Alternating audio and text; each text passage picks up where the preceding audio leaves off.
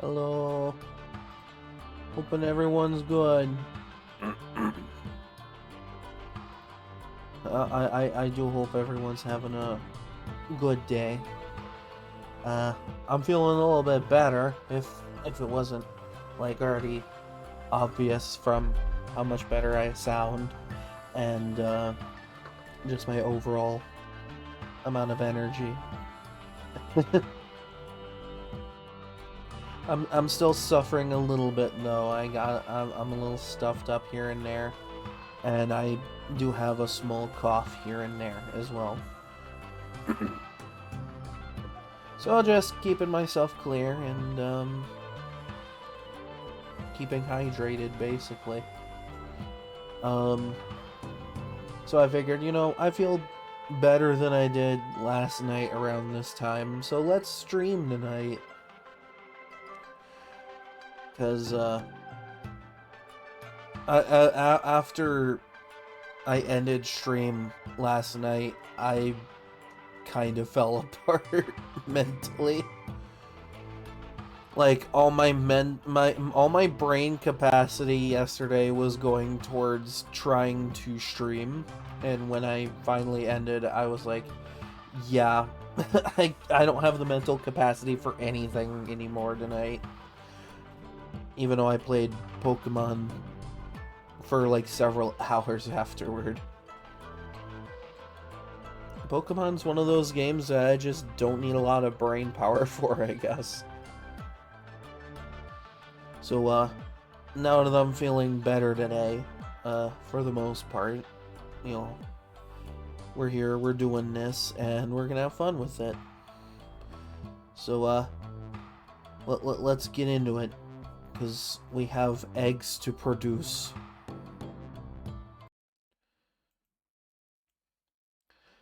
Okay. We're gonna put me here. So yeah, I do apologize if I have to sniffle or anything at any point. Because I'm still gunked up. As one might say, in a situation like this. Oh, I'm doing better than I was last night. By the time I ended my stream last night, I was like mentally drained.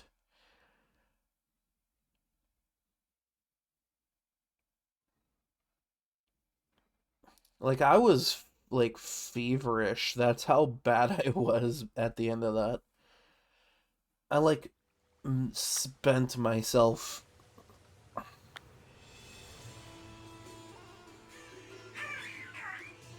There we go.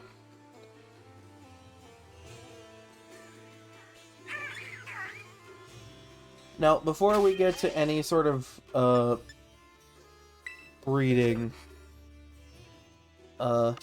first off, I wasn't lying when I said I got a bunch of these.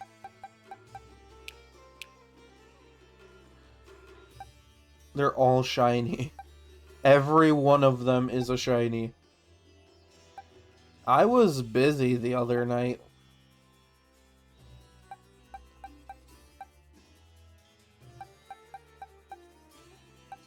Oh, I got a pretty good 50-50 split on gender, too. No, and it's funny because I think it was like a week or two ago I was complaining that I wished there would be the ability to shiny hunt a Alolan Raichu in this game. Surely enough, an event comes out and it goes, hey, I heard you wanted to shiny hunt this Pokemon. And I was like, yeah, absolutely. Can I get on that?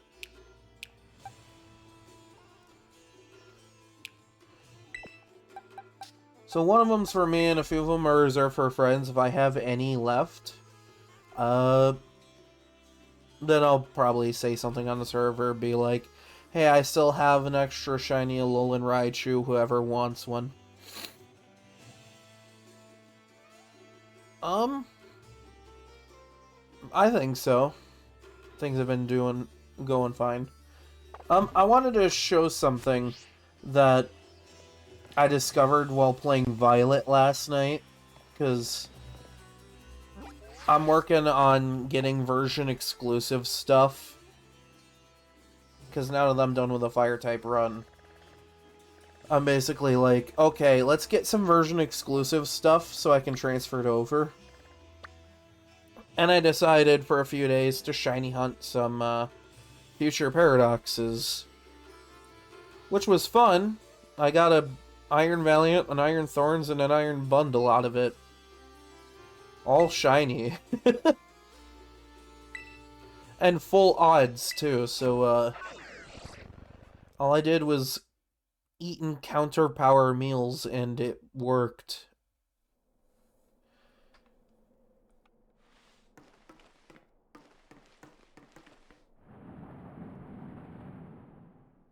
But yeah, I've been pretty busy running around Area Zero the last few days. And last night I was like, I had just gotten Iron Bundle. I was feeling pretty good about that. And part of me wanted to explore the Underdepth. You know, see if there's anything there I could maybe find. And I found this secret room. One I missed in this game. So we're going there, and I'm gonna show it off a little bit before I do any sort of breeding.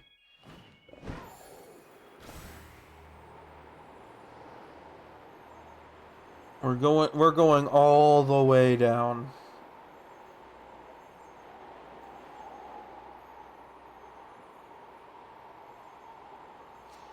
Weird how this doesn't trigger my fear of heights.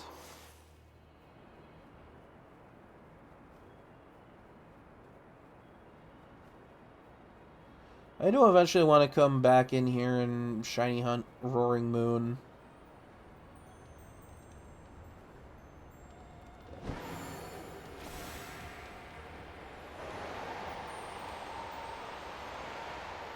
It'll probably just be like after I get done with all my Masuda breeding.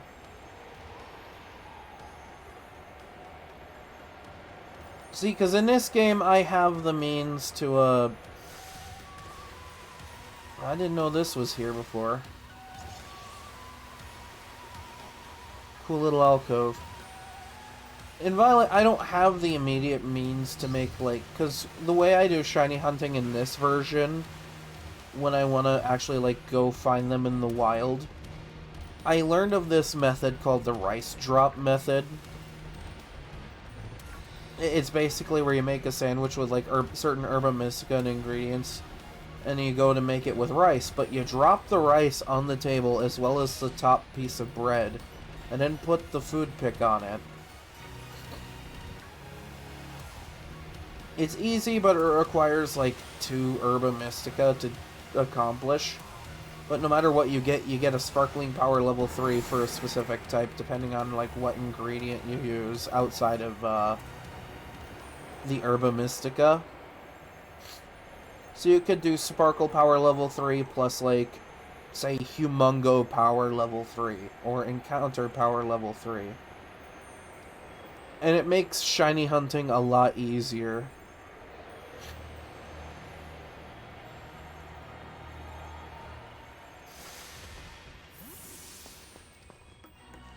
Okay, here we go. No, and it's funny, I was telling Miser about this secret room earlier, and he was like, yeah, it was kind of obvious. I'm like, dude, you know I'm dumb, right?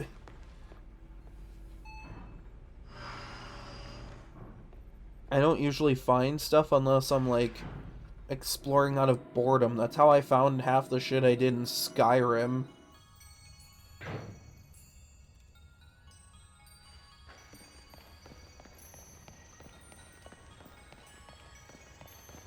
It's crazy. Weren't we just here, like, a few weeks ago for the fire run?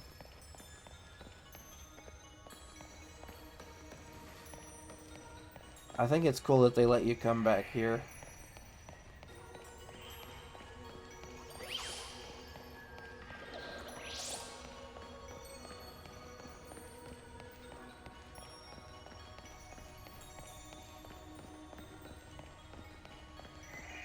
Then I love the music here.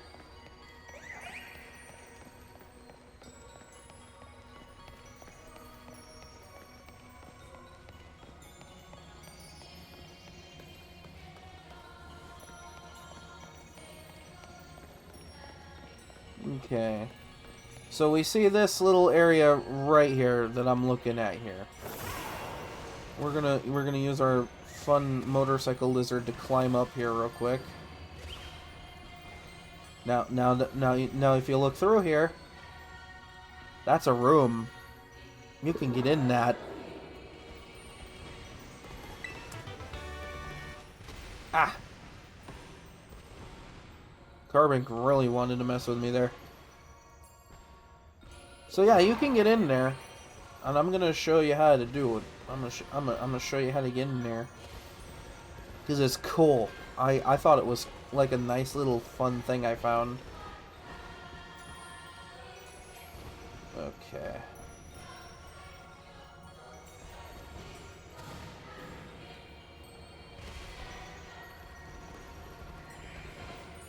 I don't think it's quite down here.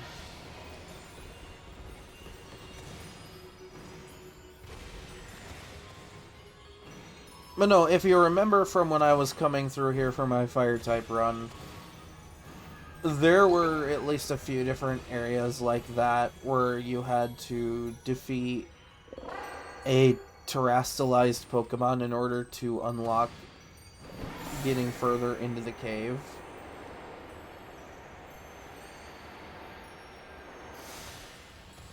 Oh yeah, here we go. I'm like right above it.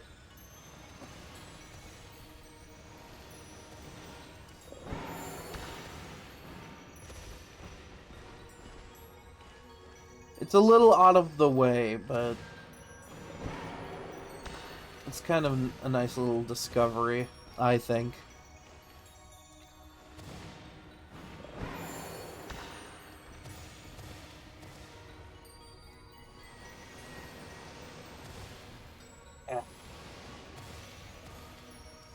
God, I love getting stuck on shit in this game.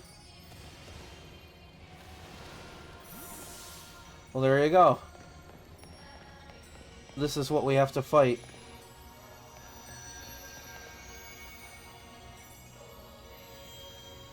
Hello.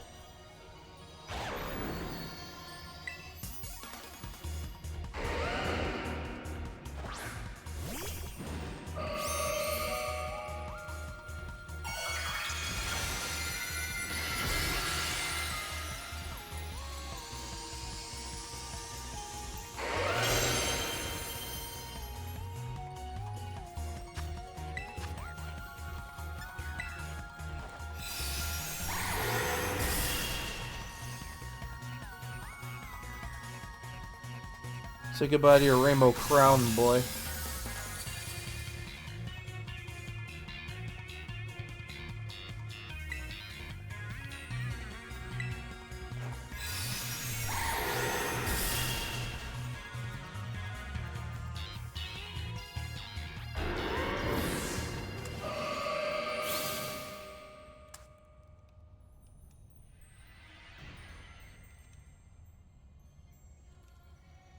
Yep, and we unlocked that room.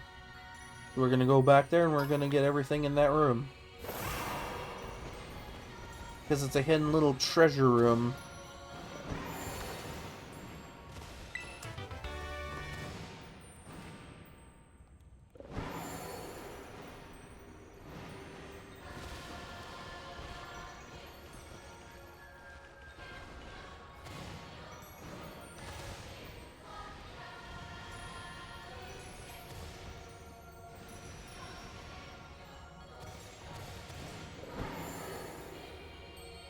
God, I love trying to control the dragon and like trying to get it to jump off of walls and it won't do it. I feel like they made it way too easy to get stuck on walls and stuff with the dragons.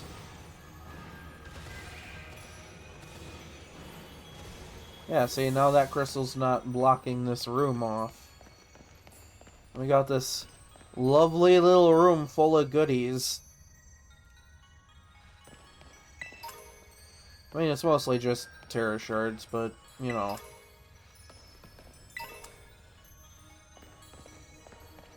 It could be fun. It's a nice little room full of things that people could use.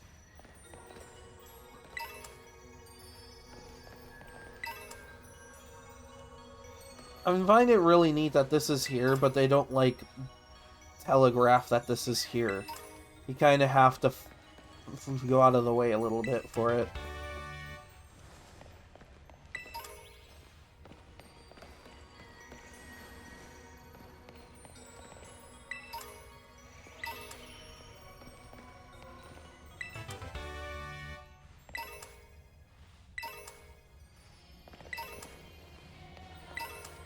I think it's every Terra Shard in here, aside from, like, Stellar.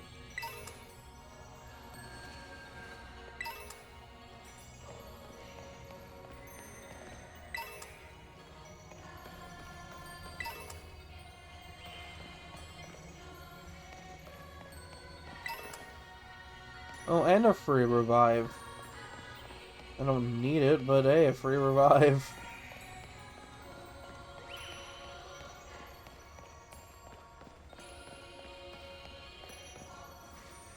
I think part of the reason why this is also kind of like one of those things you have to go out of the way for is because when you're here the first time, the game is going out of its way to cart you through a set path. So you don't really have a lot of time if you're just focusing on that to just go, oh hey, a secret room off to the side here.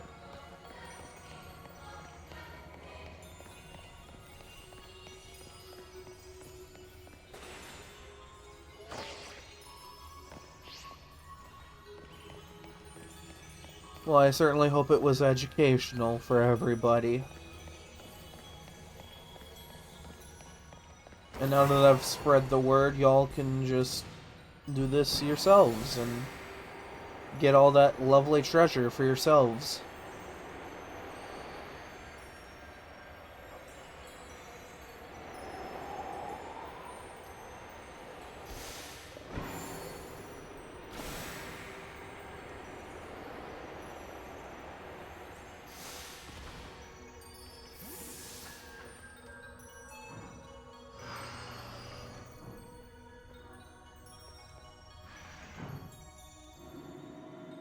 I don't know, when I discovered that, it made me, like, really happy to discover that. Because it's why I play games like this a lot, even on my downtime.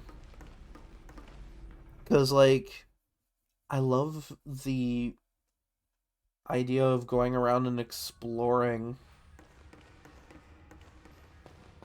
And just finding hidden treasure troves and stuff.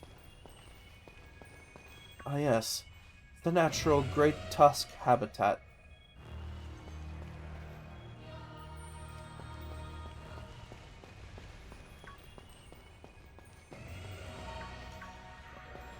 Well, hello.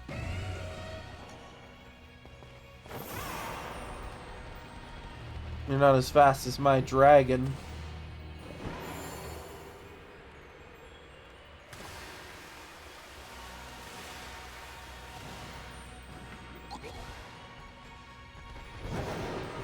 So yeah, I hope that was educational for everybody. And if you already knew about it, well then, there you go, a refresher.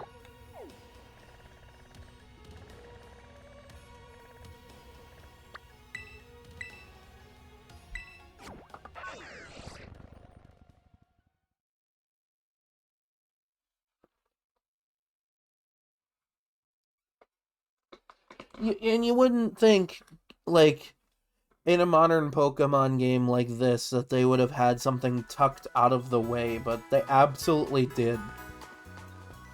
And I kind of appreciate that.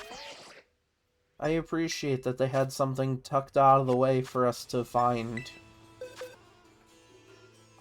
Even though a lot of people found that, like, day one of the DLC being out.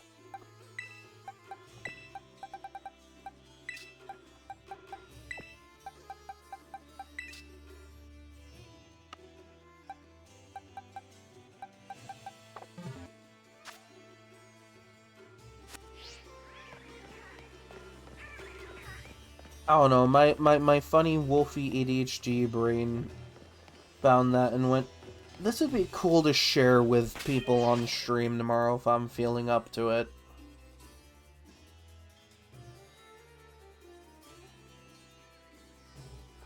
I'm honestly really glad I'm feeling up to it today.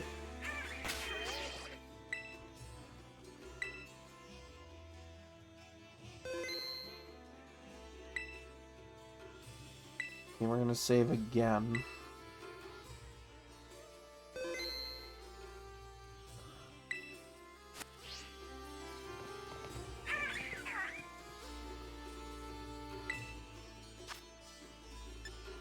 No, and what's funny is this exact meal that I use for breeding out here, the egg power level 2, it has encounter power fairy level 1, and that's how I got the shiny Iron Valiant. Without having Herba Mystica.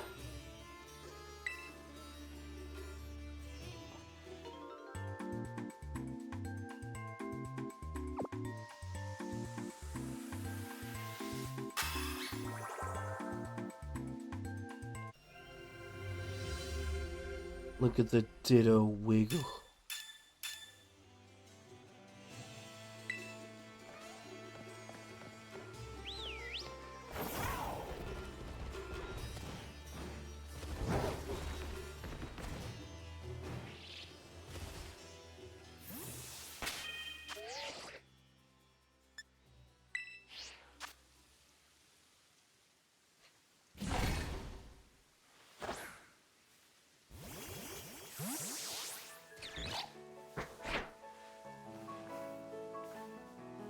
Here we go. Have a ball.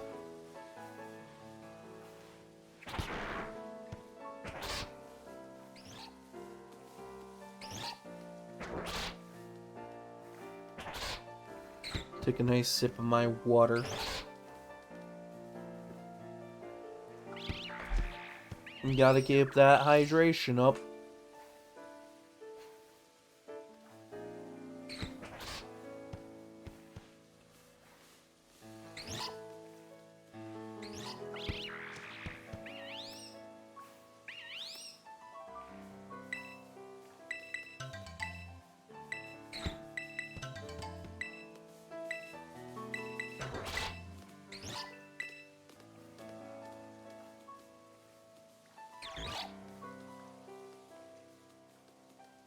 Make sure my counter is up so that way I can mess around with that when I go to count eggs and stuff.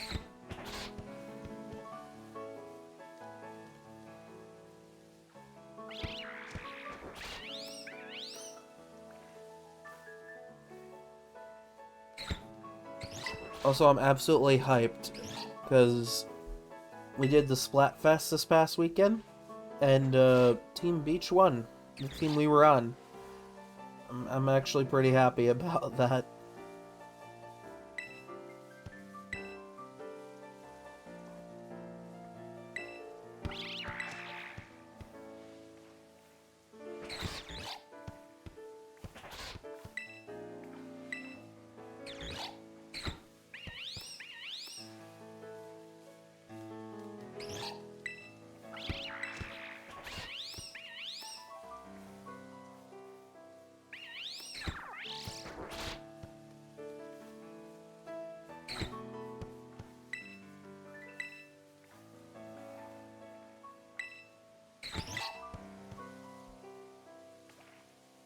I think one of these days real soon when I get more, like a few more shinies done and transferred over, what I might do is go through my boxes and, like, release non-shinies that I don't think I want to have around, because otherwise, like, if I want to keep, like, doing Masuda breeds for stuff, it's gonna be really hard with just, like, a box or two left.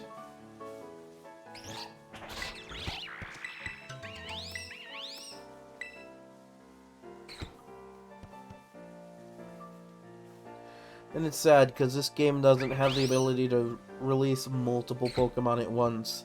That was a Legends Arceus thing.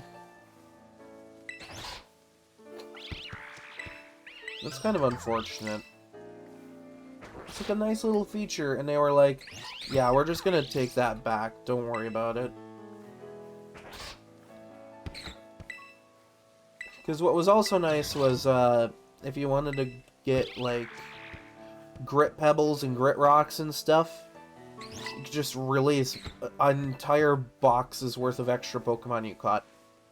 Also, hi, welcome in. It's not my birthday, but I appreciate it.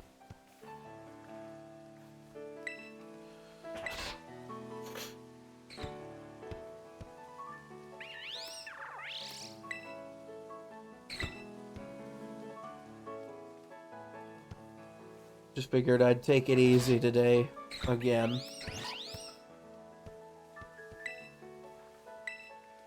Because that's what you do when you get sick, is you take it easy.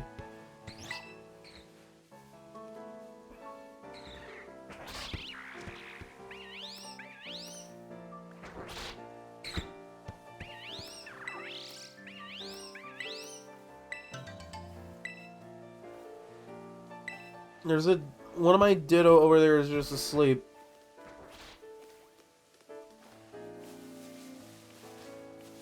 Of course I can't reach it.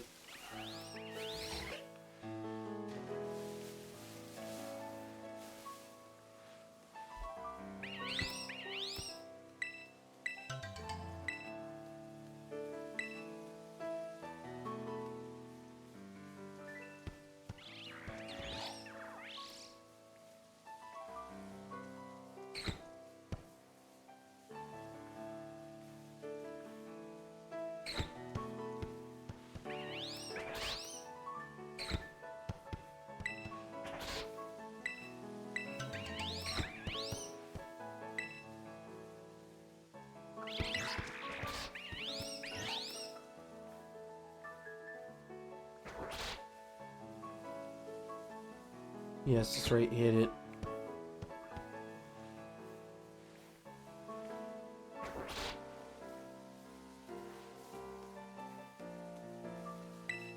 God, does Trico ever run anywhere?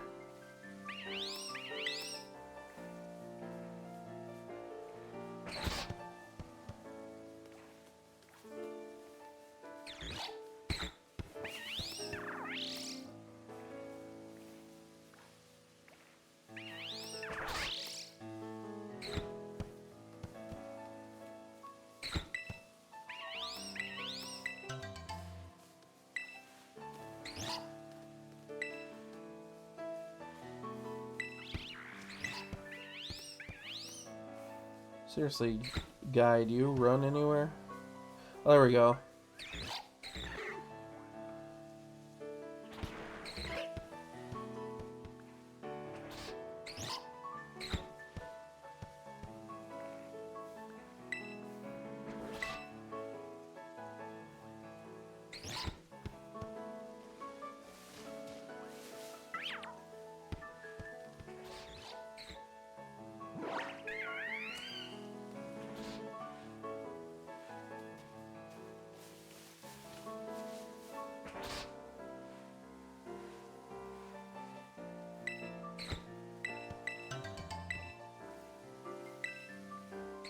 See, maybe this is why Trico's always producing more eggs.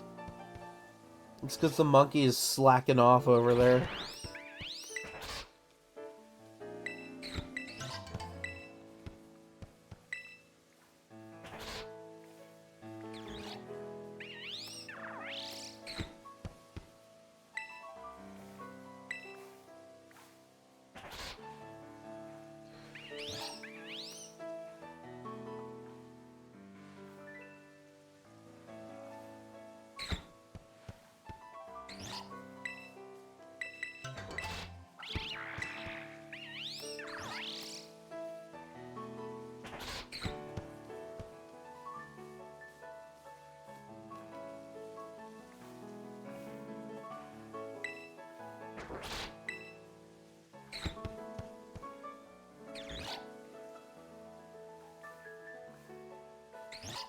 How precious is this?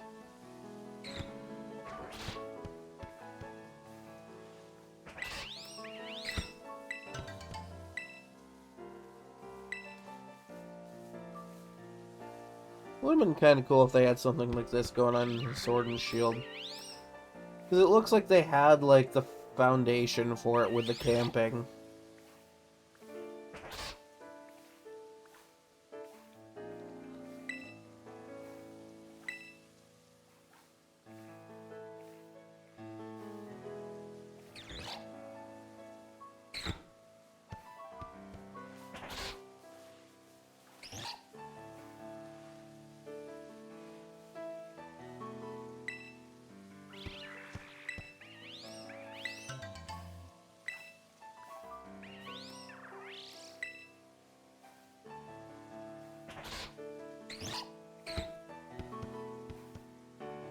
Now the ball's over there.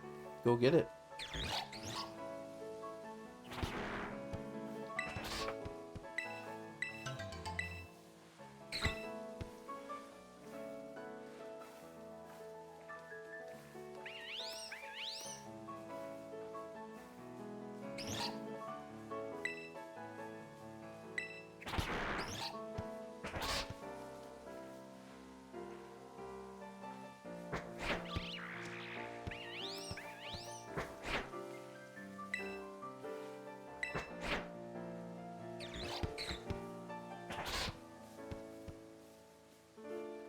There we go. Oh, hey. Hi, hello.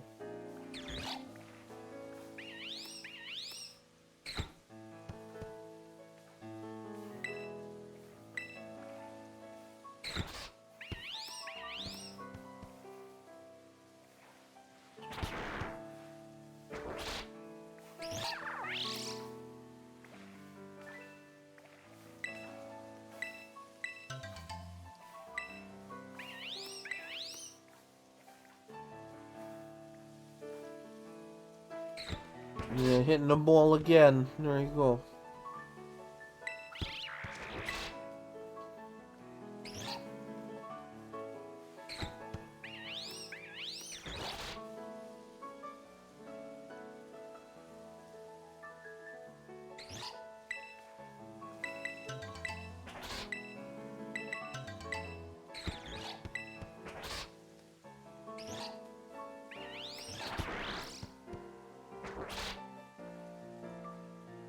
Doesn't get any more exciting than this.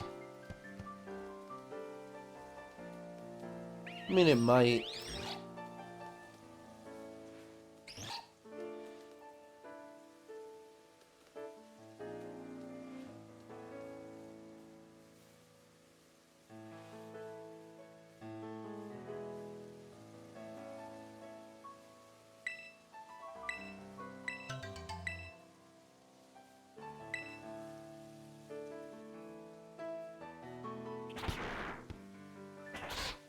I was gonna say, are they all standing and waiting for Trico to hit it?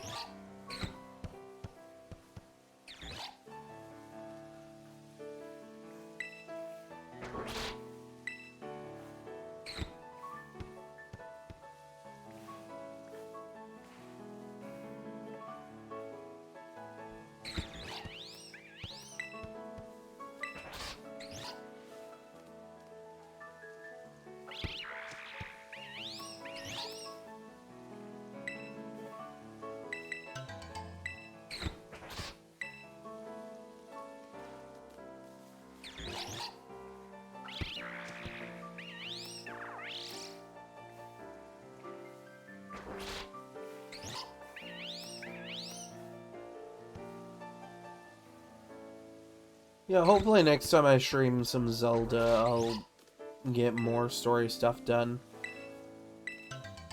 My ADHD brain took over a bit last night and went, yeah, I want this gliding armor real quick.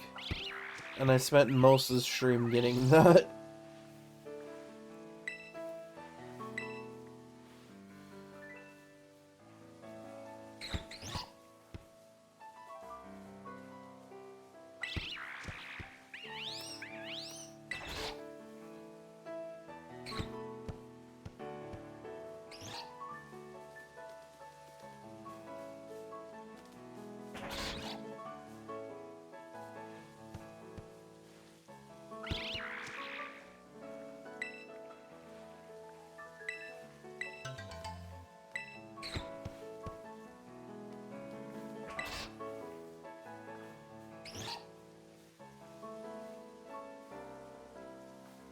Oh good, it's under the table.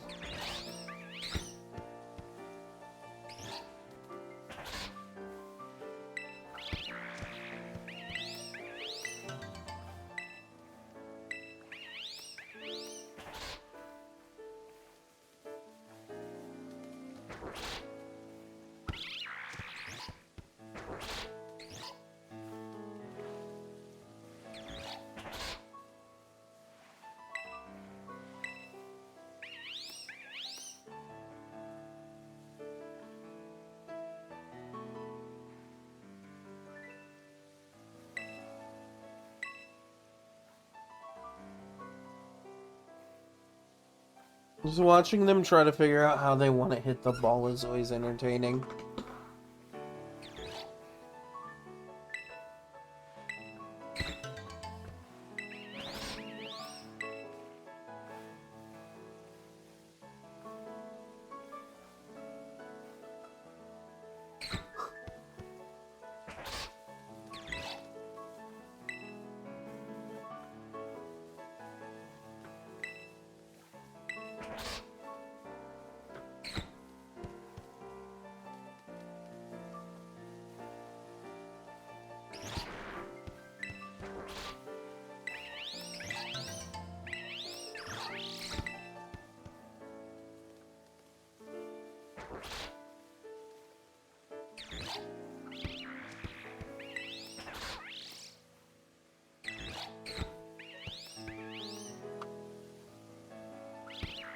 Okay, yeah, that one definitely slid out of my hand. Going to move and my controller just slips partially out of my hand. Go me.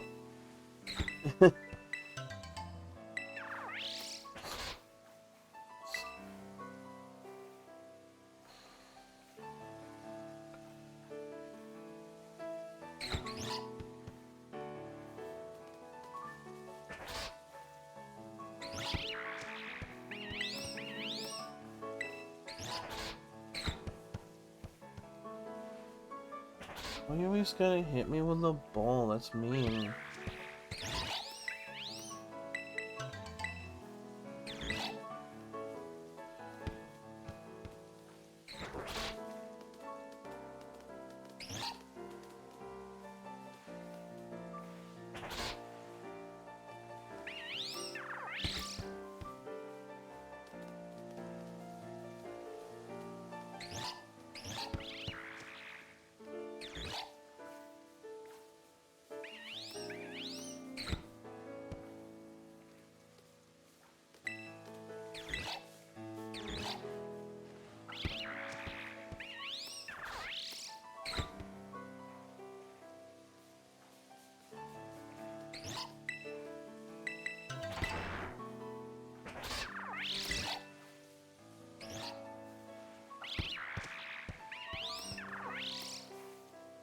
What a happy monkey.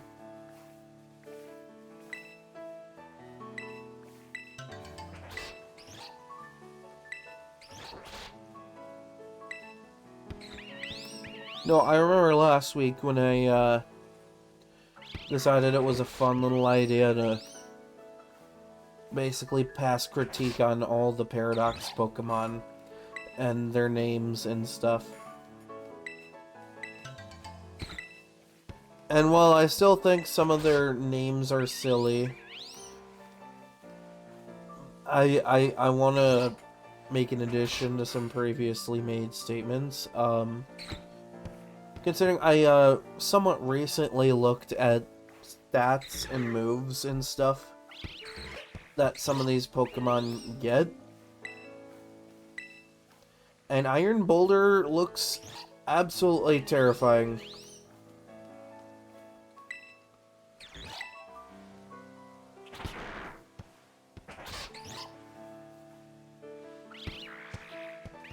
I don't know what they were thinking with Iron Crown, though. They made that one a special attacker for some reason. Like, I get it, it's Cobalion. It could kinda do both.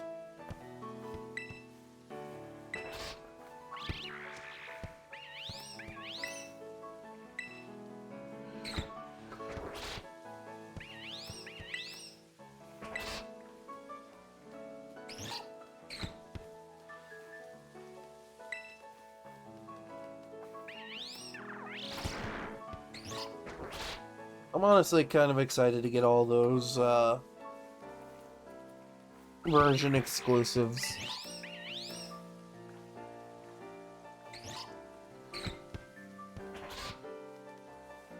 Especially Iron Boulder now that I've seen what it's capable of.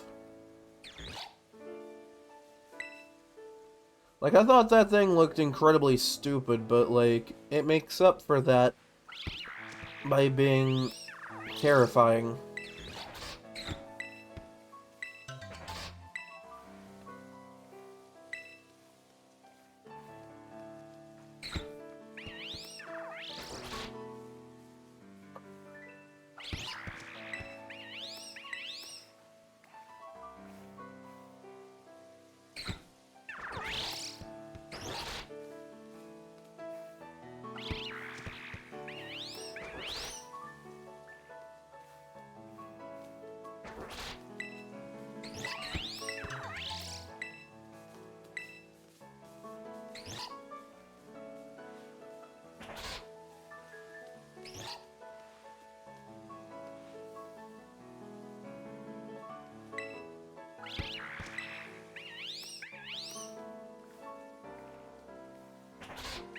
I still think it's incredibly funny how the future paradoxes are basically just iron insert noun here.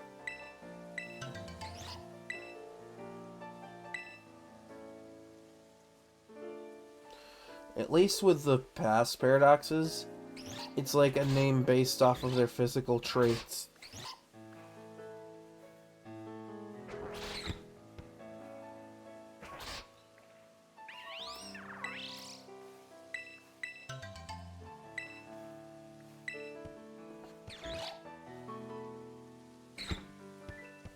With the future paradoxes, they really just went, oh yeah, iron this, iron that, iron these, iron those.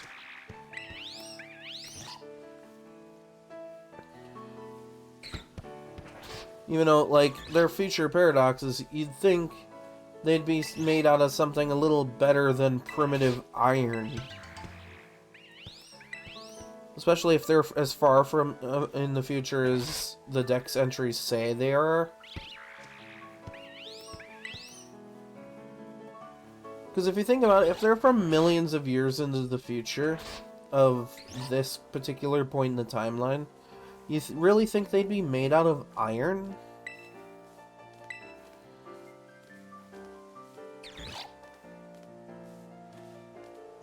Like, at that point, iron to them would be like dinosaurs are to us.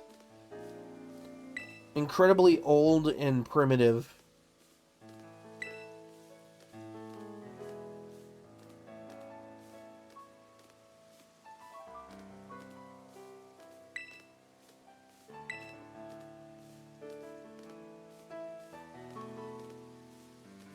It's okay, Chimchar, take your time.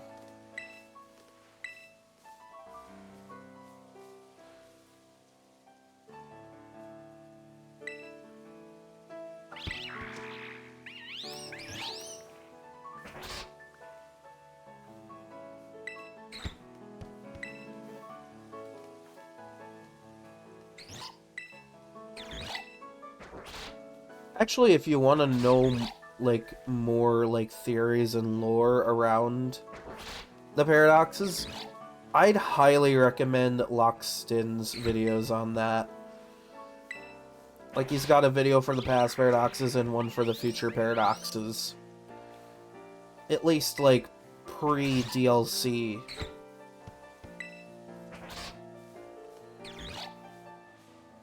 And it's really interesting to how he goes into, like, theorizing stuff about them. Okay, I still got, like, 6 minutes.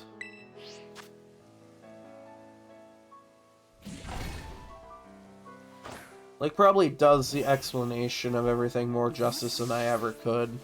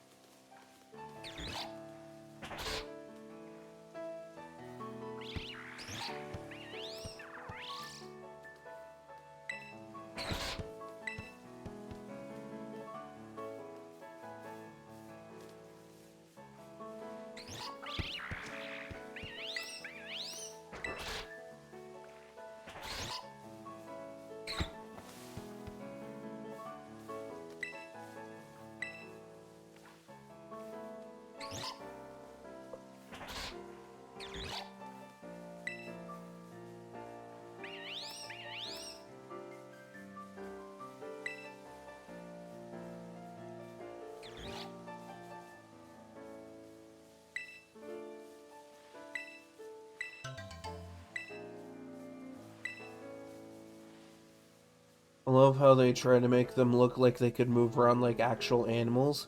But then stuff like this happens where it looks like a bit of a pathfinding issue.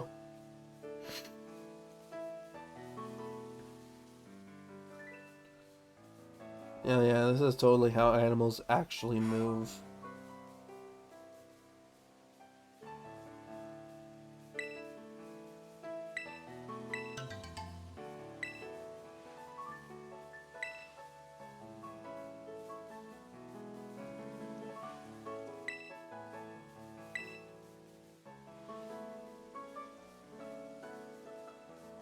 You got the other three just standing there doing absolutely nothing.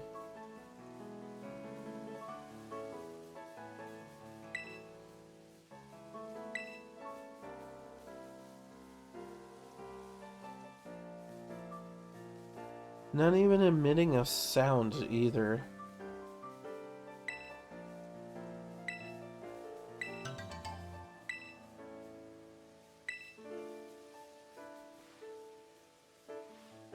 At least I'm still getting eggs.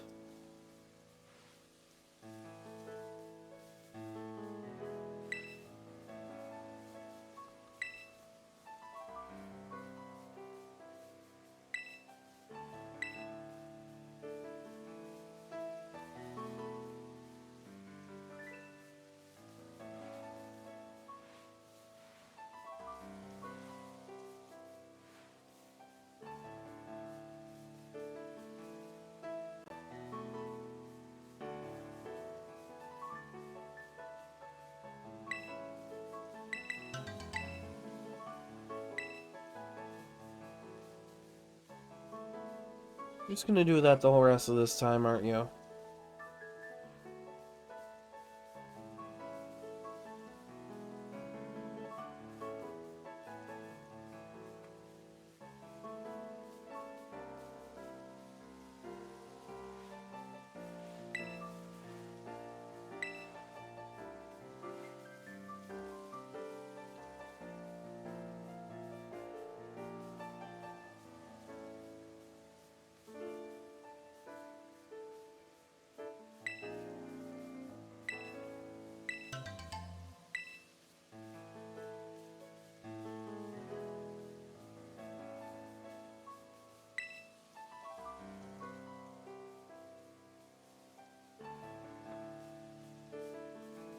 Still going.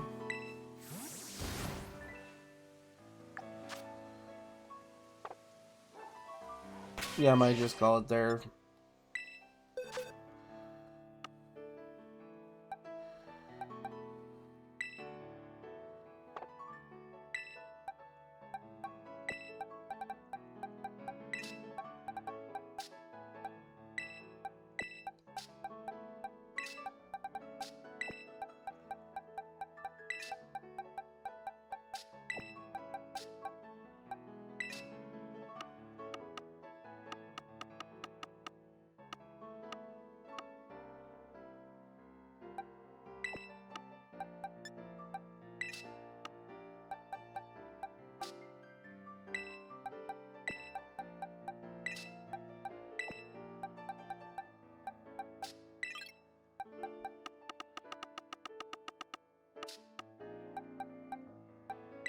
Alright, let's test our luck.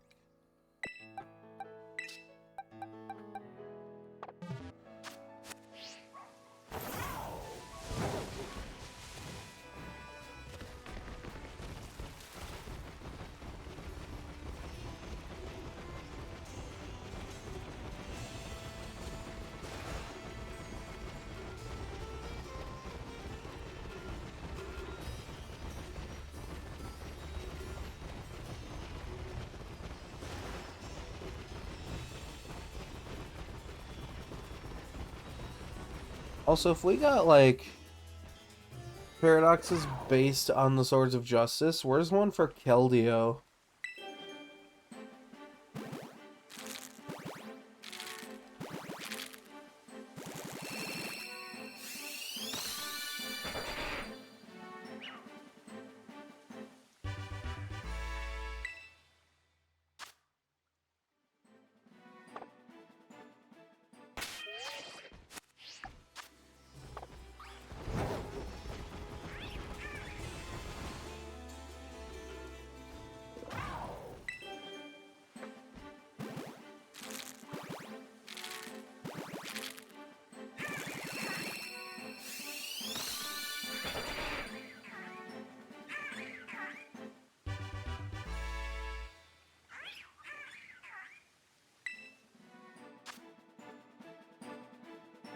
It's just a Trico.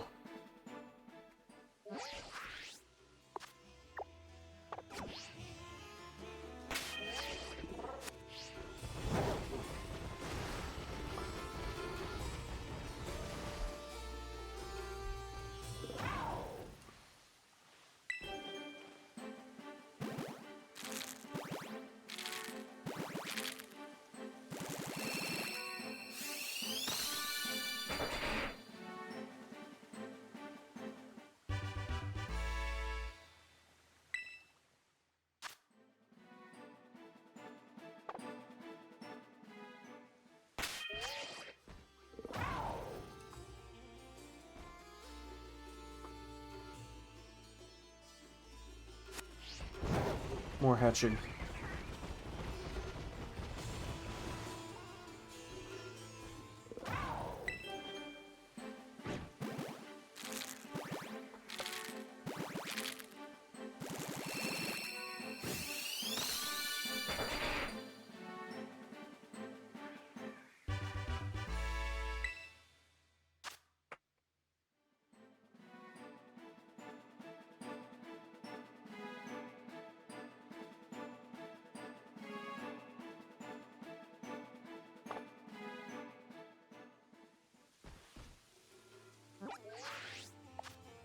Why am I always accidentally opening the map? What is going on?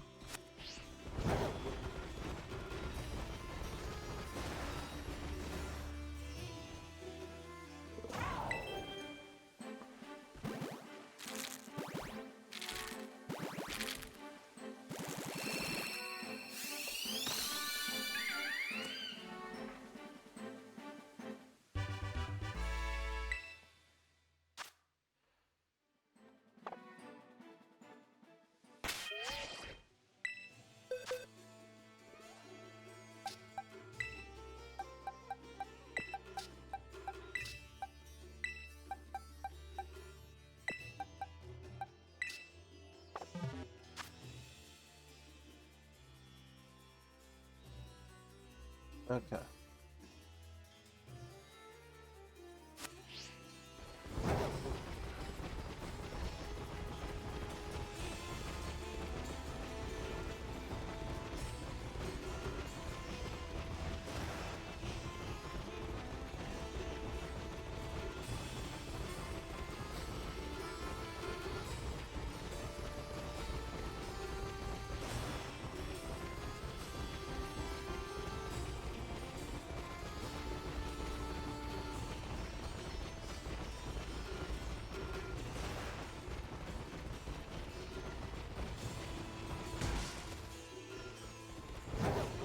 We're in a building. Oops.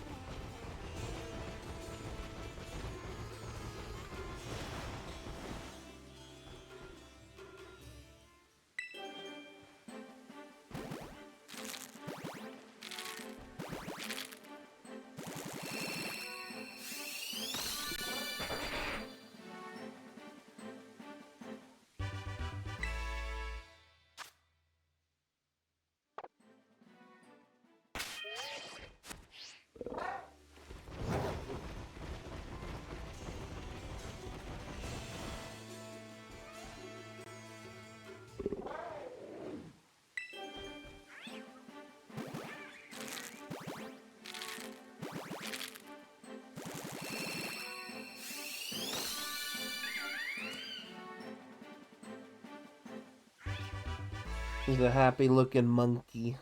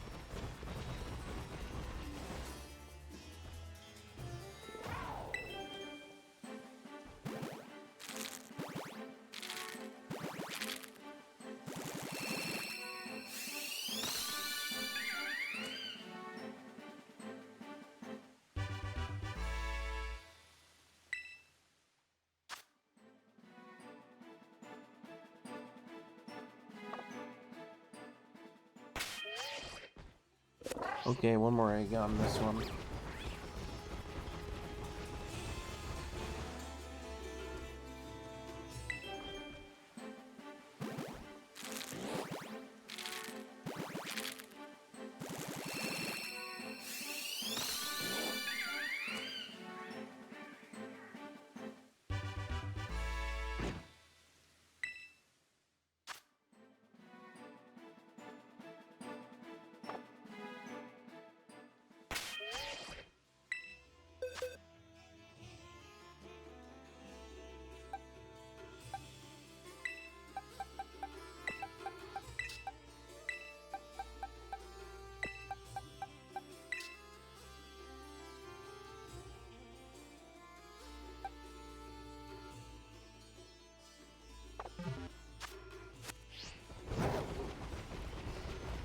Okay.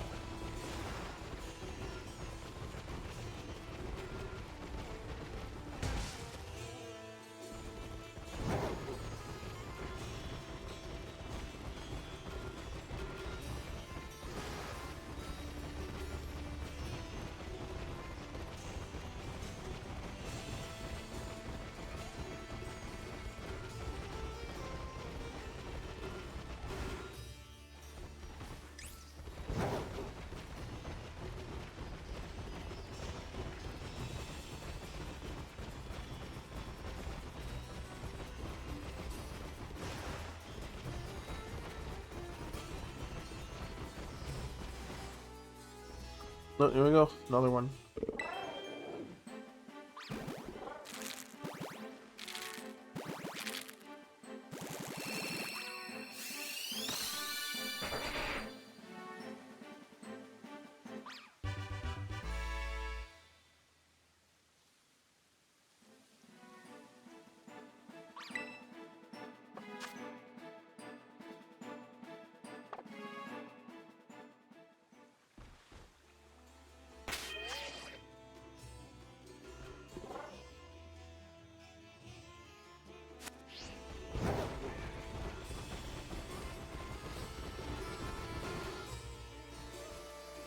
Here we go.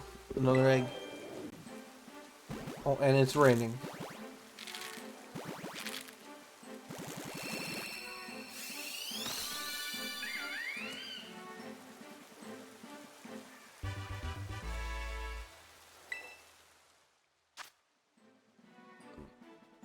Well, excuse me.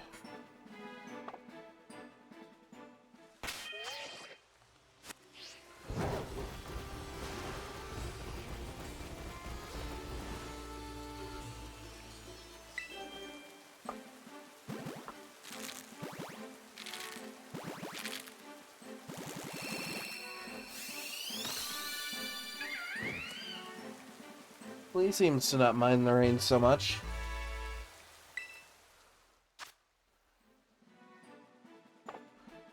Was anyone else one of those people that when they were kids, they would like go out and play outside when it rained once in a while?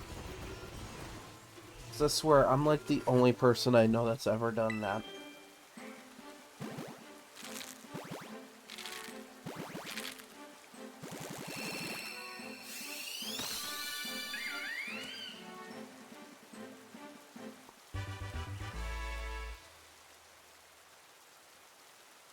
Like, you grow up and it's like, oh wow, the rain is cool, and then you're all grown up and then it becomes annoying when you have to drive in it.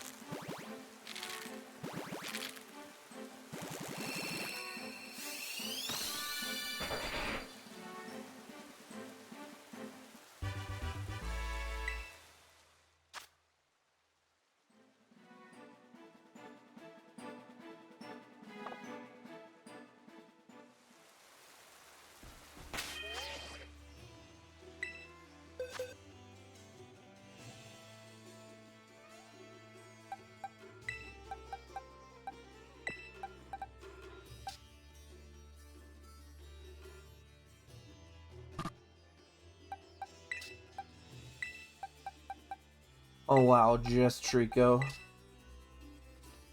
I wouldn't be surprised if we got that as a shiny before we got the monkey. At the rate these things are coming out.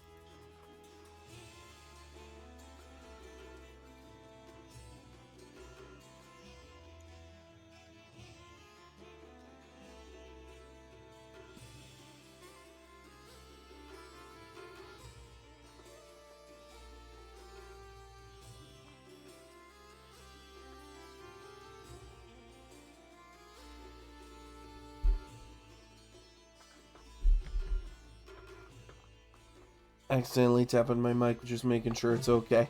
You know?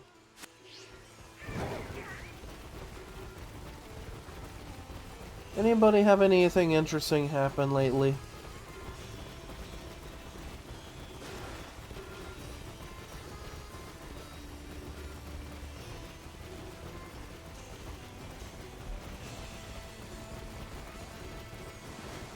Like anything fun going on? Also, what? Again, was opening this on accident. What the hell?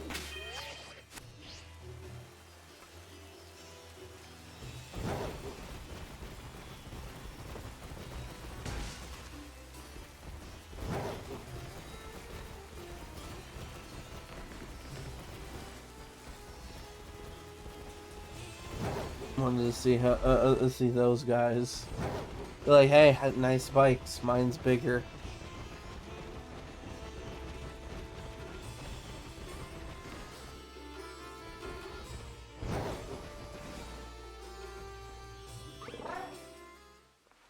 Oh.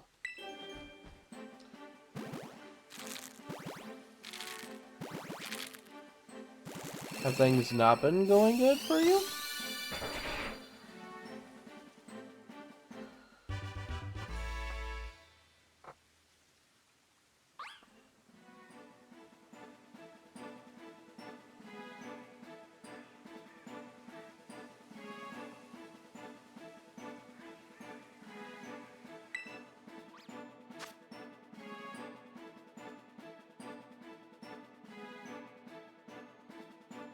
Yeah, I need to stretch. I'm gonna move my mic just a sec so I don't, like, bump it.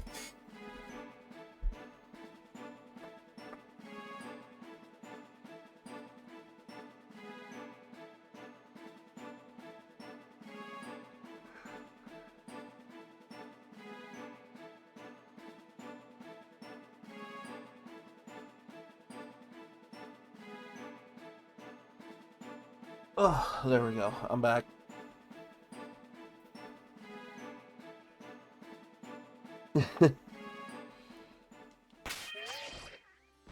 You have thing going on?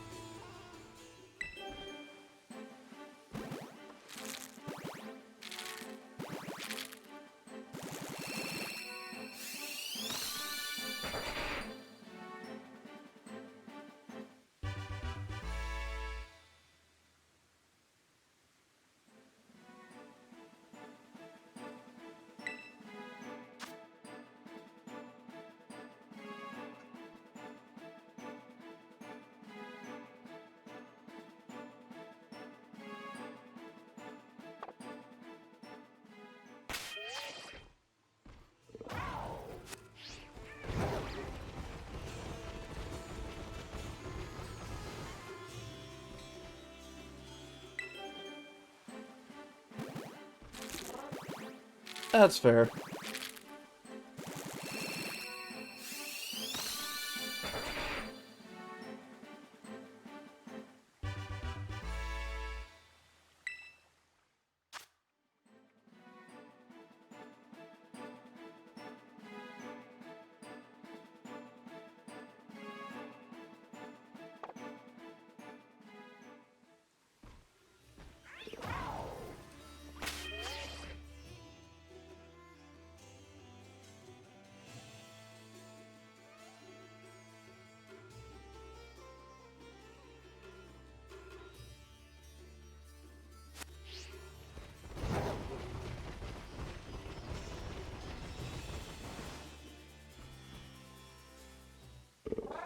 That's fine.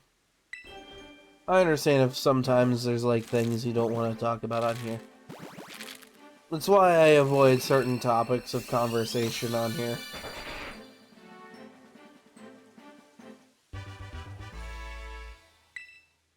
Because those would be the not fun to talk about topics.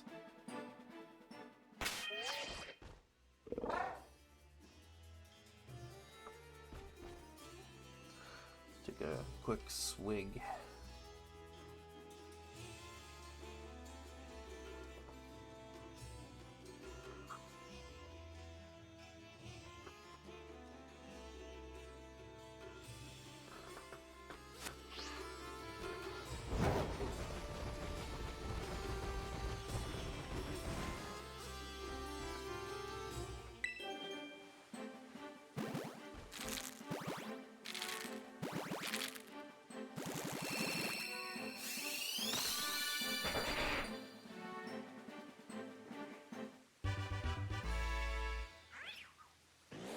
Another big Trico.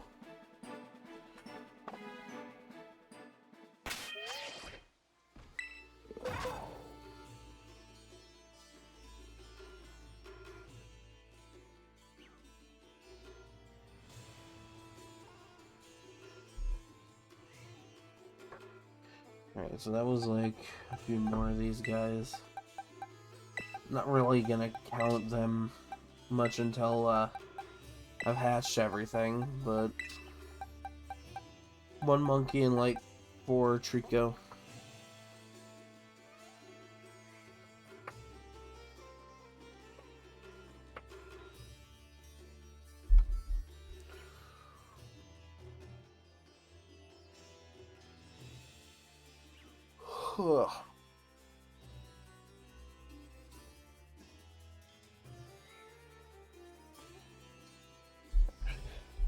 I may be feeling better right now, but for some reason I'm still a little on the tired side.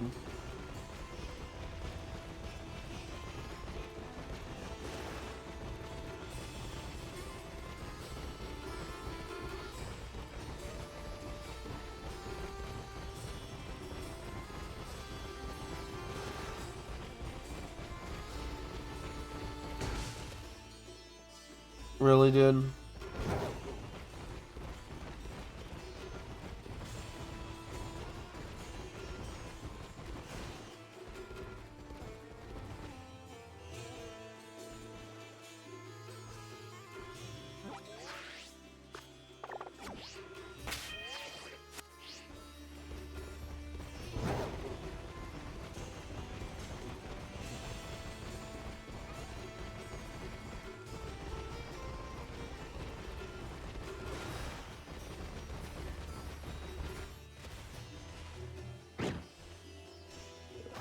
Oh, well, this is gonna be a fun spot to hatch the egg.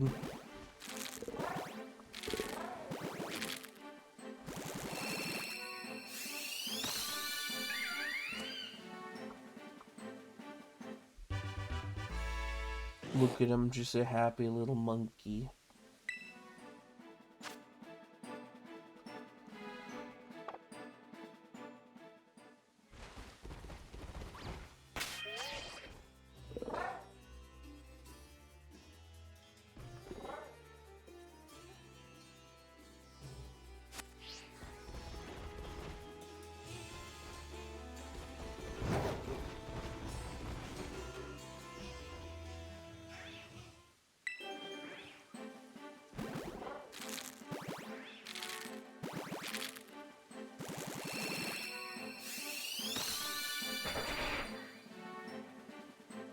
I always forget that, what that shiny oh, okay, so if it was shiny it'd have a red tail. Okay.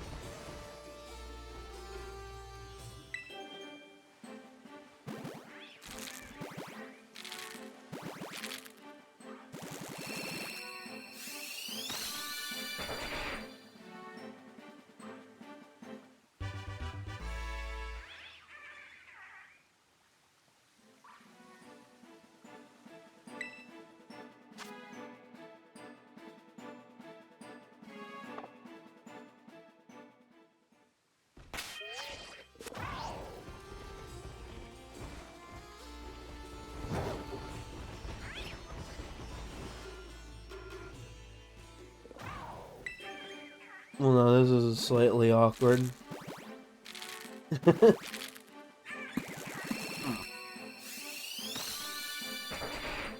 Hold on.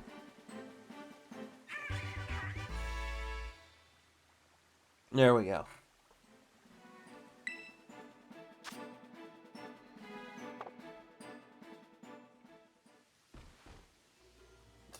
The sandwich place. Koraidon really went, I'm going towards the sandwiches.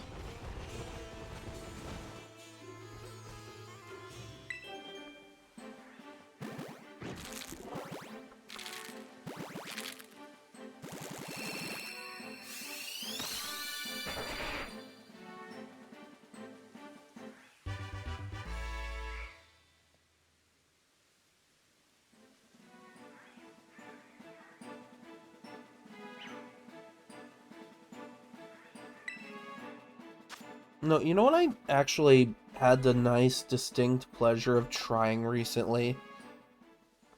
I had a case of the munchies like a week or so ago. I think it was like last week or something.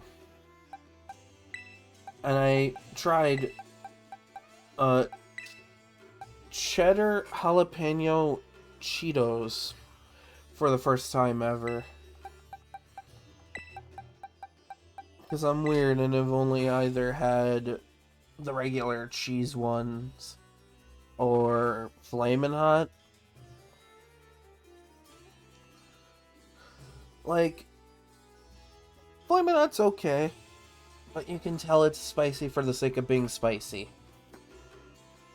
With cheddar jalapeno, it's not as spicy as Flaming Hot. And you can actually taste the pepper taste.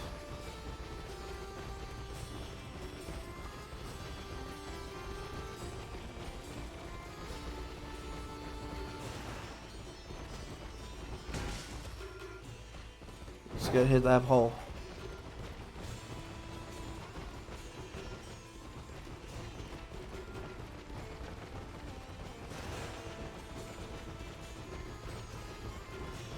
I'm actually also kind of looking forward to the next Minecraft stream, because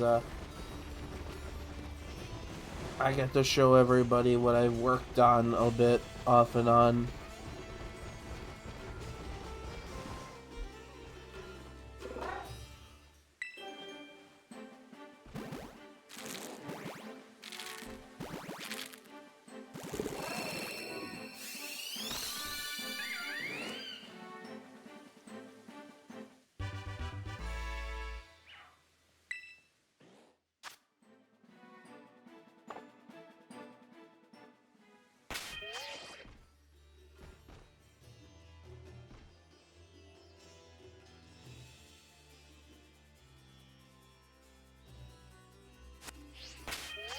No, you know what'd be nice in Legends ZA is if they brought back alphas.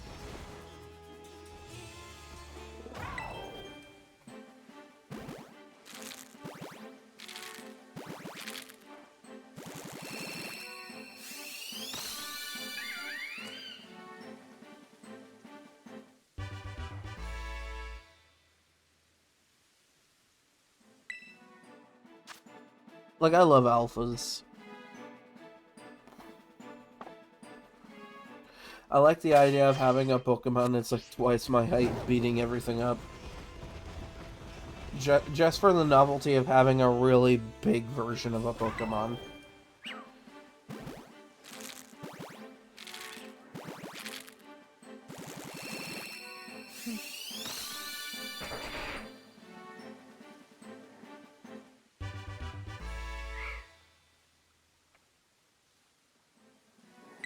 He's looking like a chill guy.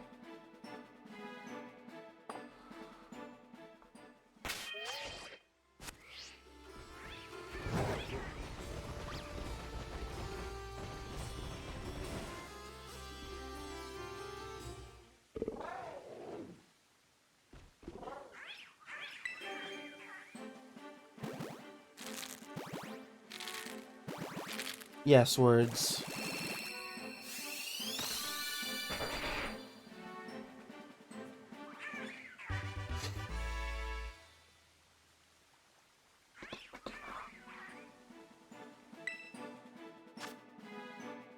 Also, welcome in.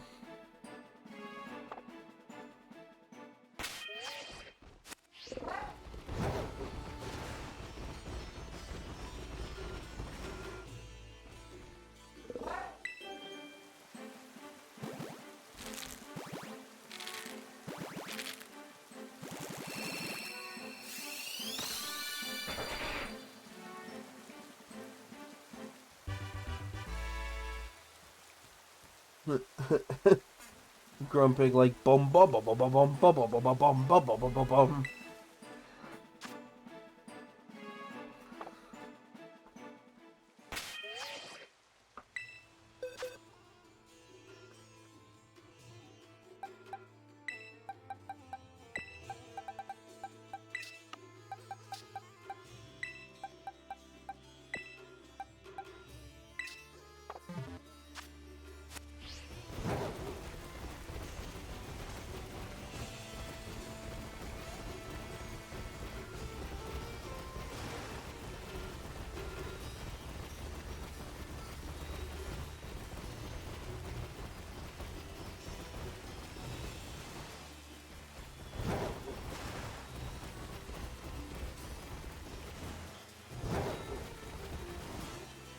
I love that you slide a little bit.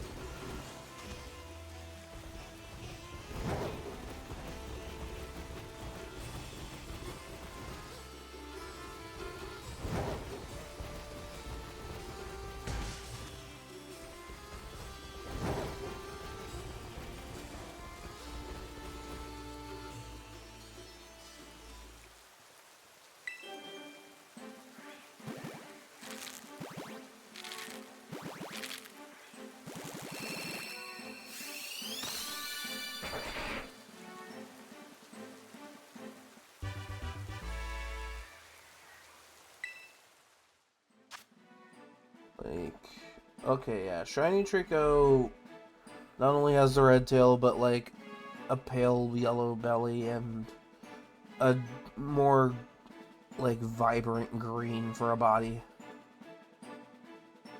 Actually looks pretty cool.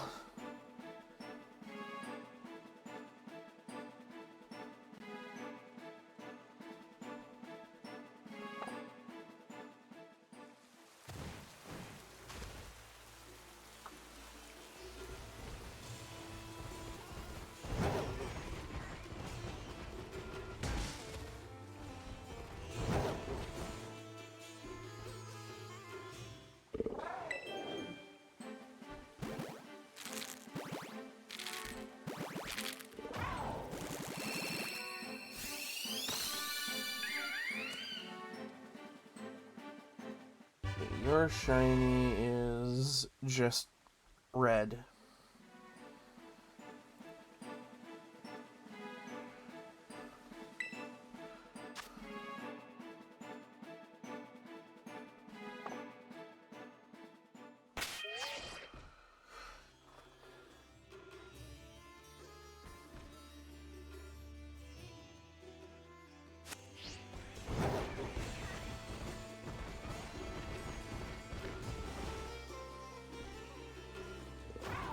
Decided to go off to the side on this one.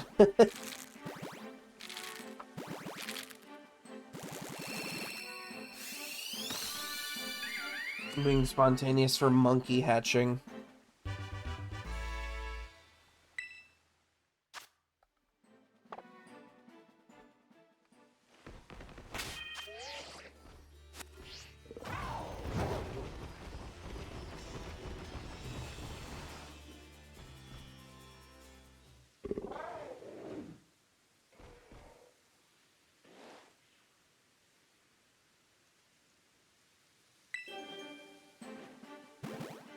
Sorry, I was like checking something.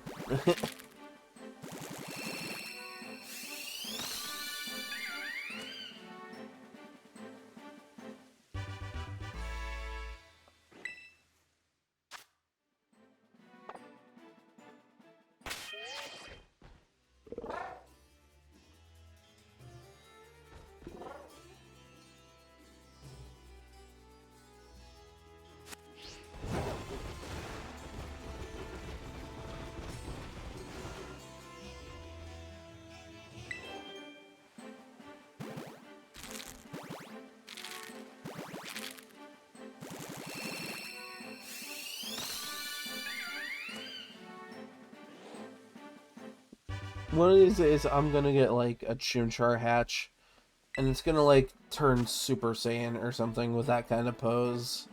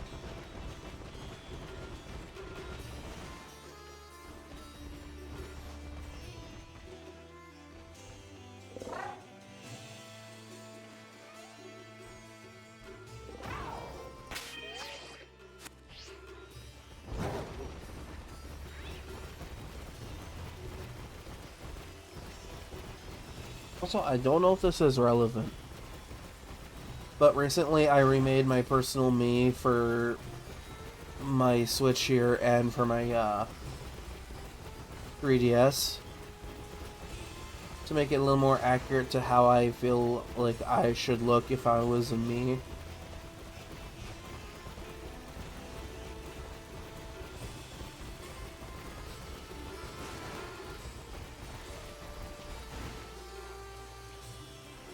I'm here to join the class. Here, I'm about to give you a new student.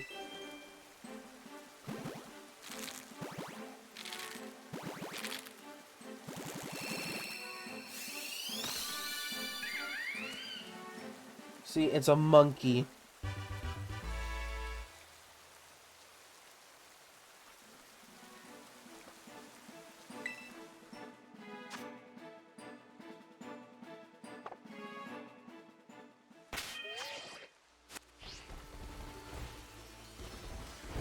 I'm here to be a part of the class. I even brought a new student. Hatch is a monkey.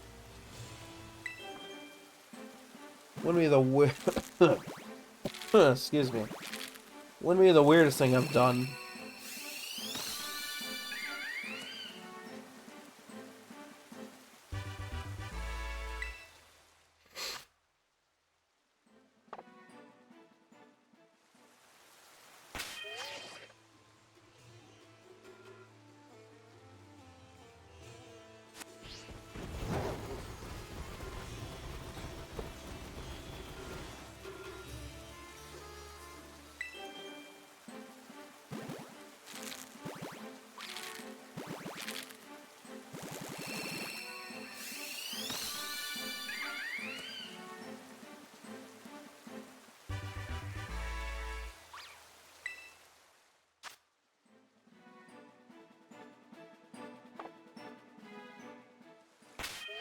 I totally, for like a second, looked at Chimchar's nose and thought it was like a really high up smile.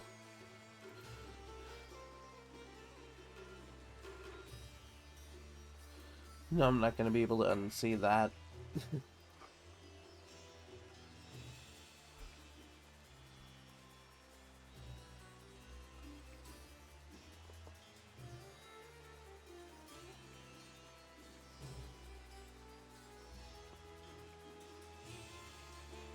There we go. Couple more eggs.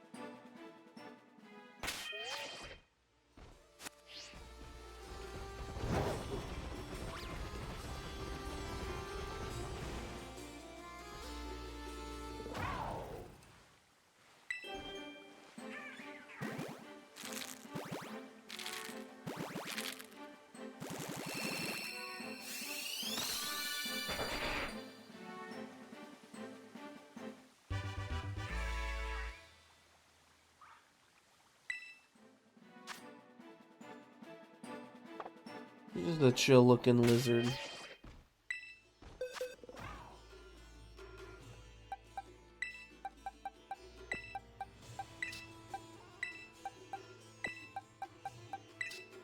A monkey and 2 lizards left.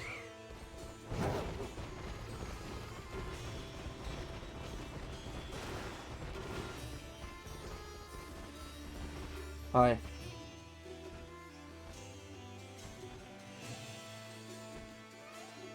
As you're just standing there.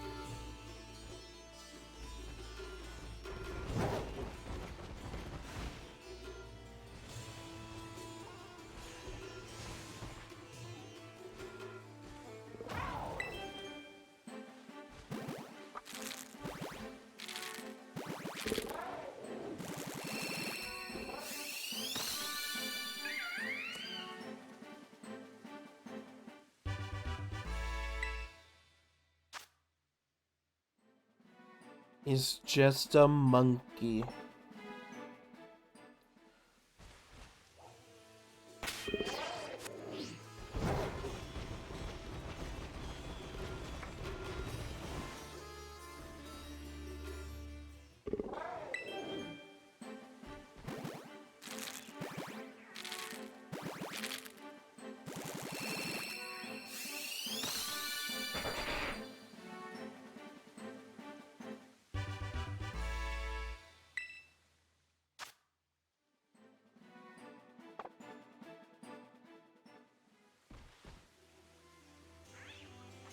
Alright, last egg.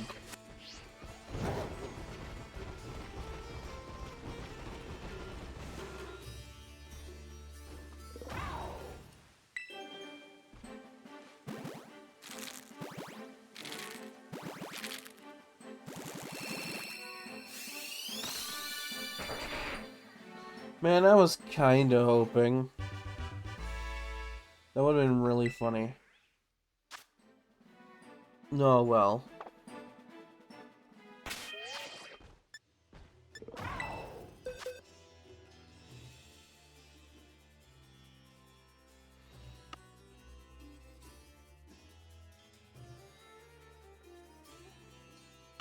Alright.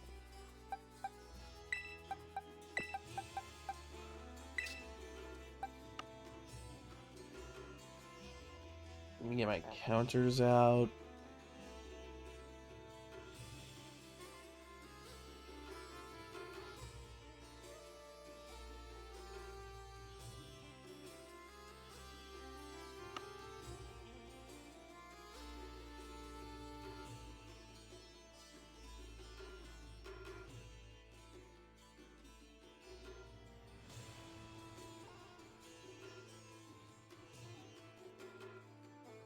Okay, that's that one taken care of for counting.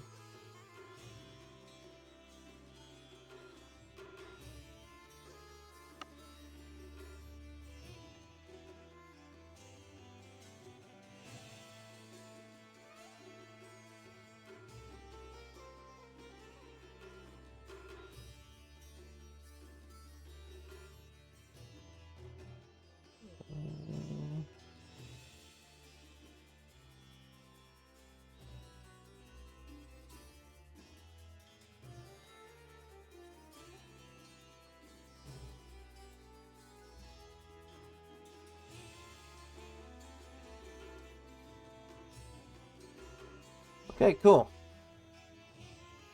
That's all accounted for.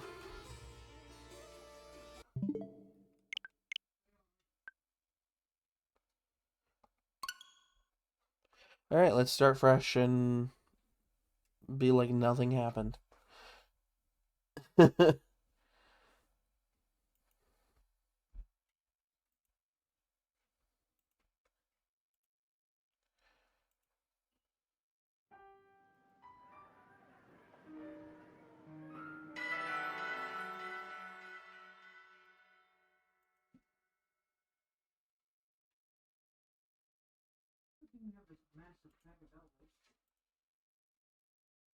Okay.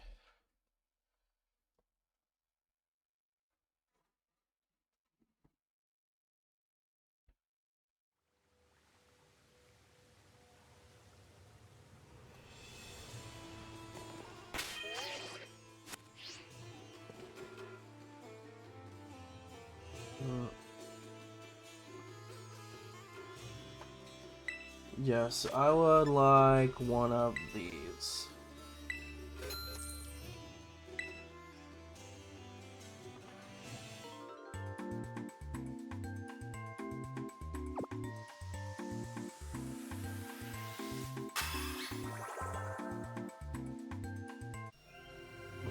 Wiggle.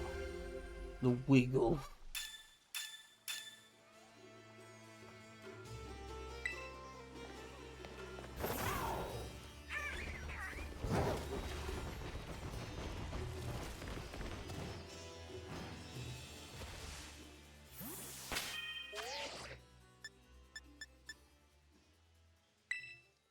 Well, that was a wrong... There we go.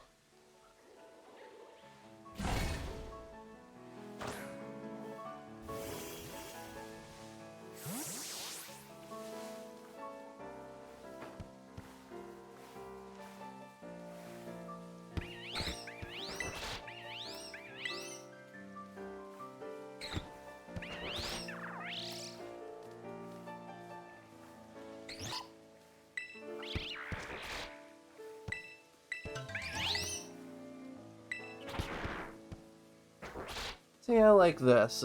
This is relatively peaceful. Not a lot happens. And when something do happen, it's usually shiny.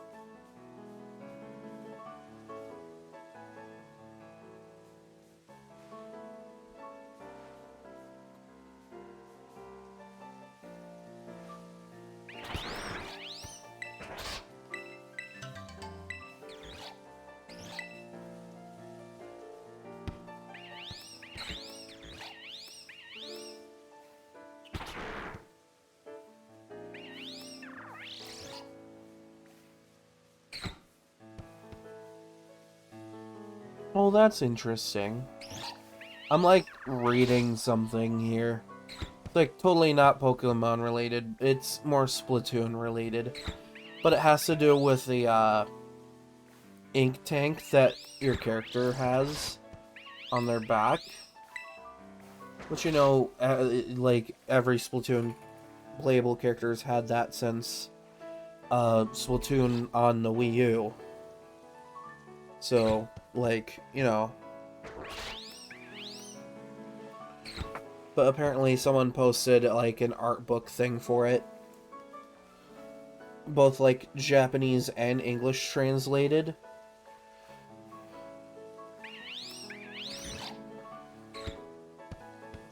The part that gets me about the art book description of the ink tank is that at the last sentence of its description says it's also able to directly be ingested orally when thirsty. Which I find is really interesting.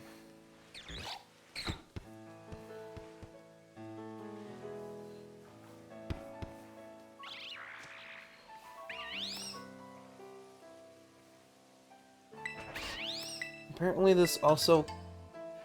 Apparently the harness that the ink tank also comes with, like, a chewing gum holder, which, you know, for those who don't know about the, like, chewing gum holders, like, real athletes have stuff like this. It's, like, to keep the brain focused and the mouth from drying out, like, during, like, sports and stuff, I guess. So they'll have, like, a chewing gum holder thing. Now, I'm not really sure where they keep it, but apparently Splatoon has one, like, in the tactical harness that the ink tank is attached to.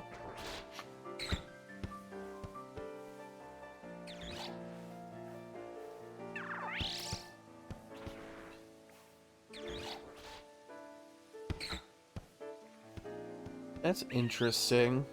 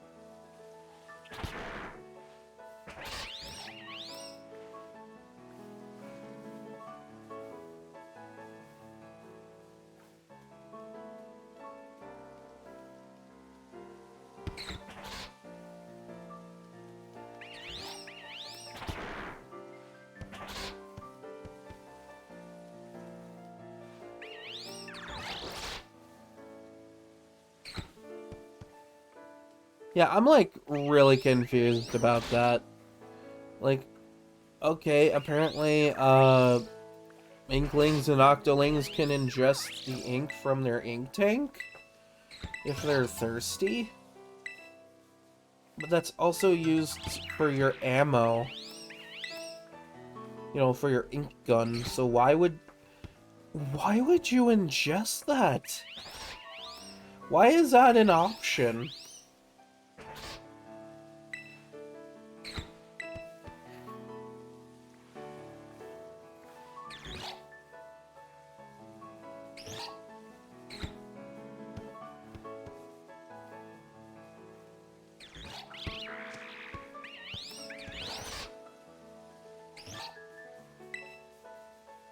It also makes it odd, because, like, they also swim in that stuff, and that's when it's on the ground. So can they ingest it orally then, too, or... I have so many questions.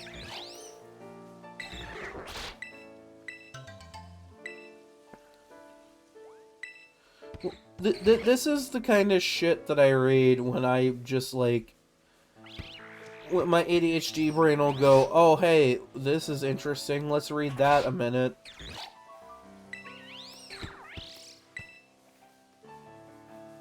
God, Splatoon lore and shit, that's so fucked up. Because if you think about it, the ink is, like, their bodily fluid, but apparently it can be ingested orally for, like, sustenance. But it's also the ammo for their guns, which they can also recover and replenish by swimming in the ink that they put on the ground. So, like... What the fuck?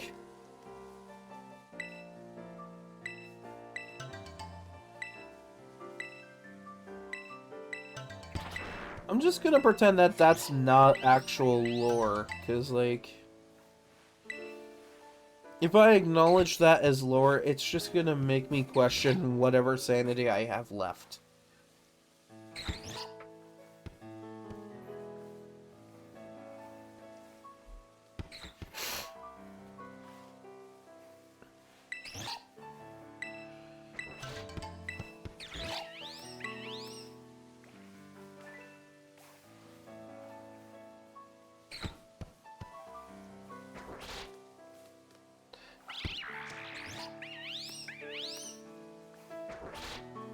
Actually, no, you know what? I'm gonna confuse the hell out of a friend real quick. I'm gonna send this to a friend of mine real quick.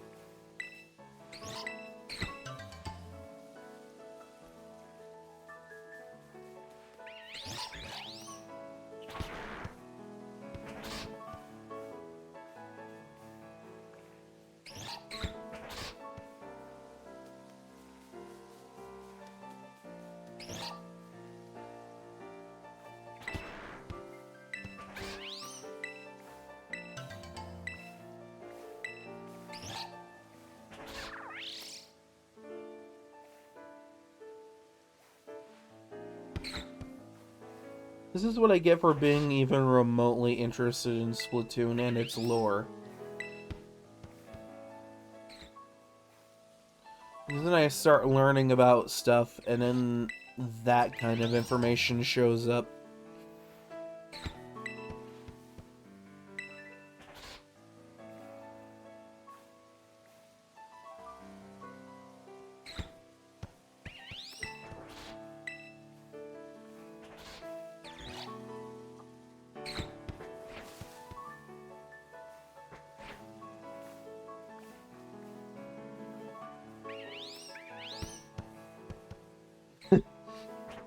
Just as confused as I am as I expected.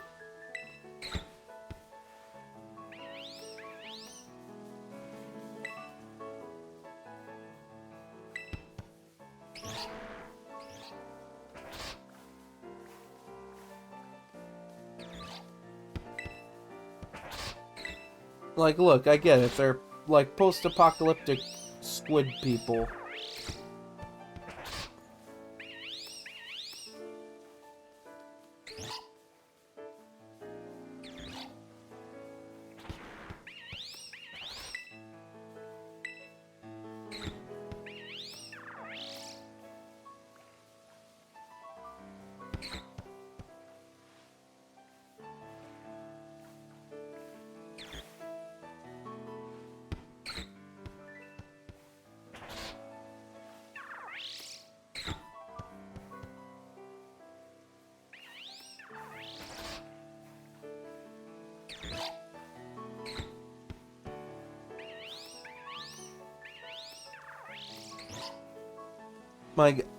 Yeah, the more you think about it, the weirder it is, because, like, assuming this is true, they're essentially drinking bodily fluid that they casually replenish by swimming around in it.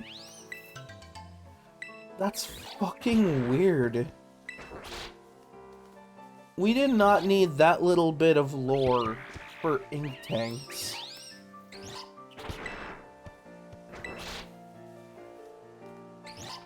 That is so confusing.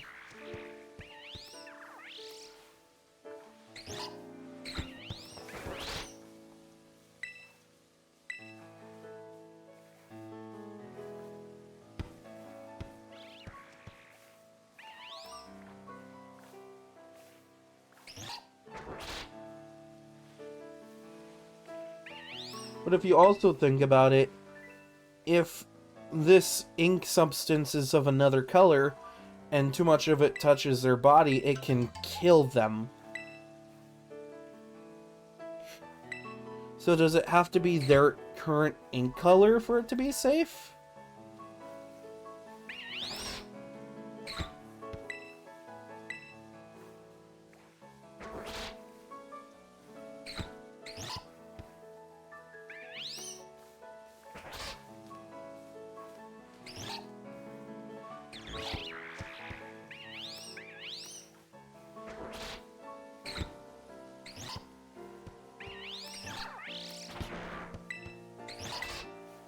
Well, I learned something new today I never thought I'd learn, and,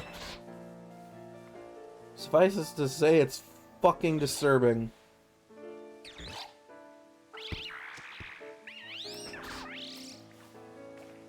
I cannot wait to share it with the rest of my friends.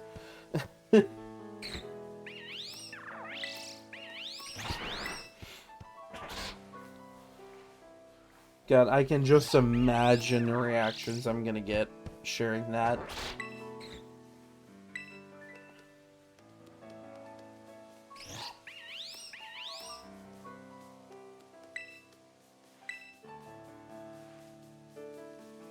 You're gonna do it, Trico. I believe in you.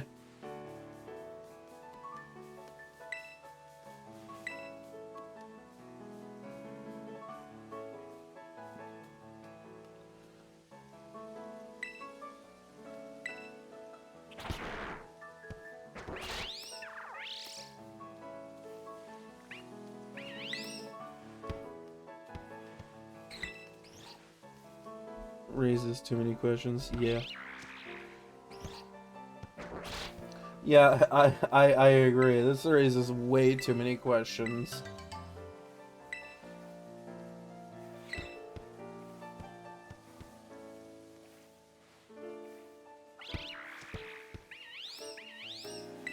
Like, I knew stuff in the Splatoon universe was really fucked up, but, like... Christ, I didn't know it was this weird. Like, you can make all the jokes about tentacles all you want, but, like... That's nowhere near as weird as what I just read.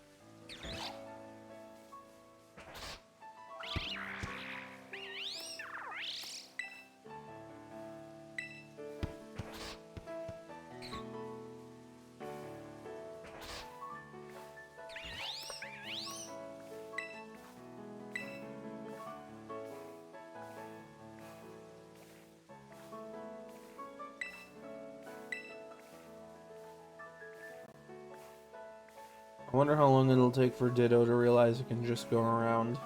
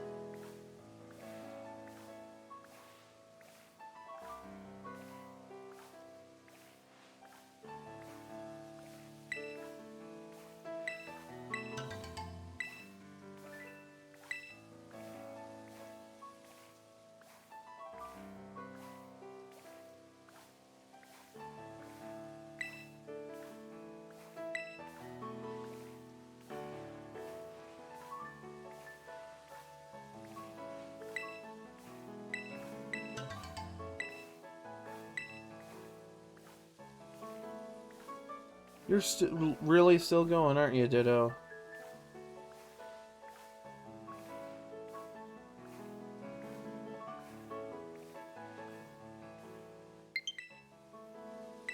Shit, hold on. I'm glad I keep this right next to me. Remember when I used to keep this on the other side of my room and had to get up to go get it during a stream? Learned my lesson after a couple of goes.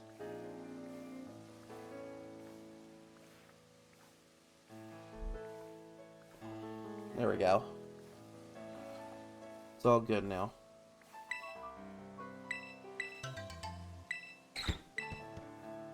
Wow, it took you like about 5 fucking minutes to realize you could just hit the ball from a distance for some reason.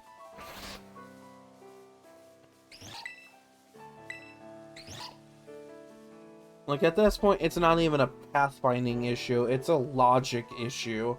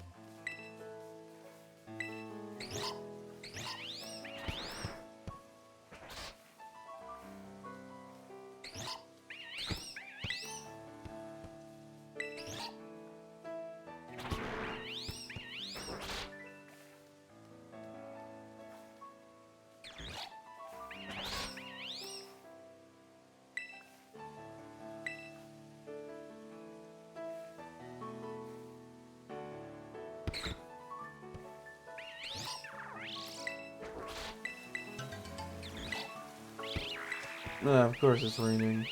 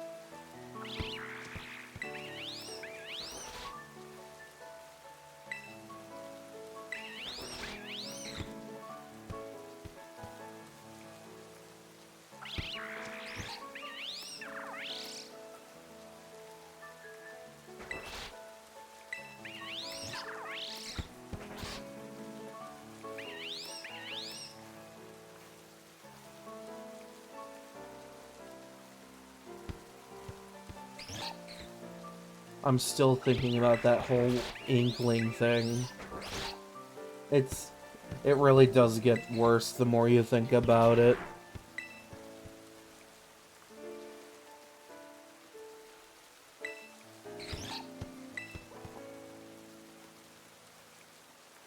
I would like to know what Nintendo was on and see if I can get them admitted into rehab for it.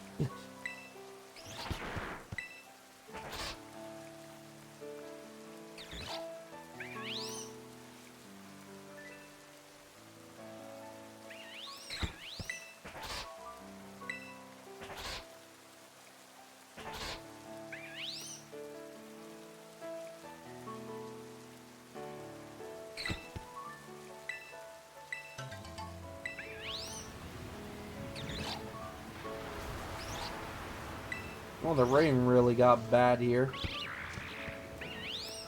Oh, speaking of rain, I went to end stream at a really opportune time last night. Because when I went to leave, some severe thunderstorms actually hit my area. Some of that banging that was probably being heard in my background through my microphone was like thunder and shit.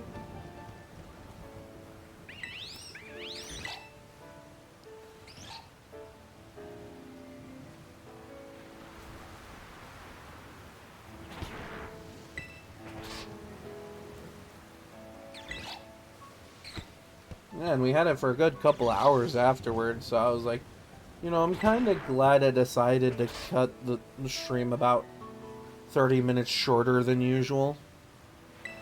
Because not only was I, like, physically and mentally exhausted from my cold, but, like, Mother Nature was having a fit.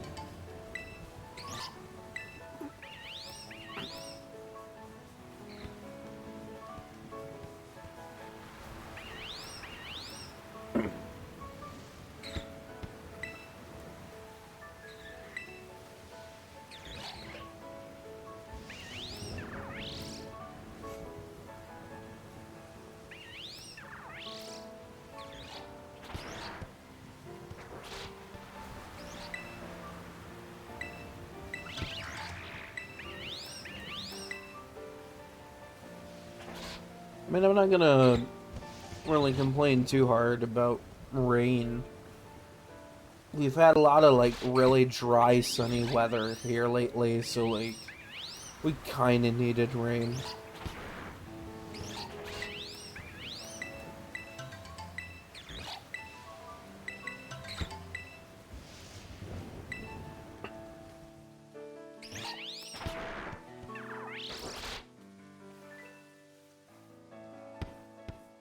Oh, what's this?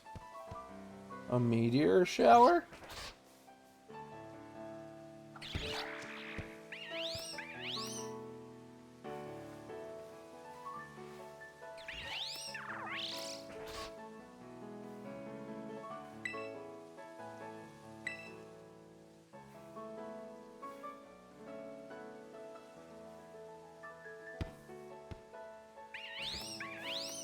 Well, that's interesting.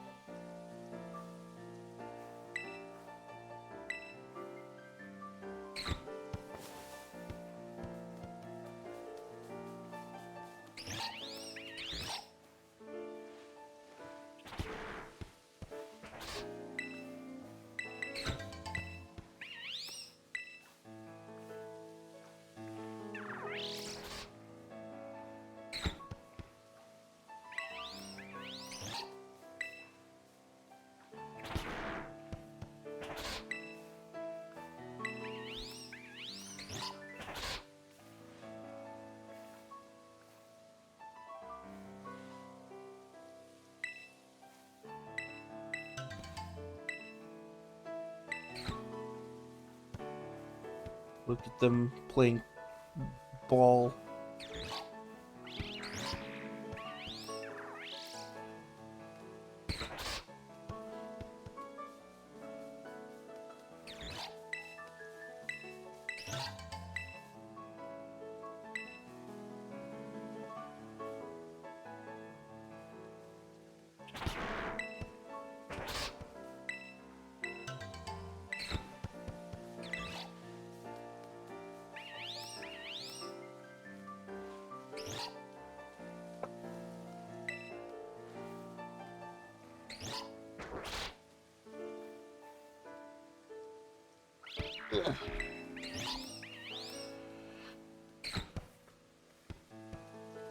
I think I got a few more minutes on that.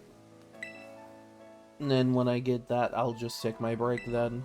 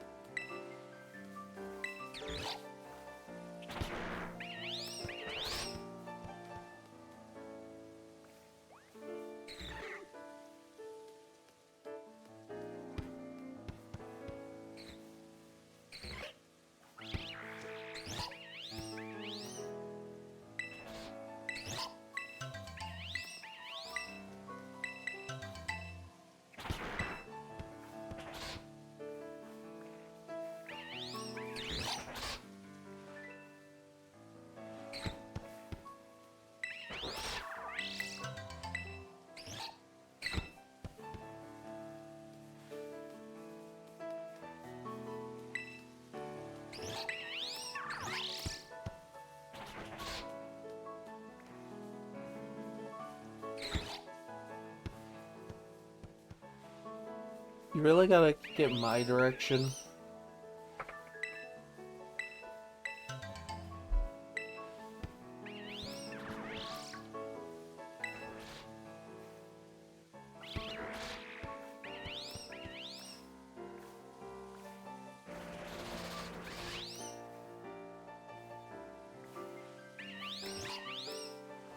Trico, what's with the demonic crying?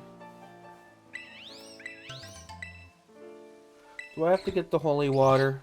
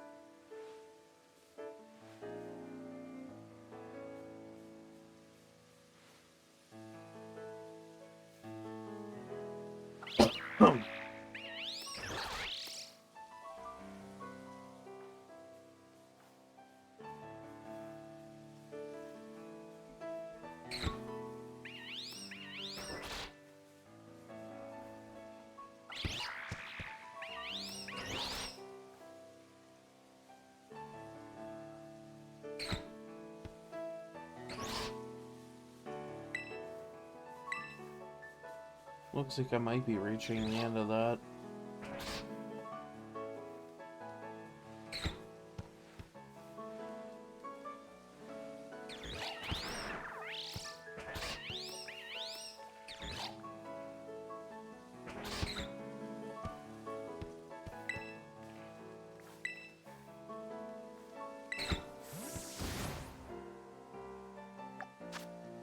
Yeah, that's all done.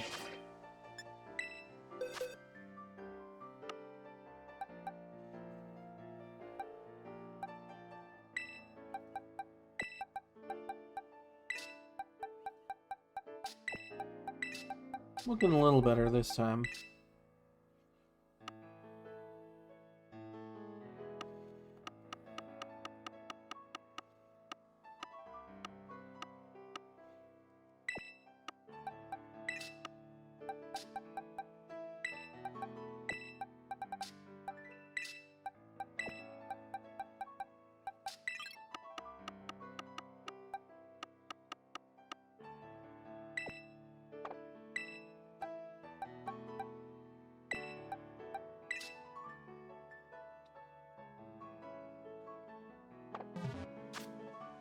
Alright, well, I'm going to take a quick break. I'll be back in like 15 to 20 minutes. So don't go nowhere, because I'll be back and I'll be doing more of this.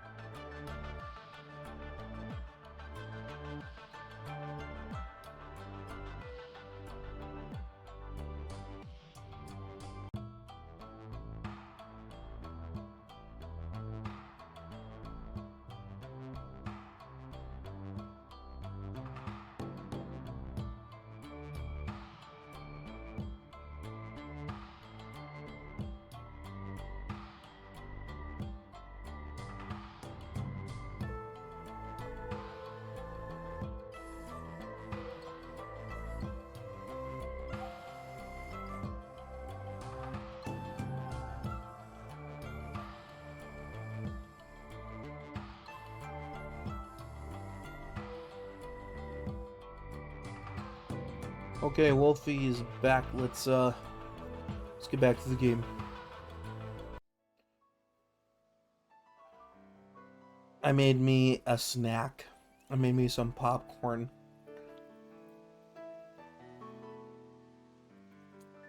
It's good stuff.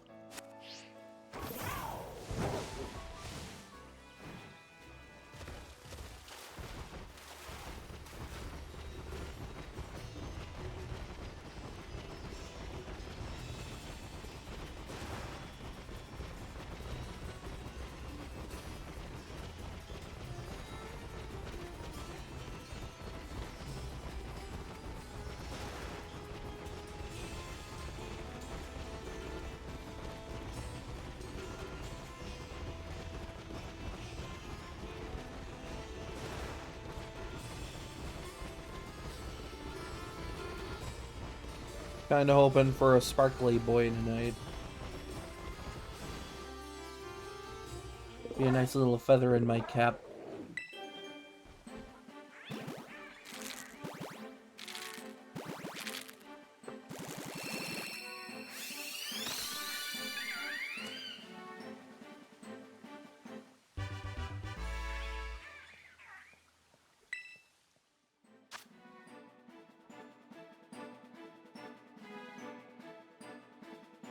It's just a monkey.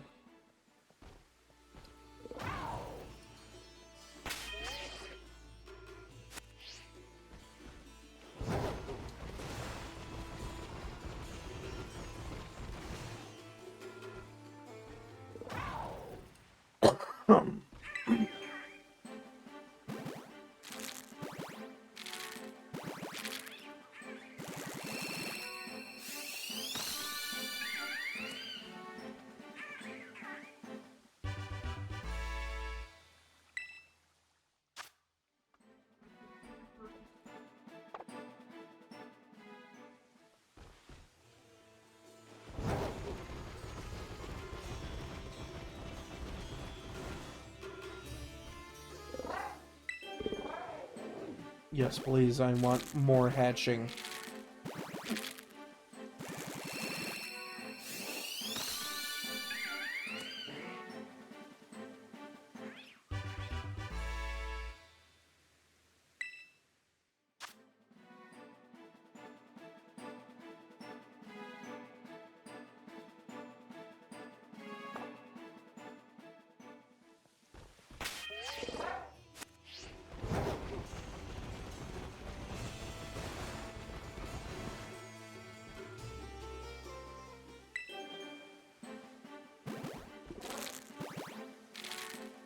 I gotta love how animated Koraidon is in this game.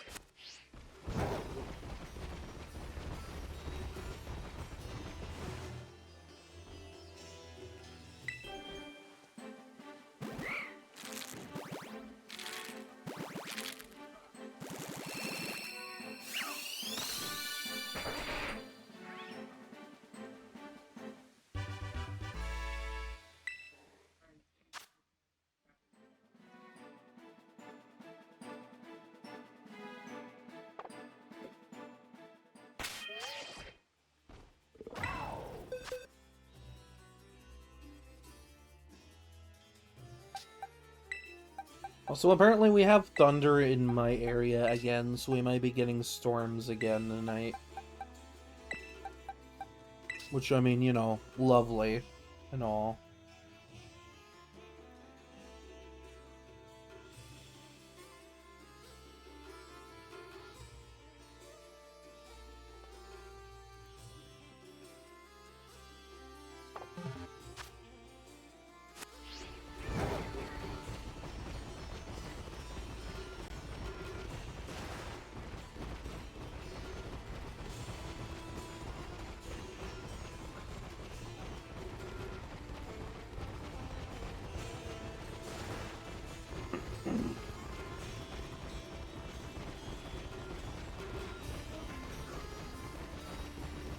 Also, just a bit of a disclaimer, roommates are playing a game in the next room, so, if you do hear some voices, you know, that's what's up. They're having a good time, and I'm like, you know, you'll have fun. You'll have a good time.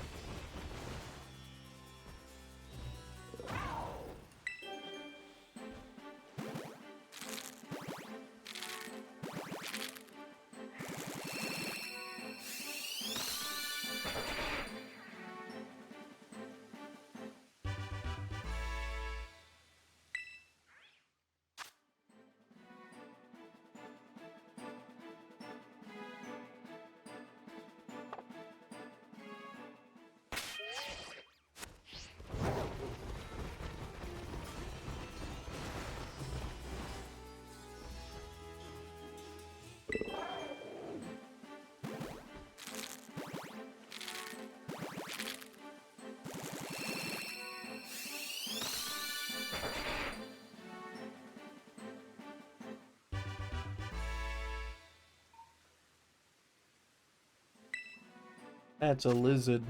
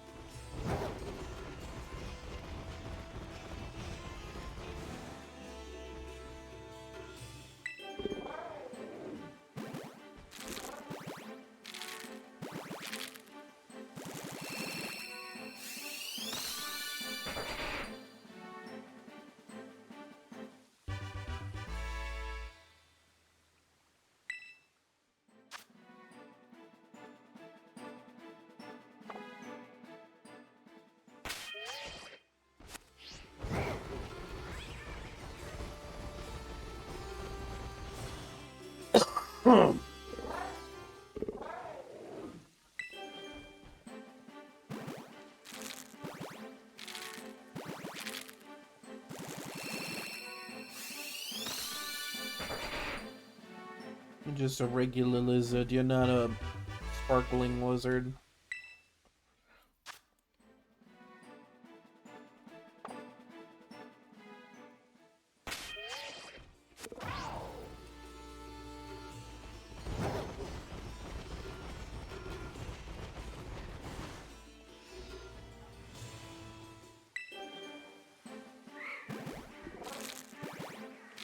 The happy little Curlia.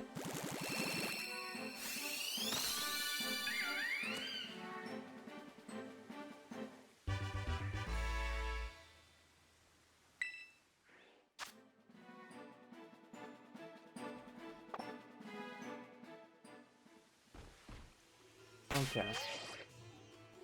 Well, that one wasn't a group with any shinies in it.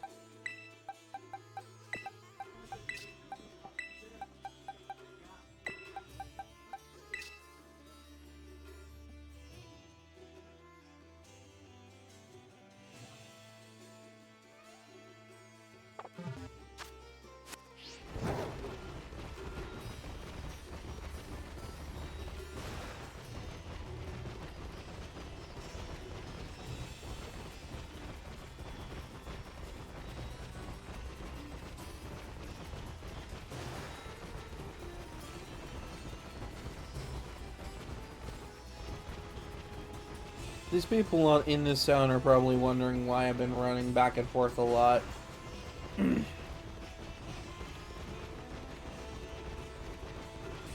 They'll never know.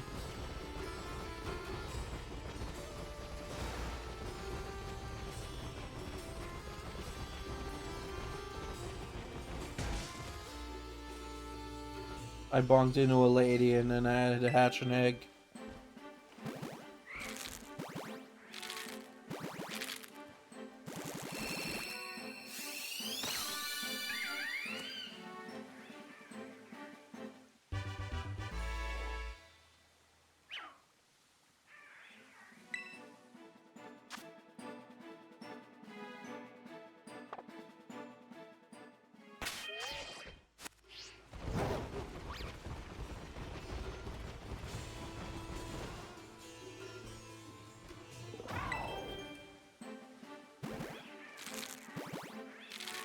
Alright, let's see. What's it gonna be?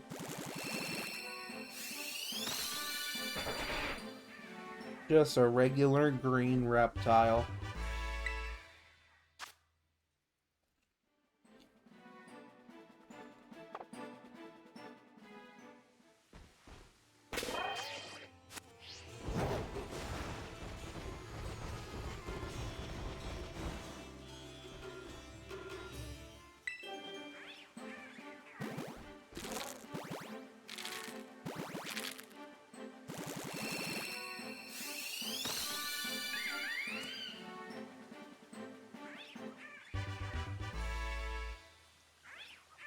Being partially, like, brightened up by the sun.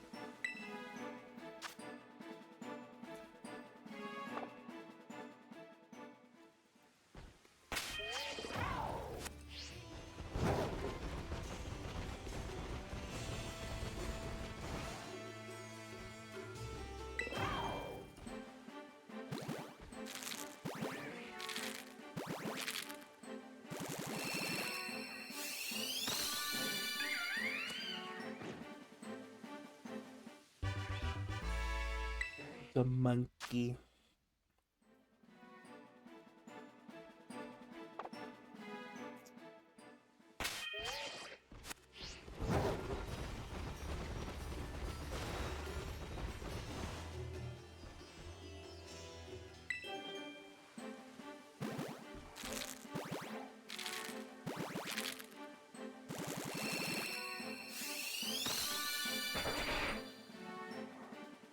You could have been sparkly.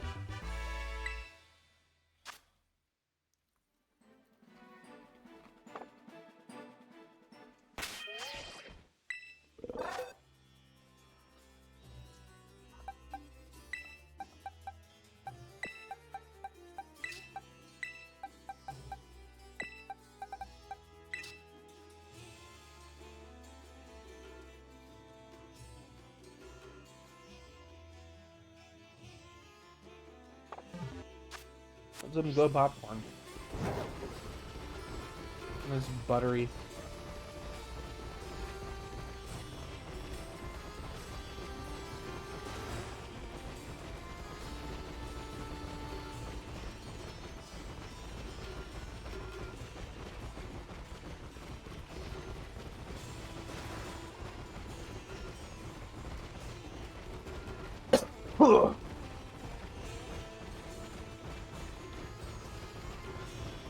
Oh, that one hit especially hard. Holy shit.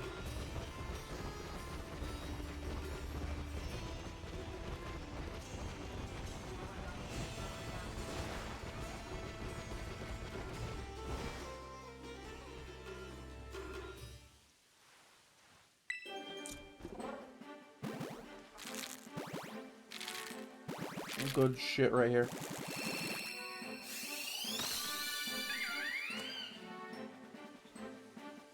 That would have been so funny if that was a shiny, just be like, with the sun to my face, I sparkle!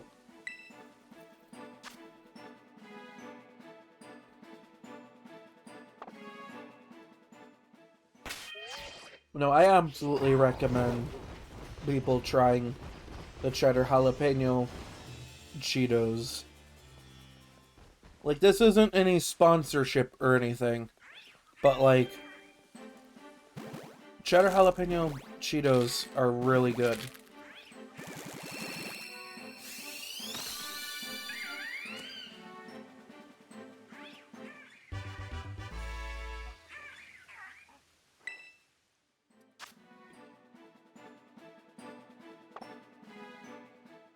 Cause like, with regular flaming hot Cheetos, it feels like they're just spicy for the sake of being spicy. You know? But with cheddar jalapeno, there's actual flavor to it.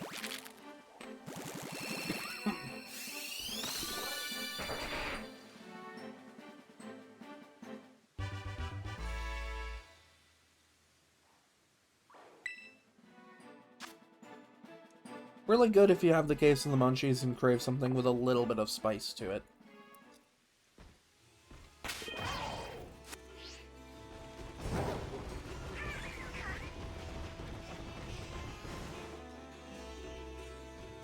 Like, it feels like they just took the Flamin' Hots, went, yeah, we're making it spicy for the sake of it being spicy. Don't like that? Oh well. Also, let it be known that I do not hate Flaming Hot Cheetos. It's just most of the time my stomach can't handle them.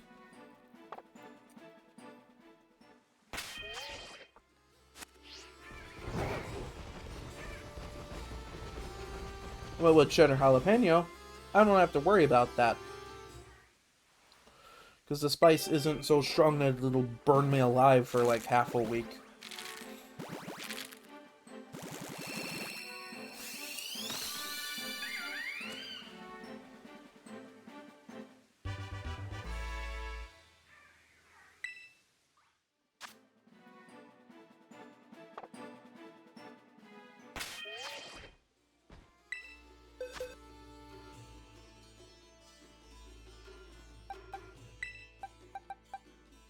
Like, it feels like the only reason it's a spicy flavor is because of the jalapeno.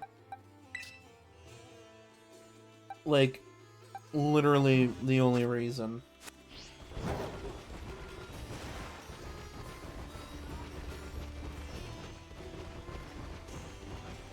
Because it tastes like some real good shit. Also, could you move out of the fucking way, lady? Oh. Like, goddamn.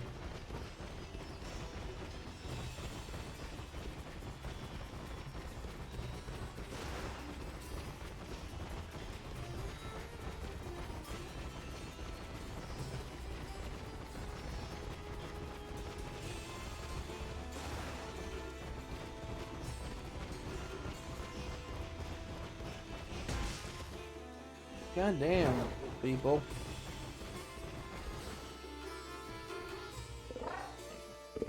Oh, excuse me. Guy can't ride his freaking dinosaur motorcycle around. Disappointing.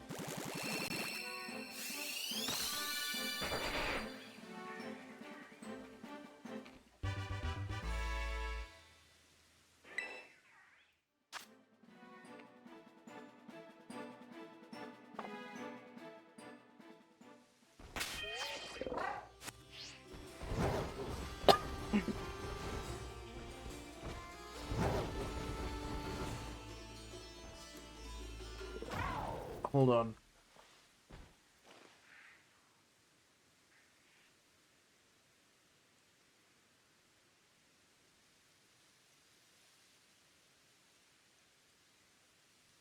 Okay, I'm back.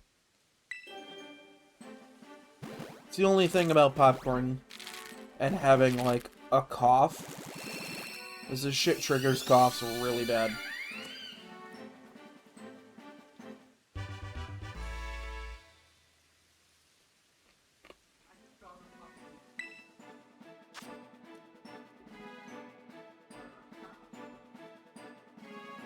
And then you could go, well, Wolfie, why are you eating popcorn if it triggers you so bad? Well, I wasn't thinking when I made this, first off.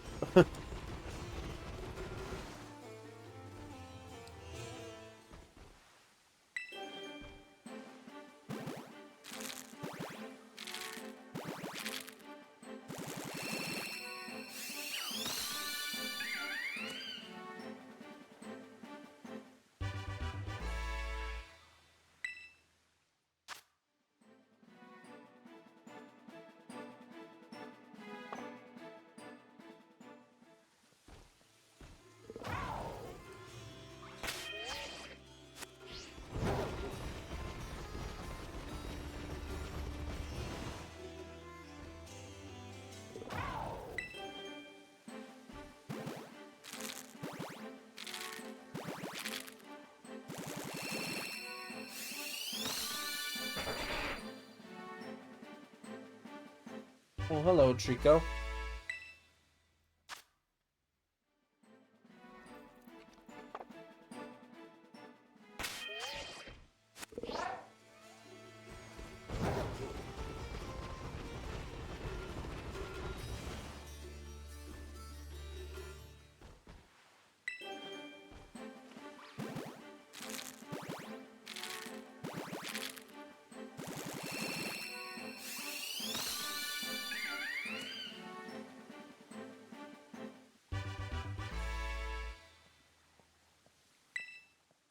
It's basically Chimchar, just like...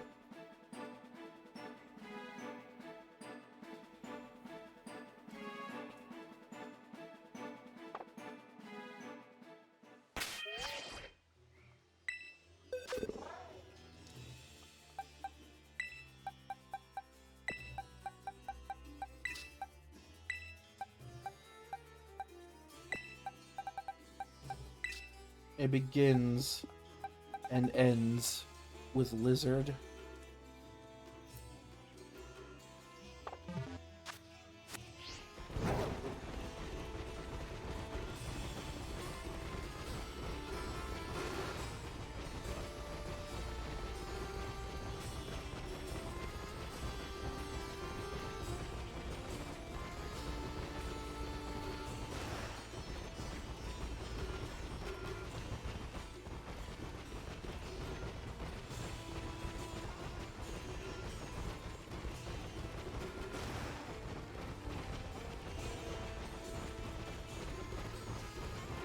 Just running around on my dinosaur motorcycle.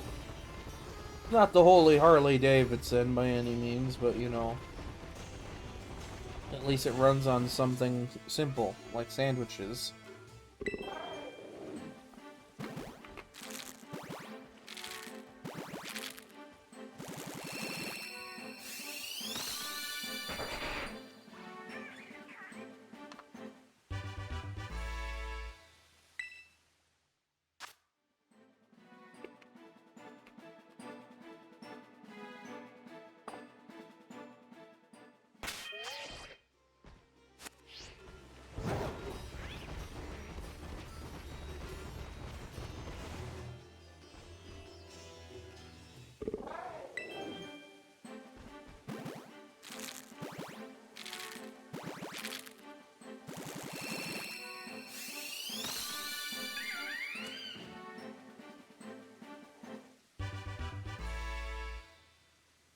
Monkey.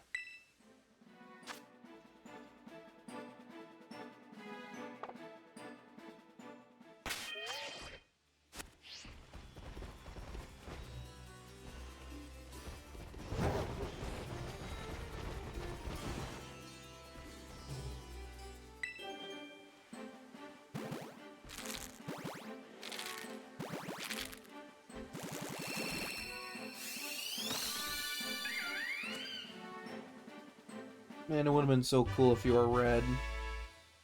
I mean, you are kind of red. But, like, more red.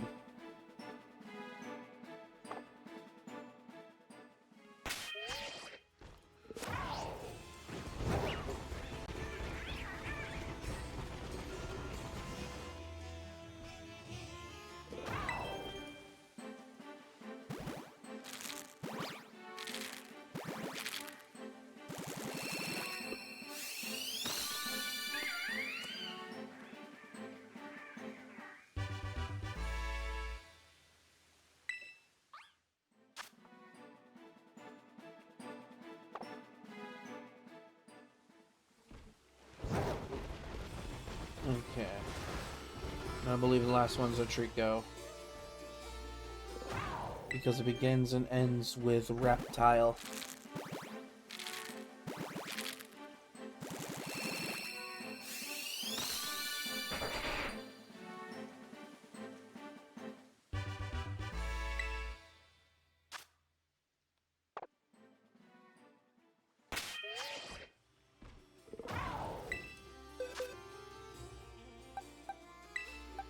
So far, not looking too good as far as shiny odds here.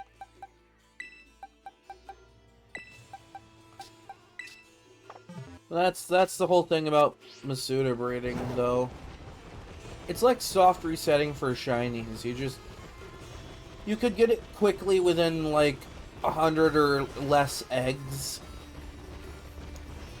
or you could be at it for like 3 or 4 months on end and have it take like 3,000 eggs.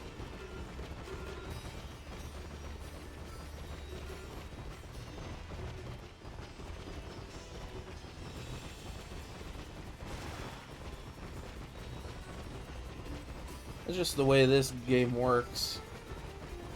It's unfortunate, but it is what it is.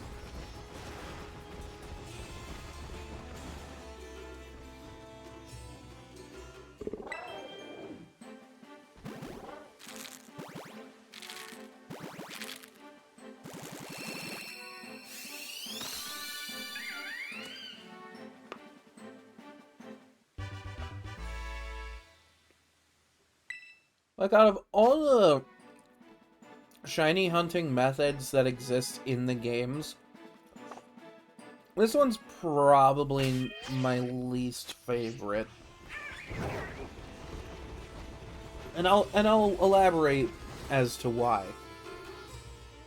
Because, like, when you're shiny hunting outbreaks and stuff, you're going out in the world, you're battling these Pokemon, and grinding out that outbreak. Like, you're out there, you're being an active part of that hunt. You're doing stuff to be a part of an active hunt.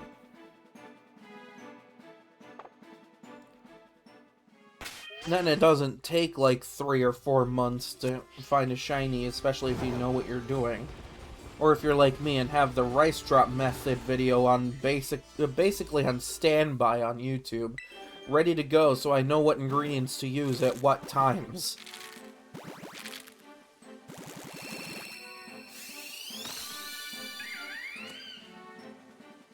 Like, that form of shiny hunting is really not complicated.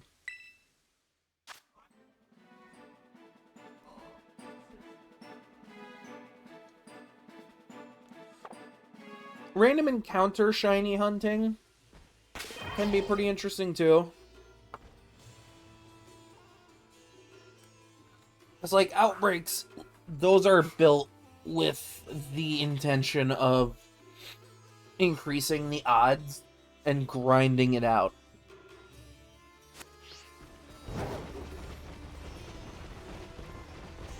Going full odds with it, like I have the last few days with Future Paradox, is like, it's not as exciting, but at least you're out there looking for them and catching them, and when you find them in the wild, it's exciting. But for Masuda breeding, okay? For Masuda breeding, it can get exciting if you get that shiny. Like, don't get me wrong, the feeling you get when a shiny shows up, it's a nice, warm, fuzzy feeling, you know?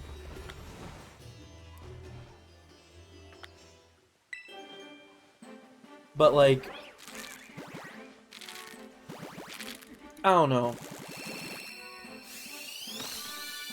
Because it can take so long, it really isn't as exciting as it could be. Like, this is something I would do on my free time with, like, YouTube running on my other monitor. As, like, background noise / like, something I half pay attention to. Because I'm sitting there, like, I'm half paying attention to what's going on in the game so I know what to do. But at least I have my attention on something that, like, you know, if I wanted to watch, like, say, a Markiplier video or something, you know. Like, I could sit and do that. This is the shiny hunting method where you can shut your brain off. Because all you really need to have is egg power for half an hour to get, like, a box and a half's worth of eggs. And then you just run around a town for a while and hatch all these eggs, hoping and praying that one of them comes out as a shiny. It's not as exciting. If anything, it's a little more boring. Like, I understand there's, like, a niche for it in the streaming space where some people will actively sit down and watch some streamer they like sit there for hours on end breeding the same Pokemon for, like, months on end, hoping a shiny actually comes. And I feel like I'm gonna hate this method even more in the future. Because my dumbass wants to get a shiny Fione, and the only way to get Fione is to breed Manaphy. Do you see what the problem is here? Fione being the only way to obtain through either Legends Arceus or normally just breeding Manaphy. Not only that, it has like the longest like hatch time on it.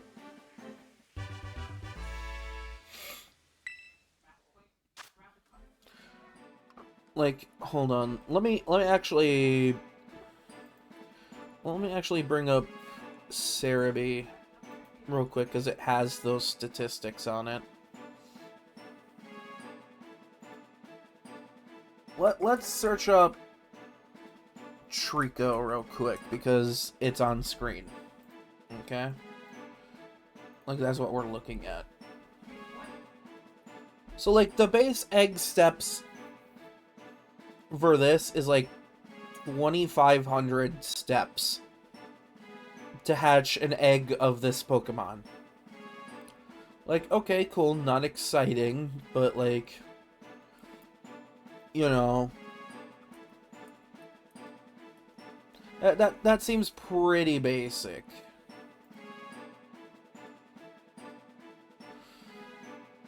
For Fione, it's almost literally double that. No, it literally is double that. Because for a Pokemon like Trico, it's 2,560 steps. Fione is 5,120 steps. It's literally twice the amount of running around trying to hatch one of these. And then you get the fact that you get like a box and a half full of eggs of this thing. Like, I feel like when I get done with Fione, I'm just gonna hate my fucking life, because at that point, like, it takes twice as long to accomplish what I'm doing. Would it be worth it at the end? Oh, absolutely. It'll be absolutely worth it.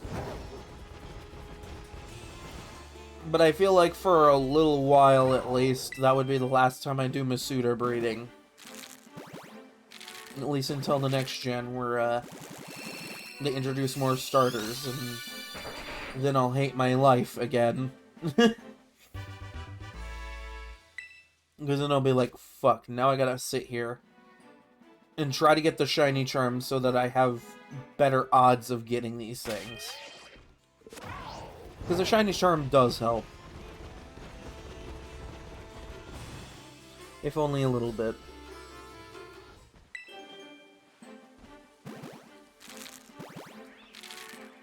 God, yeah, just the fact that Fione takes twice as many steps. And I'm the dum-dum that's sitting here going, yeah, I want to breed one. Like, why do I want to put myself through that? Because I want a shiny Fione, obviously, but like...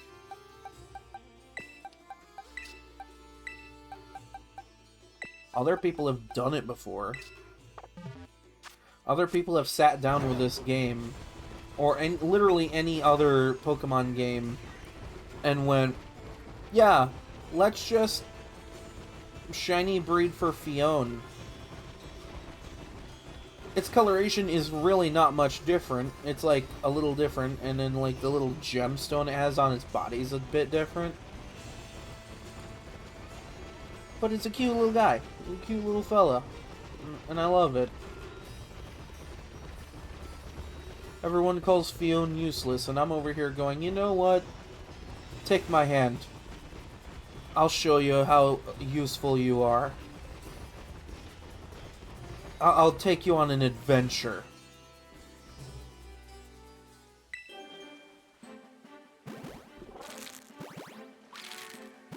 Like, yeah, Manaphy really is the better of the two.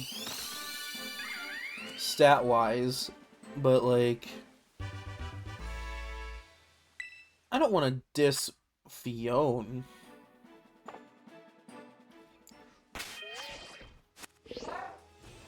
Like, yeah, methods of obtaining it are really odd. Like, basically, if you have Manaphy, you have Fiona. It just requires a couple of extra steps. And by a couple of extra steps, I mean like 5,100 steps.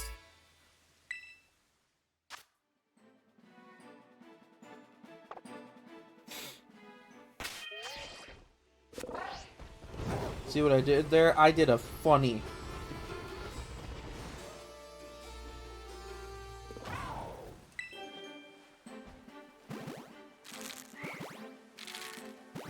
Well, there's that Curly again.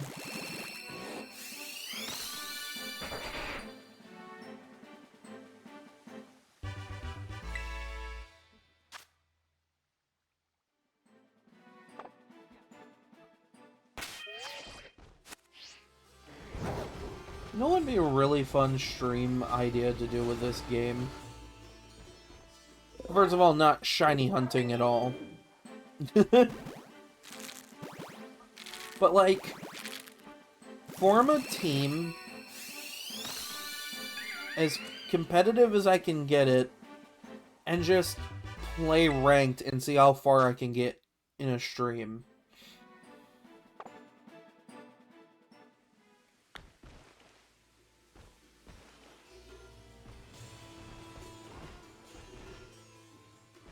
There's a good bite outbreak out here.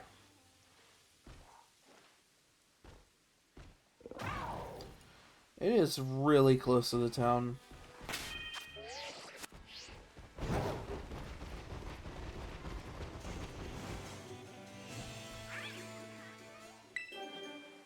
I mean, I don't need a shiny Gabite. I got a shiny Gibble when I was hunting Iron Valiant.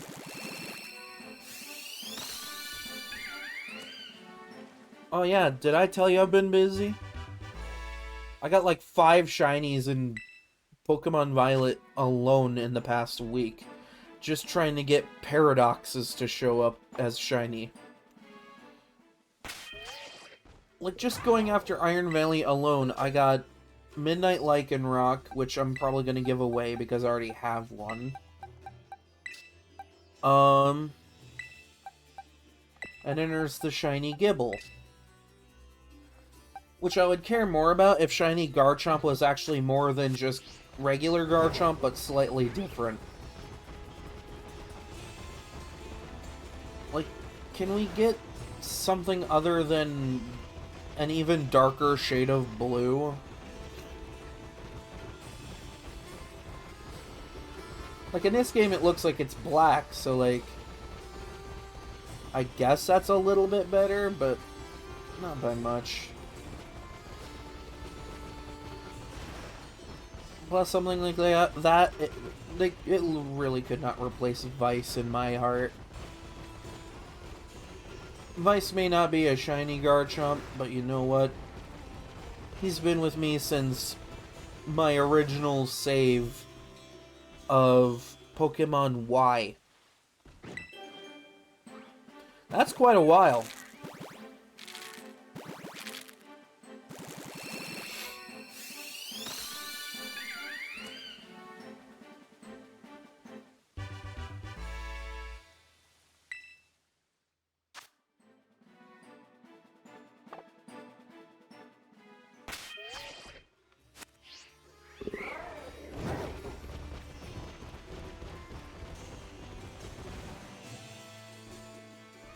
Like, I love my boy Vice. He's good.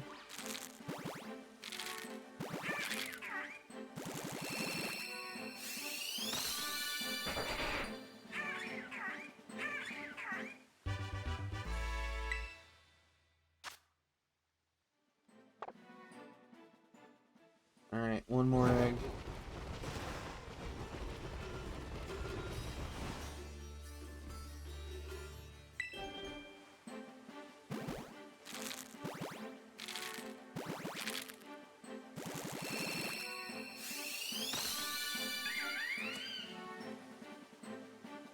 Well, that's how the cookie crumbles, I'm afraid.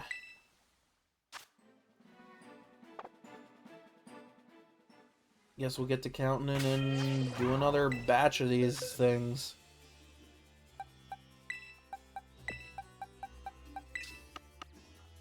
No, let's see if it actually says how long this Garchomp's been alive.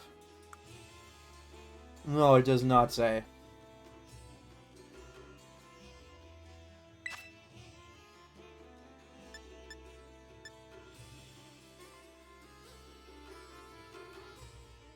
Vice the Treasure Hunter, Vice the Alola Champion, Vice the Galar Champion.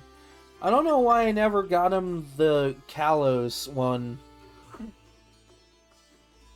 That would have been a fun one to get for him. He was in Kalos. I trained him there. Like, I raised him there.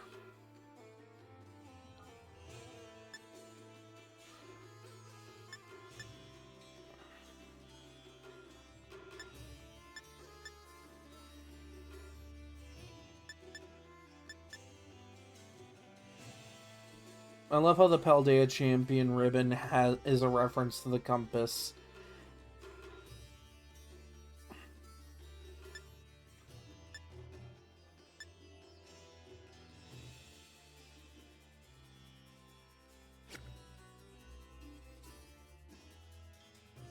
But yeah, he's right out of Kalos.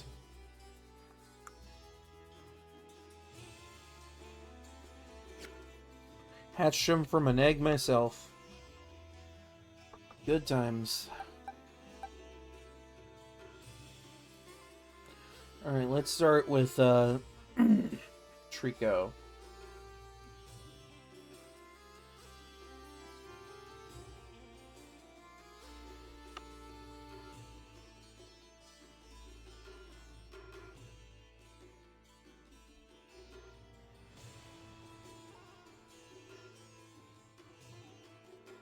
Okay, that puts it at 135 eggs. Now for Chimchar, which I seem to have proportionally got a greater amount of this time.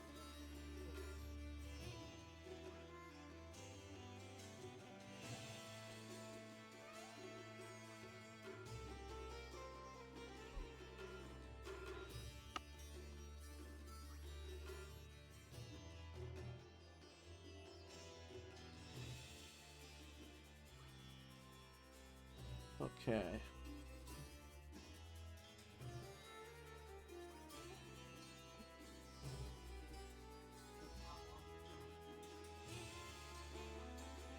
And 129 Chimchar.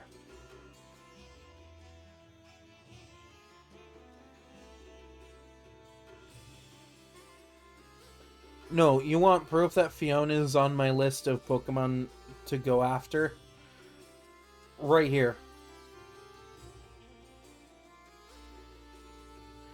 Like this, right in the middle here. These are still ones I have yet to hunt as well. Like, you can see my Trico counter there, and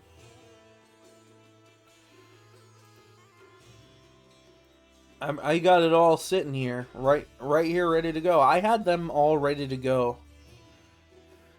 Like, when I decided, yeah, I'm gonna go after all the starters. Of course, I don't have Cyndaquil out there yet, because the way I'm looking at it is I could probably get a couple of shiny Cyndaquil pretty easily in Hisui, and just transfer one up to be like, Johto Typhlosion. So, like, that's one thought I've had.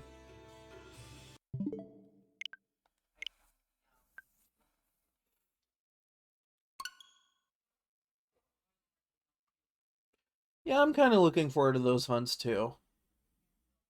It's just, again, with Masuda breeding, it's not the most exciting form of shiny hunting. I haven't tried soft reset shiny hunting, and I kind of dread the day that I try that, because there are a couple of Pokemon on my list of Pokemon to shiny hunt that I want to try, but the only real way I'll be able to do that is through, through a soft resetting. That being God and Satan themselves.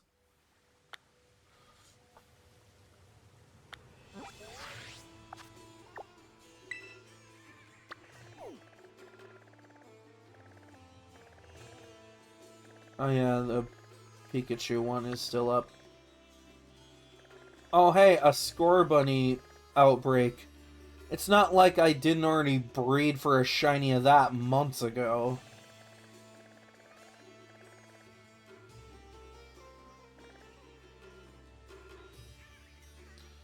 Why me? Why you gotta put me through this torture game? You telling me I could have hunted that thing normally and caught it in the wild normally, but no. I sat here and bred it like a chump.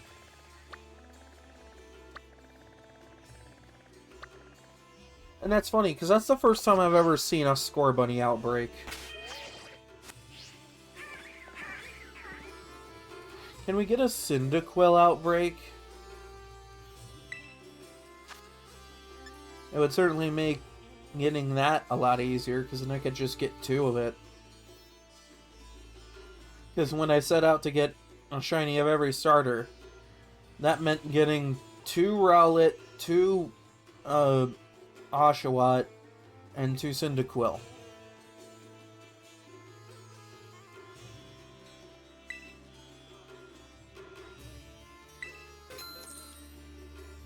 Imagine with Legend ZA they introduce more variants of starters that already exist, and then I have to go back and hunt them again. Just so I can get a shiny of those specific variants.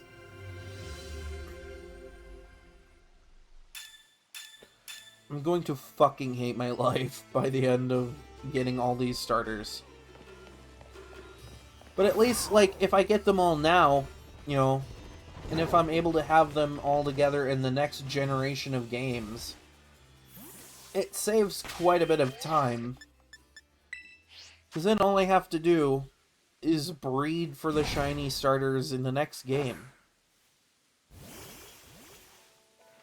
By the time I'm in the next game, I want to have all these starters pretty much done.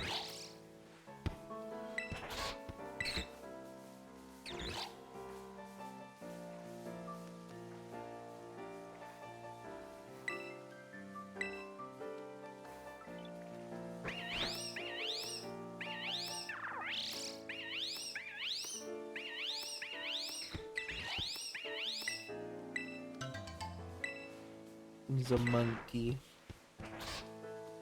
Yeah, I eventually want to sit down and shiny hunt Arceus and Giratina.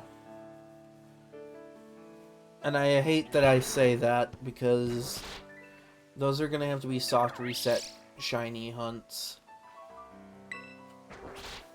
Which are even less exciting to deal with than this. And there's only one game I have where I can do that reliably. Well, I mean, I guess not.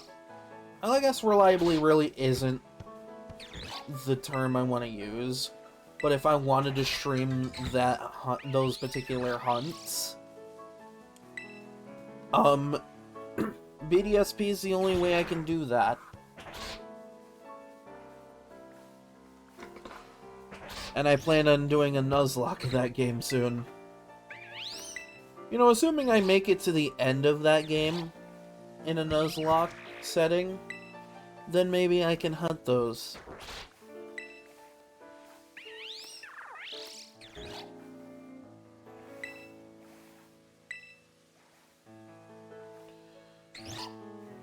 Of course, at that point, I'd be done with a Nuzlocke and not care if any of them are dead and if any of them have, like, Thunder Wave or some shit. Because I think with Arceus, you get a Master Ball for free for it. So, like, that's not one that I have to worry too much about.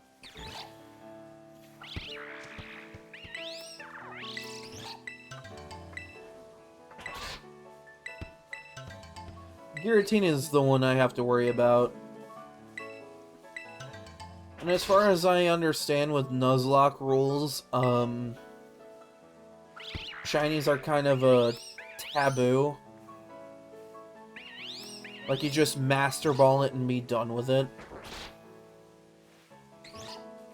Master Ball it, throw it in a box, pretend it doesn't exist. Even though you can absolutely shiny hunt it. Then again, I think the only other Sinnoh Legendary that I don't have a shiny for is Dialga. But I don't want to pay $60 for the other game. Puts me in a bit of a weird spot.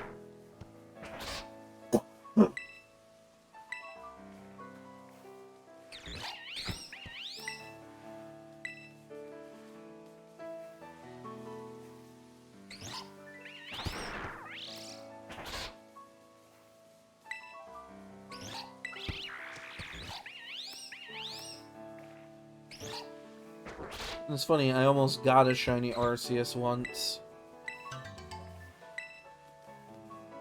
I'm sure some people would remember that stream.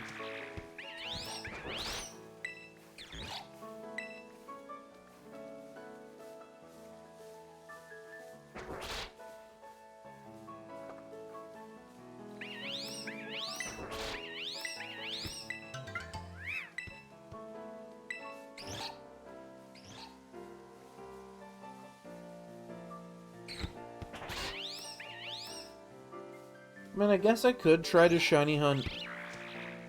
No, I almost did once. That was a funny story, too, because it was one of my Legends Arceus streams.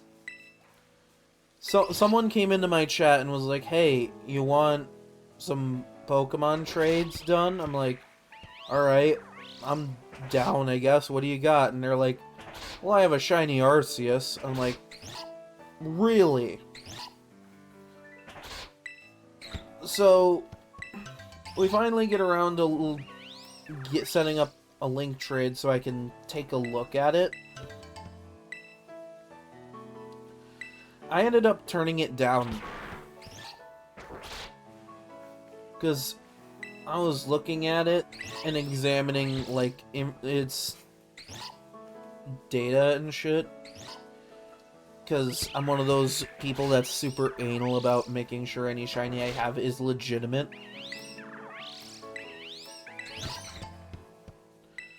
And I came to a stunning conclusion. That Arceus was most likely hacked.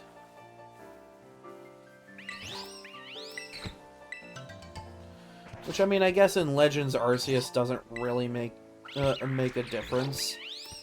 Because, like, at the end of the day, like, who cares if a Pokemon from that game is legitimate?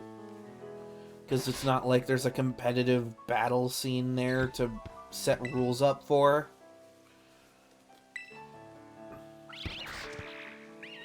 But, like, I have this fun little thing called integrity, I guess. I'm, like, absolutely fucking stubborn. Like, if I'm gonna get a shiny of anything, especially God, it has to be legit. I will accept no alternative.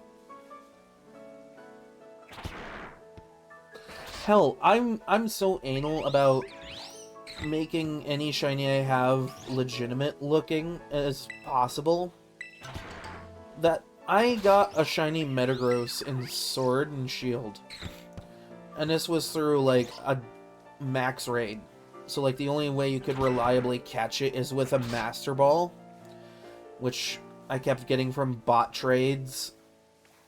Because, fuck it, why not, I guess. It made the Crown Tundra incredibly easy. Because I got all the legendaries in those. Saved me a ton of time. But, like, I got a Metagross through one of those raids, and because it's a pseudo-legendary with a low catch rate, I was like, okay. Yeah, it's in a Master Ball, but, like, I don't like that it's in a Master Ball. I went out of my way in this game to get, like, I think it was, like, yeah, it was a Metagross. It was through another raid, but this time a Terra raid. And the fun thing about Terra raids is there's no chance to fail a catch. So I was like, yeah, we're gonna go with at least an Ultra Ball. Because at least an Ultra Ball on Metagross looks more legitimate than a Master Ball.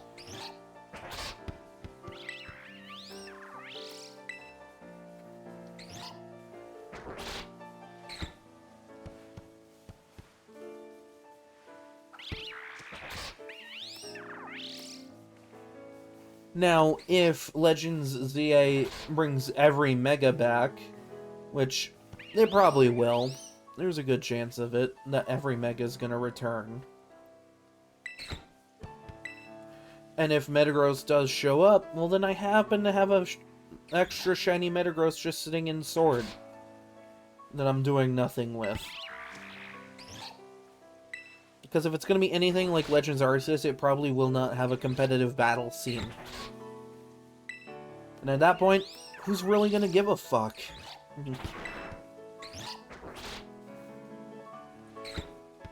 It's like, I know it's legitimate because I caught it. But if they do that thing where, like, it turns the ball into that weird time travel ball that they do with Arceus or whatever, then, like, who's gonna know?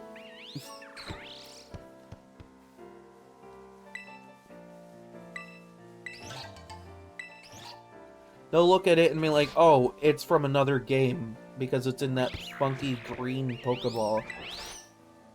Did they ever name that Pokeball? Because I know it's, like, a unique Pokeball. Because that's what all transfer Pokemon go into if they go to or from Legends Arceus.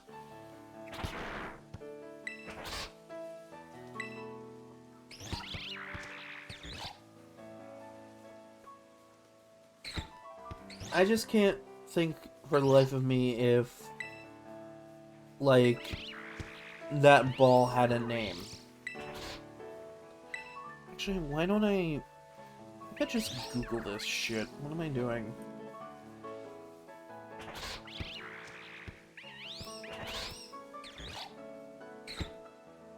Yeah, Pokeball types.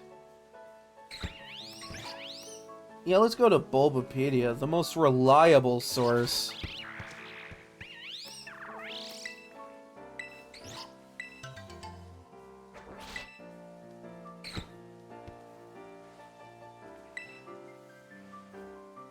Okay, they do have them listed.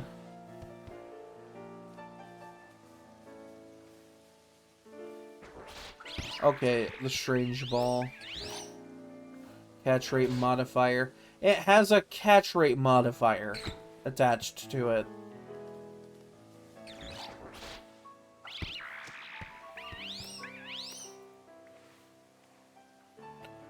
I mean, they're right about it being a Strange Ball. It looks weird.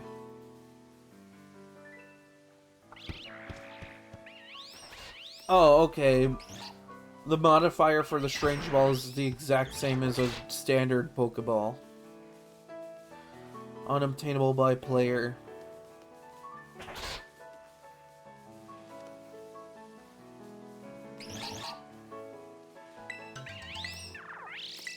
So basically, this is just the time travel ball.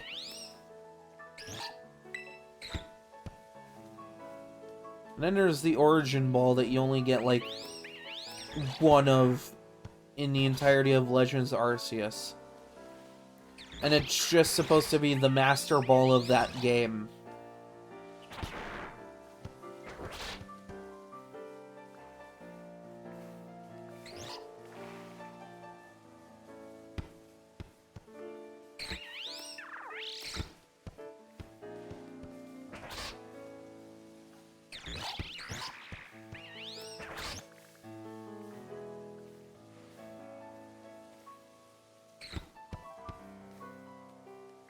Oh wow, yeah, no wonder using a Beast Ball absolutely sucks on anything non-Ultra Beast.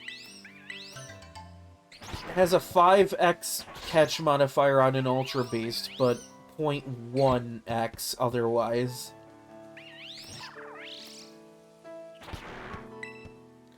Yet the Ogre I have in this game isn't a Beast Ball.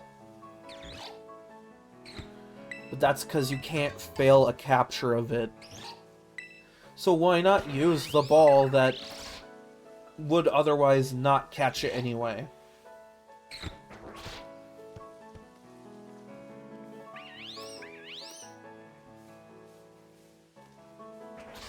A Cherish Ball has the same capture modifier as a Premier Ball, which is just 1x.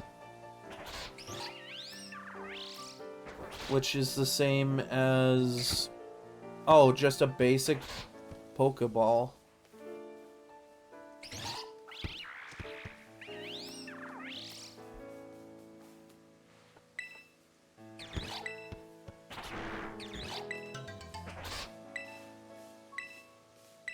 Yes, I already know that the Master Ball is a guaranteed catch. Kind of the idea.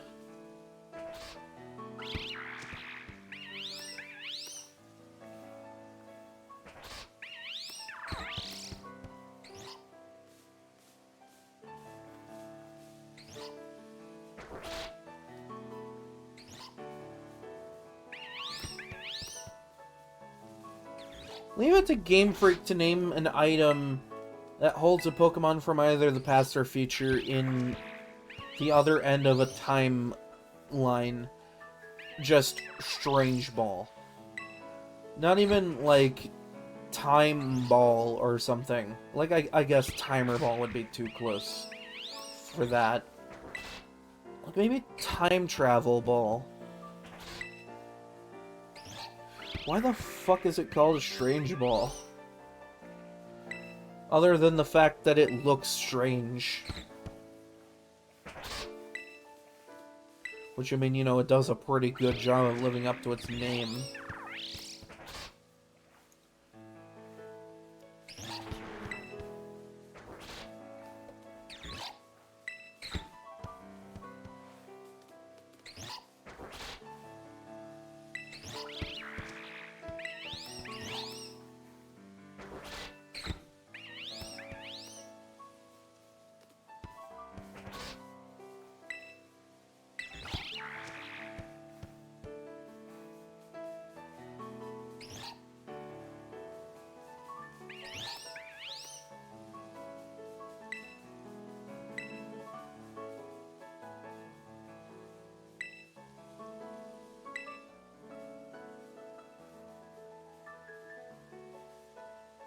Like, okay, yeah, it's a strange ball. It's like a weird green color.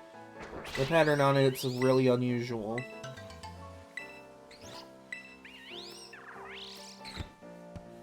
I'm just not a fan of the name.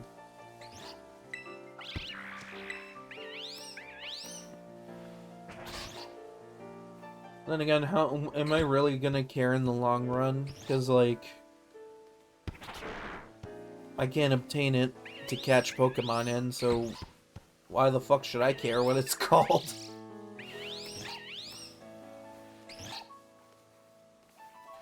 But no, if Legend ZA does a has a Strange Ball situation, where like any transferred Pokemon is in a Strange Ball, then that extra shiny Metagross is just going to be like really helpful for that.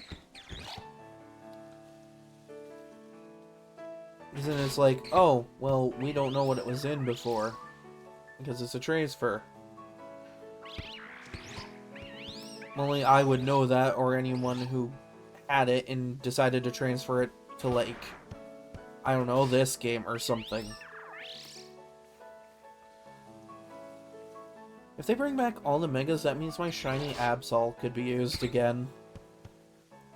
I never named him. He just kind of exists.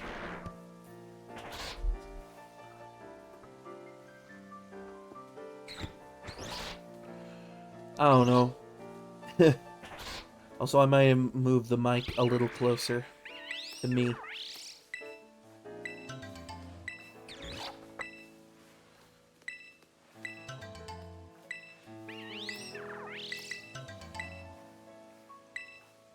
Can we get an update to let us bring Silvally into this game? I would love to see it in this game. Just saying.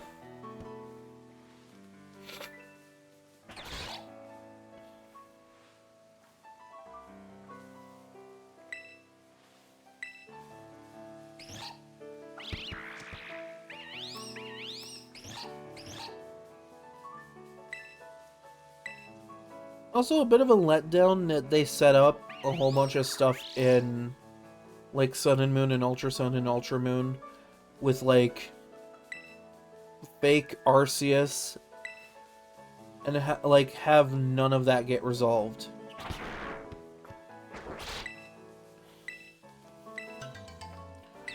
Like, oh, we're just gonna leave those plot holes in the air, don't mind us.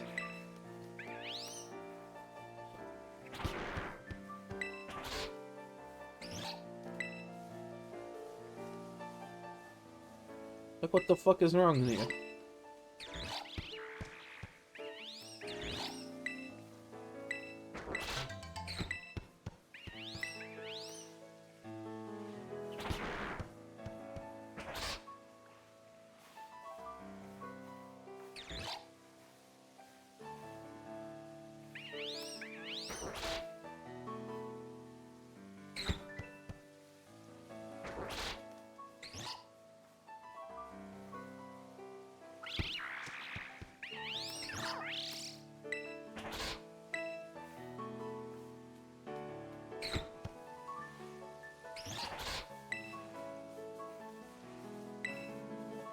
Just another lovely day.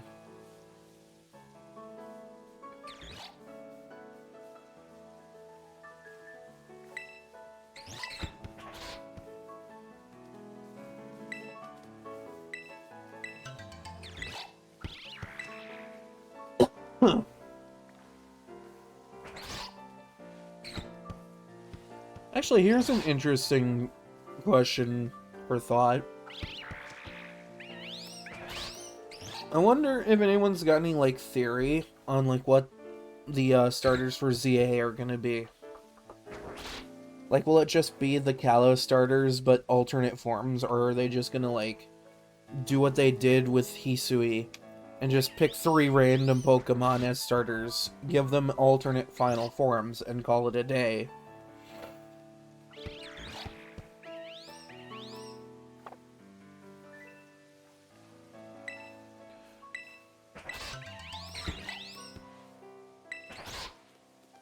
Everybody was like, you know, it could be the Sinnoh starters, and we did technically get the Sinnoh starters, but they were, like, catchable in the wild only.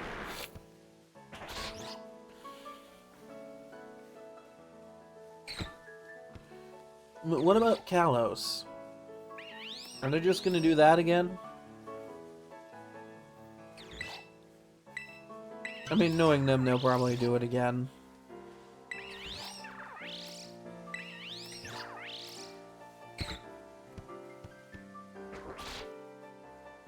Kind of the problem with Game Freak, though, is, like, they take a step forward with some ideas, and then they take steps back in the very next game. Case in point, being able to release multiple Pokemon at once. Like, why'd they take that away from us? That was so helpful. You just catch a bunch of Pokemon you don't want in the long run. Be like, yeah, I want some Grit Rocks or some shit like that. Then just release a box or two of Pokemon. Or, I'm sorry, Pasture.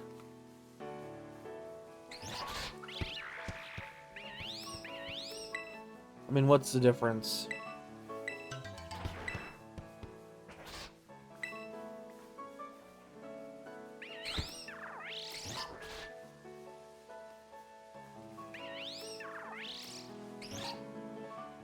That and people are, like, on the fence as to whether or not Z is going to take place in the past or the future.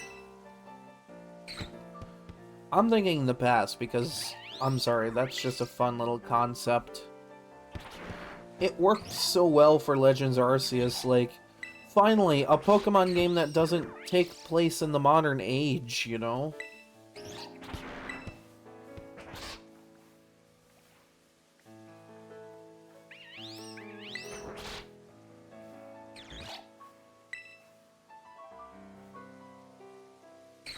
And then again, I am a sucker for doing time shenanigans.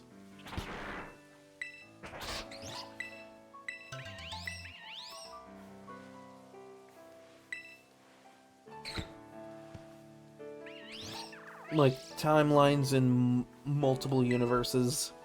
Like, multiverse shit.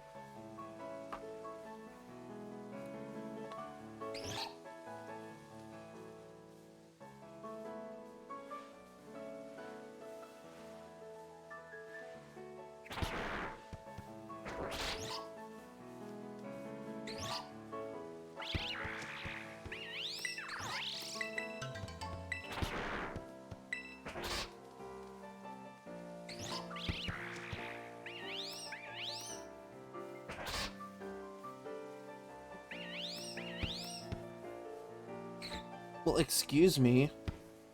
You didn't have to throw the ball at me.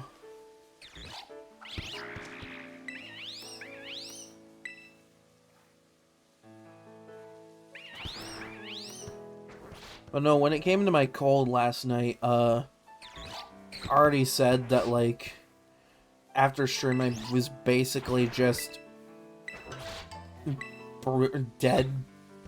Like, not dead, just brain dead. For a while. Because, like, I guess I was, like, running a bit of a fever by the time I ended stream last night. No joke. Like, an hour before I decide to go to bed, I start feeling better.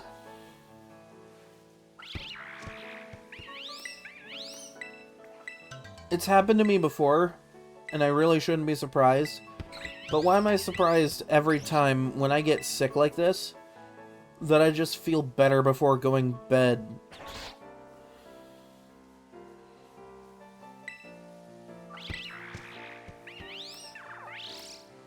Like, I know, I'm no joke, sitting here pretty much much of that night, last night, after stream,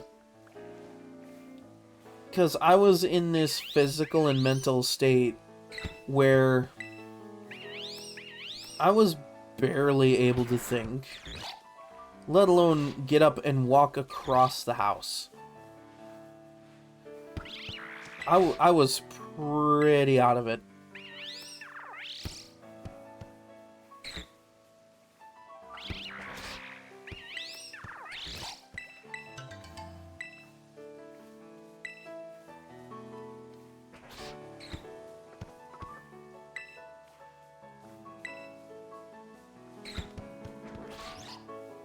Then I forced myself to get up and make myself some chicken soup.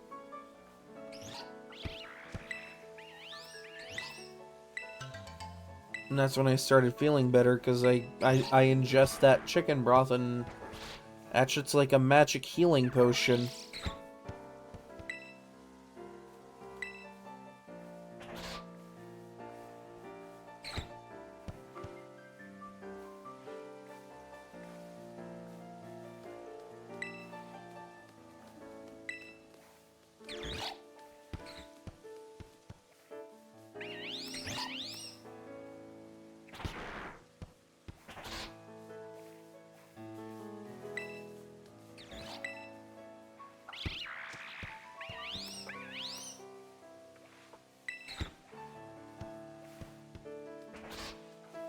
Stretch.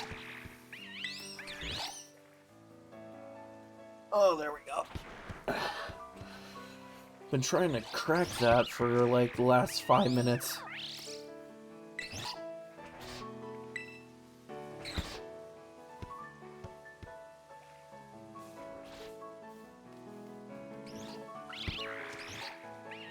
You know what would be a really funny Pokemon cosplay to see someone in? Pinkaton. Just all pink, light pink hair, and a giant hammer. That would be funny to see. Like, I would stop whoever's wearing that cosplay and just take a picture of that. Just to show people that I've seen that. I would do that. I mean, why not? People do that shit at conventions all the time. They'll stop people wearing costumes and be like, hey, can I take a picture of your costume? It looks really cool.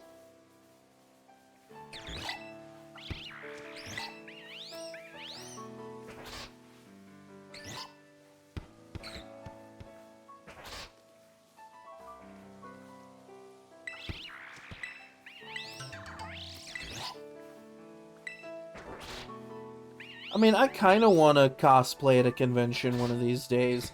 Because, like, I feel like if someone came up and asked for my picture, I would be so flattered. Because, like, it would tell me that, hey, people actually like the effort I put into the costume that I'd be wearing.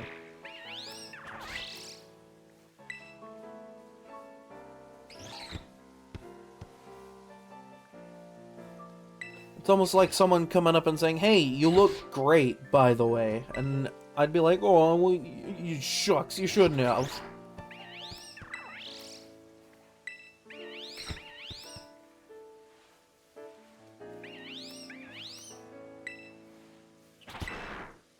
I don't think I did that so much this time around with the convention last month. And that's because I was just more focused on hanging out with everybody. I did see some really cool cosplays, though. A lot of Genshin and Star Rail ones. You know, neither game that I play at all.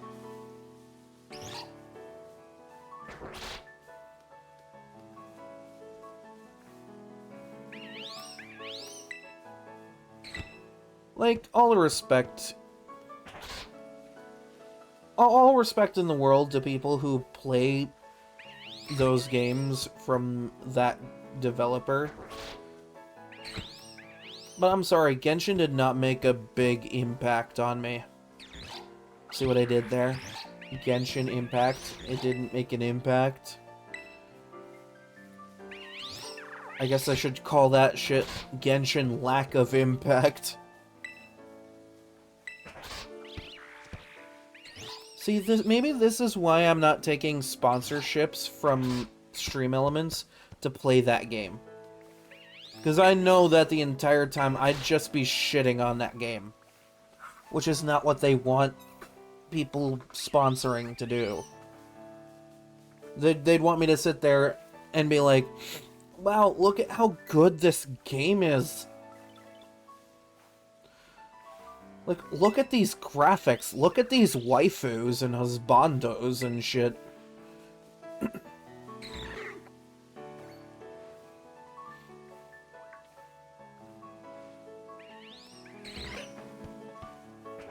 Like, don't get me wrong. The character designs for, like, the Hoyo games in general is usually pretty good. Usually pretty solid stuff. I'm surprised Genshin is still alive and kicking. They have almost like 100 playable characters. You know, assuming you can afford the gambling addiction that is gacha games. Or if you're like Batman and can afford anything you want.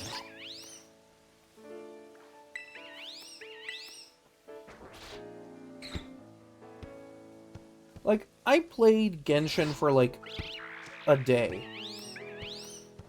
Totaling to about maybe 2 or 3 hours of gameplay. And a lot of it was me doing main story content and going out and exploring the world a bit. I got to roll for a couple of characters because I had, like, a few free rolls.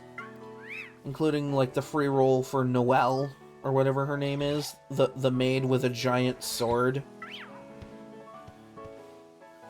And then I got, like, Ning Wang, or whatever the fuck her name was. Which I didn't use at all, because she was, like, the same element as Noelle, and I was like, dude, I already have a maid in heavy armor and a giant fucking sword on my party. I don't need another of this element on my party.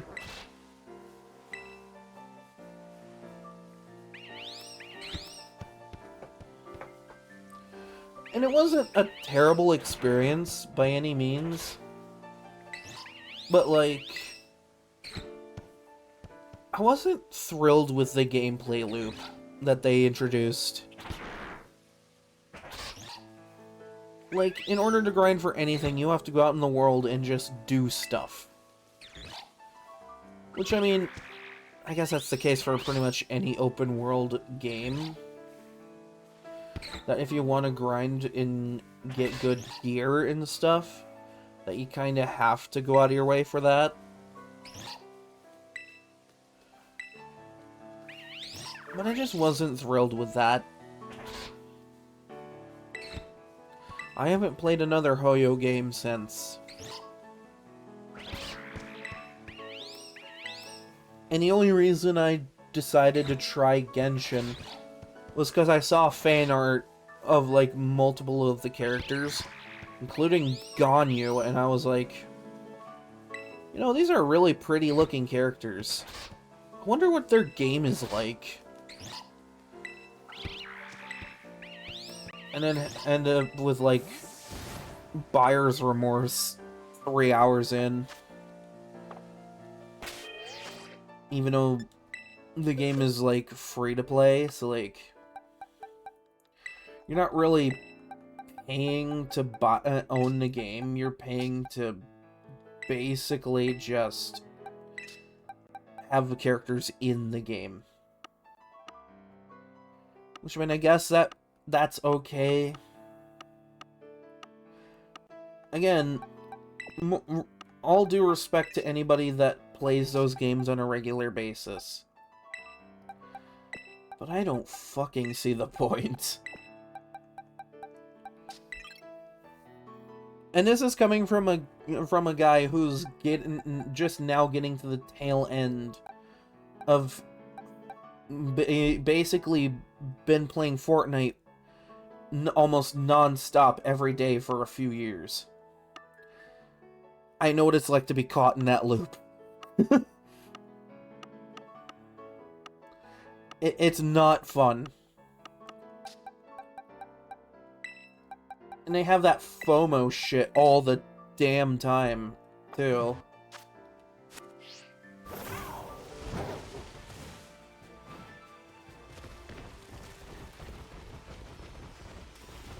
Like, oh, if you don't do this by this date or date and time, you just can't have this thing ever. Or like with Genshin's case, oh, you have to wait until we cycle that banner again. And then watch as they never cycle that banner again.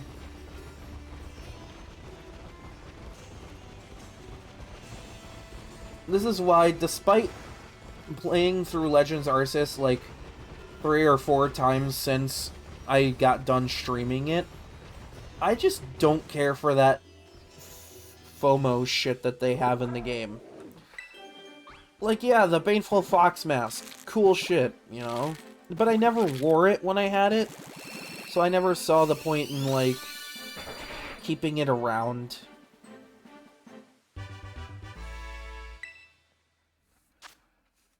It was just like a neat little accessory for buying the game early.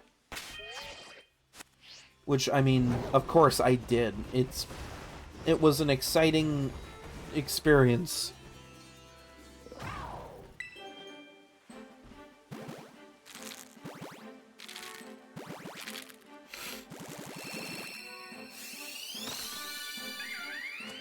Now, will I end up pre-ordering ZA? Most likely.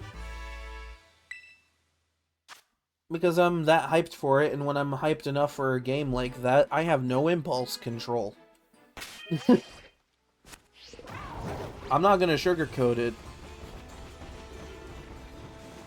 That's why I've been stuck in Fortnite hell for as long as I have been.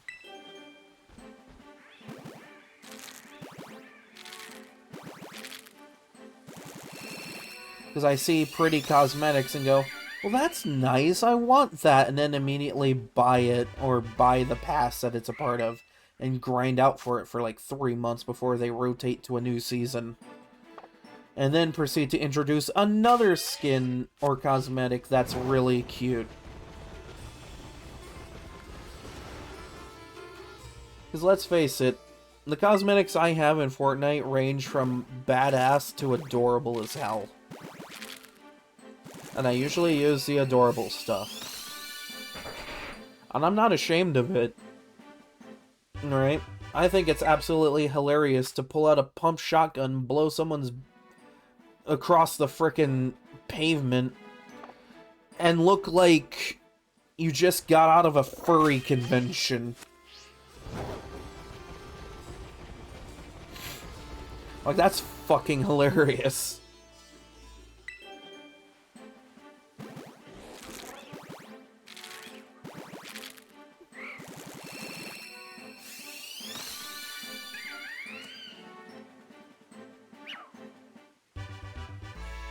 Or one of my all-time favorites. Basically looking like an anime character.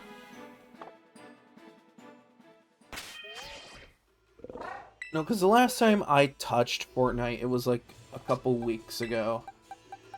And because they have some My Hero Academia skins on there, I had just watched Season 1 at the time. And I was like, yeah, let's play as Deku the entire night. Let's see what happens. So me and Miser the entire night, we were just like making jokes about, like, oh, I'm young Midoriya or whatever. It's like, oh no, young Midoriya is dead because, like, I got shot down. See, when you can have fun with something like that, it's a good time. But everything else about Fortnite, like, I don't know, I guess we just kind of lost interest.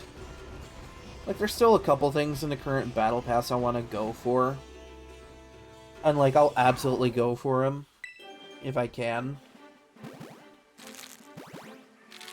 But I think I might, like, really slow down on that. Unless there's something I really want on it.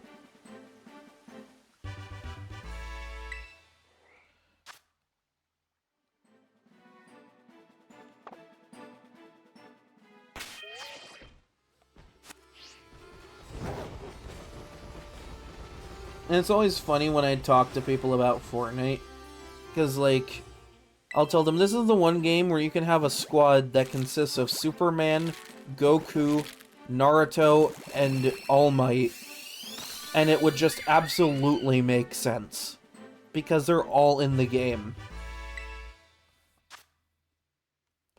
They are all playable cosmetics. And you know the funny part? I own all 4 of those. No, you know, you want to know how bad it can get for a Fortnite player to just, like, to be like me. Alright? I'm not ashamed to admit that I have at least 200 to 300 skins alone. And that's just from playing the game for a few years. And basically buying every battle pass from when I started to now. Like every battle pass, any cosmetic I thought was cool. it's a hole that it's hard to get out of once you start sinking in.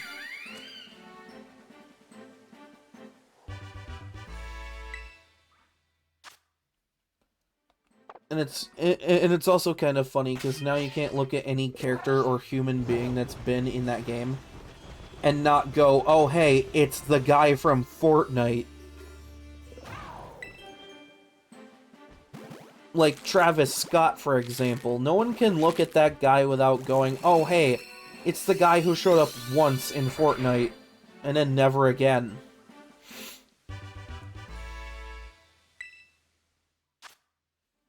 And it's funny because I've actually made that joke of, oh, it's the guy from Fortnite. And then we'll talk about how, like, the very prospect of that is just aggravating. Because some of the people that do come into Fortnite as part of, like, a collaborative event, like, some of them are, like, actual... Like, I think the most recent one was Metallica. These are real people. And now, whenever kids look at them, they're going to be like, oh, it's that group that showed up in Fortnite this past season. It's like, oh, hey, it's my favorite skin in Fortnite. Like, how sad does that gotta sound?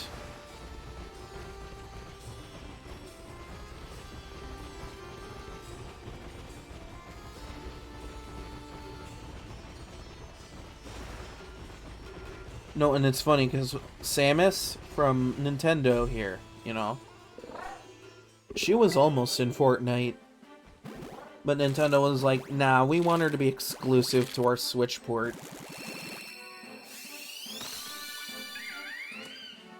And Epic was like, nah, I think we're good. We'll stick with Chief and Kratos, thanks.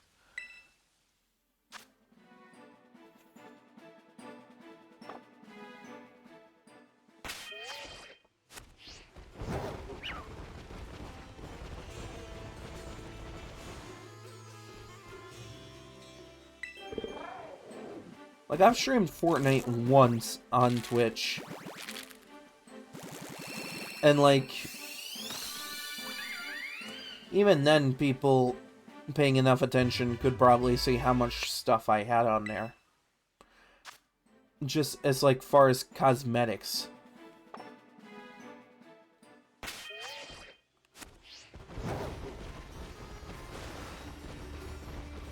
I guess I can sympathize with Genshin players a little bit. You sink into that hole and you feel like, well, I'm already here, may as well put money towards X thing.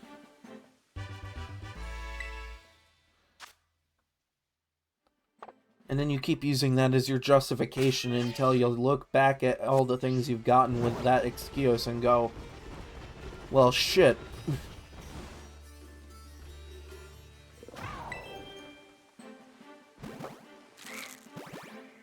Like, can it still be fun to play? Absolutely. I'm not gonna knock it. It can still be a fun experience. But I feel like it's only a fun experience if you don't take it seriously.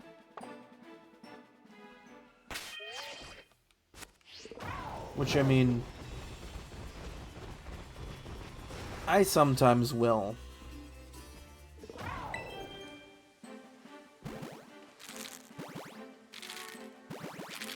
Like, if I really want a specific cosmetic. Because Epic, in their infinite wisdom, decided that every new season should come with a victory umbrella. Which means that you have to win a match at least once every season to get every season's specific umbrella glider. And that on its own is a frustrating time sink. Like, you're grinding for shit that, at the end of the day, doesn't even fucking matter.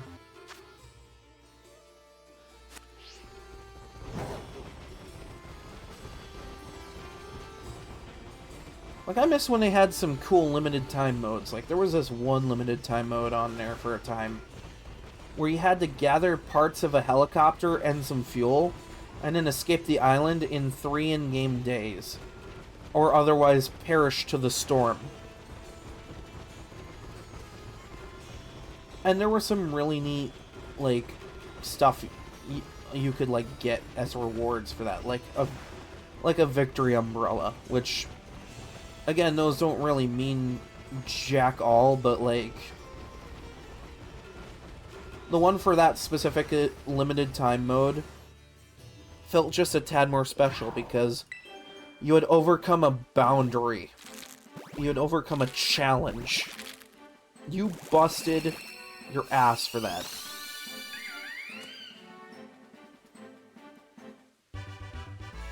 Because that came in 2 modes. That came in PvE and PvP. And let me tell you, winning the PvP mode was frustrating. Because in PvE, you can't kill other human players. You have to work with them. Which, I mean, it can be fun. But then you get the PvP mode where people can kill each other, and it almost never results in a successful, like, endgame experience.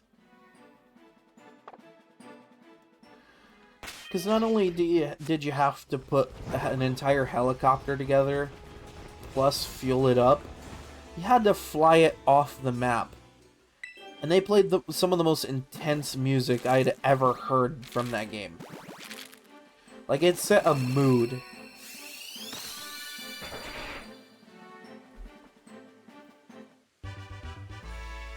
Like, Fortnite doesn't have shit like that anymore. Like, yeah, every Halloween they have, like, a limited time mode. That's basically a PvE Horde Rush mode. And that's fun. It's a lot of fun.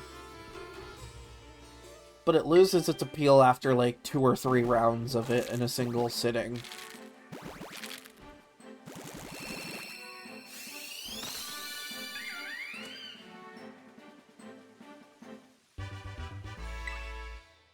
And now it's gotten to the point where Fortnite has, like, other modes for, like, basically, it has a new race mode now. There's a Lego/Minecraft mode, where you play as Lego characters and build stuff out of Legos, in a similar fashion to Minecraft.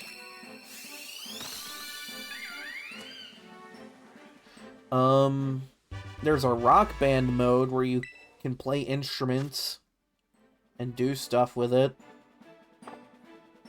Oh, and let's not forget that this is all on top of the Battle Royale modes that have existed in that game since day 1. Yeah, let's not forget to mention that one little tiny detail.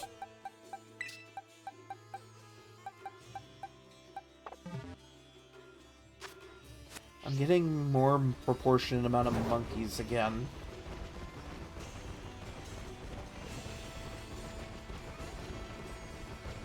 Like, honestly, I feel like one of the better additions to Fortnite in my entire time of playing it would have to be the zero build mode. Because I'm sorry, playing with build on is such an annoying time. It's like, with zero build, you can't build anything. So, it comes down to either tactics or just sheer, like, yeah, I have the best gun.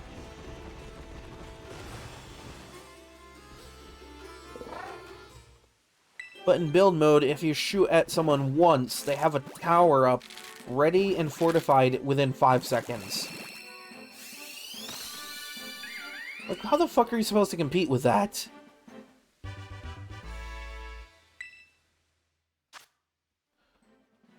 And one of the more annoying aspects of the current season is that they upgraded the cars so that they hit harder, they have more health, and they have guns on them now. Which means that the entire meta is going to revolve around people being cowards, driving around in cars and trucks, and shooting each other and running each other over because Why would you ever want to step out of the car at that point? Why step out of a car that's fortified? Fortified and has a gun on it.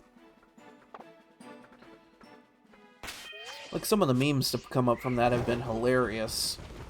But, like, when you get a car that's basically ready to plow through an entire town without breaking a sweat, while shooting anyone around you down,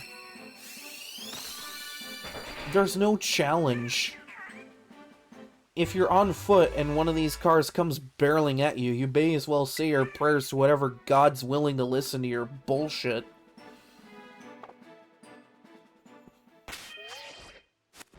And hope that you can survive that encounter, because 9 times out of 10, guess what? You won't.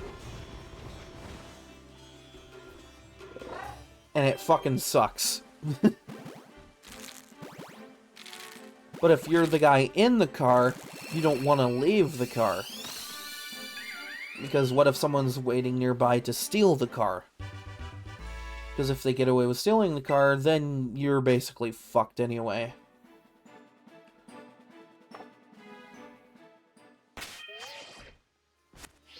And yes, I say all of this from experience with this new set of mechanics.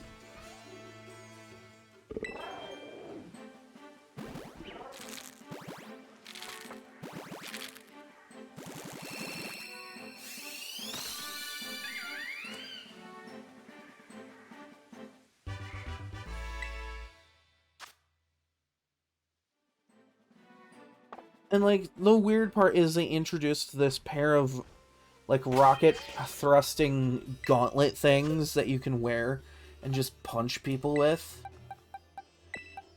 But why would you ever want to use those over a car?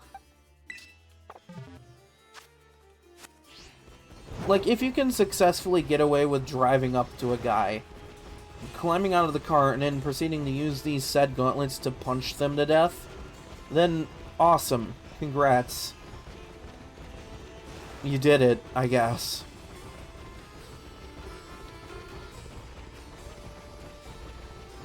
Oh, and because I play on PC, we have to worry about whether or not we might encounter someone with aimbot or some shit. Because that can happen.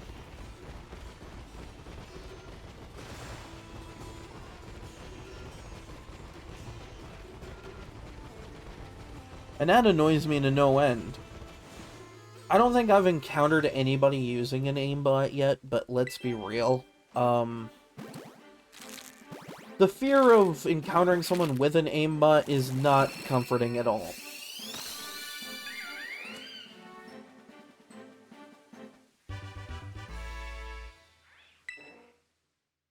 Because, like, I've seen videos and shit on people using aimbots and, like, FOV and wall hacks and shit. And it's kind of sad and pathetic that people resort to using these kind of cheats in games like Fortnite or PUBG.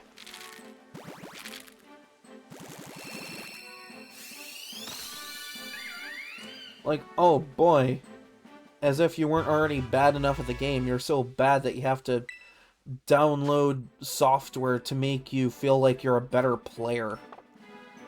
Like, congrats on using that aimbot, kid, you did it.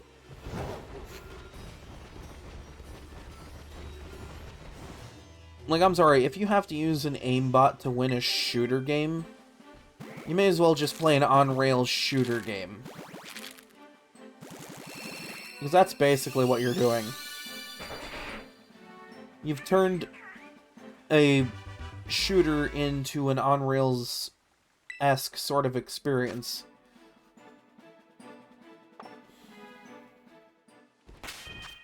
And is it fun? Absolutely not. It is not fun at all for anyone involved. Because if you're caught with this stuff, they ban you pretty much indefinitely.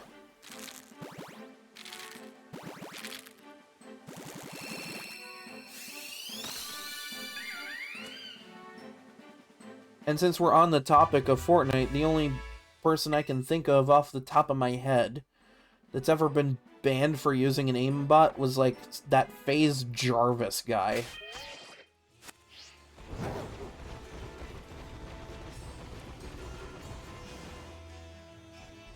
And, like, nothing against these gaming clans, but I think you should reevaluate your, priorities if you have someone on your clan who's got nothing against using cheats and bots.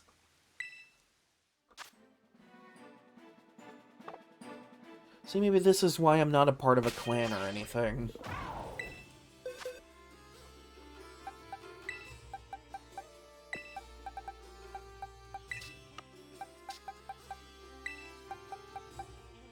Like, especially if it's going to be, like, a clan of professional gamers.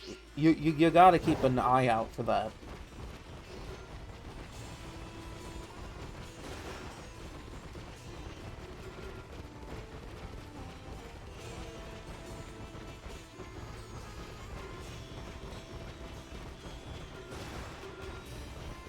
And honestly, the only reason... Oh, hi.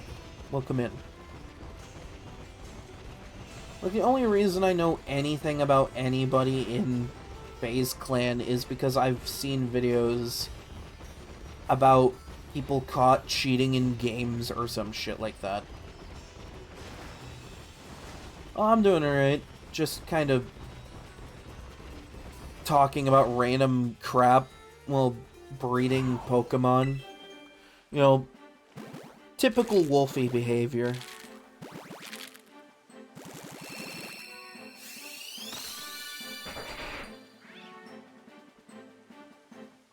I've been at this for 4.5 fucking hours, and not one has been shiny. Can we get the ball rolling a little bit, please?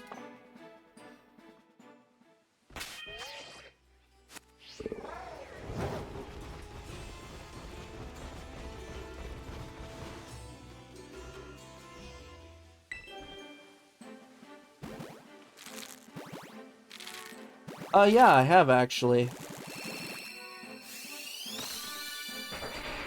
Actually, at the start of the stream, I was, like, showing off this secret room in the, Area Zero Underdepths that I didn't know about until, like, literally yesterday. Because apparently there was a secret room full of treasure.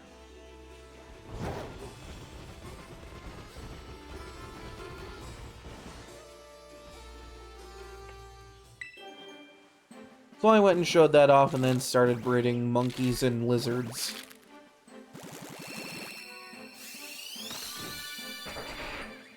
Maybe in the hopes of one day I might finally get that crossbreed I want.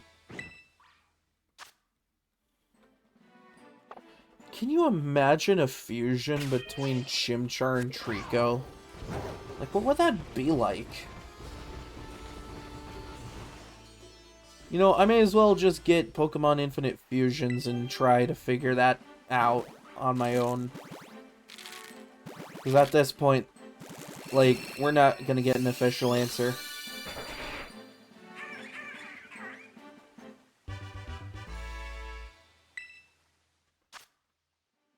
Watch it be like a grass fire type.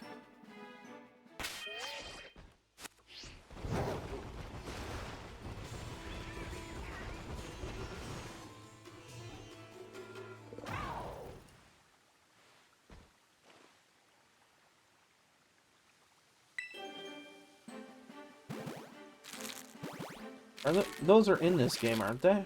Yeah, they are. I might have extras? Maybe?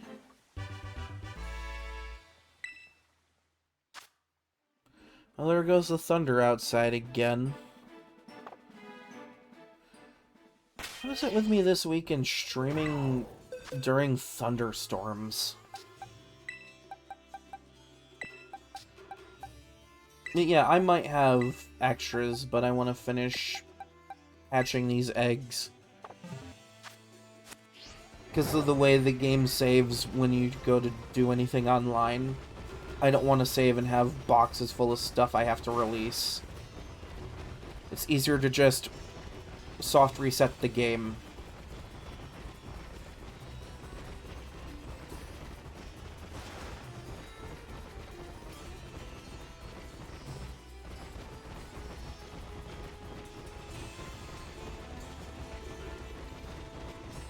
Like, I could probably spare you one or the other, but you're not getting my shiny Alolan Ninetales.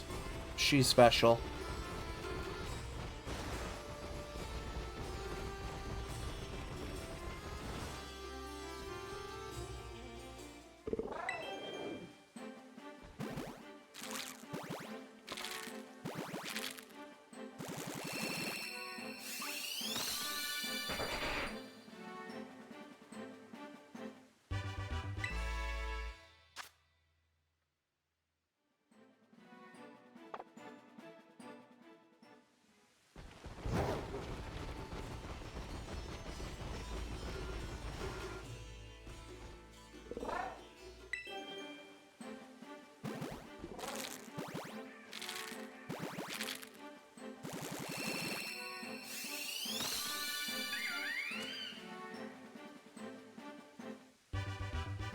Actually, if you want Rampardos and Alolan Vulpix, you could, if you don't have, like, if you have Legends Arceus, you can just get them that way, too. That's one option.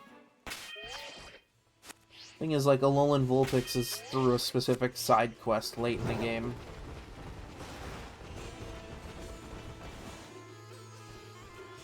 You can't really shiny hunt it anyway.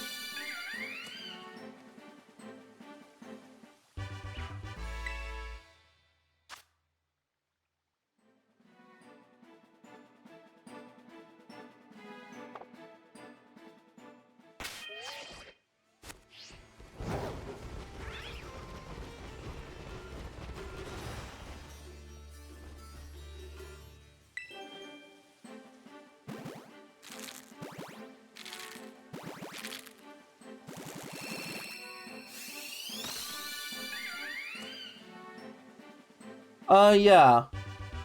I just need to, finish these up. Because I would rather finish this up and count the eggs. Because I have a specific counter open up on my browser.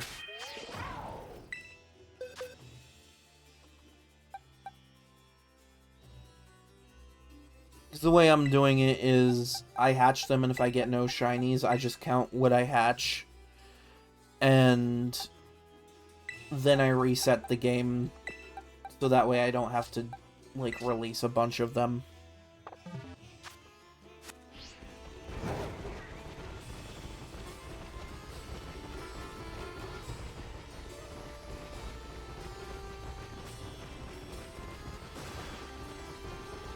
But I should be able to after, yeah.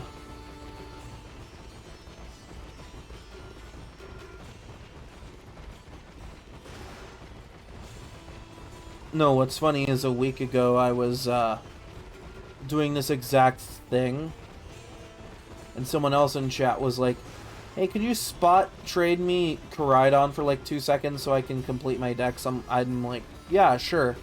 So when I finally got around to it, they just weren't in chat anymore. Like, yeah, okay.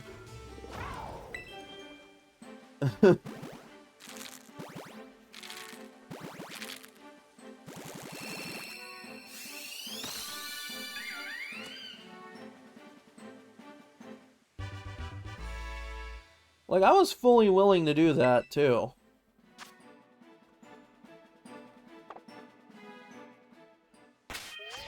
Then they decided to be a no-show.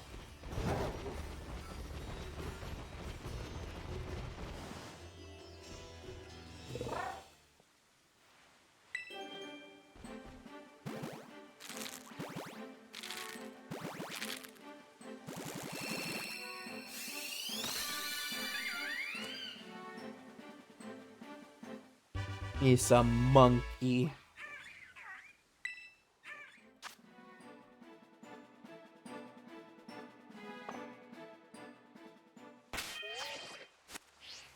I don't know why I check after every hatch.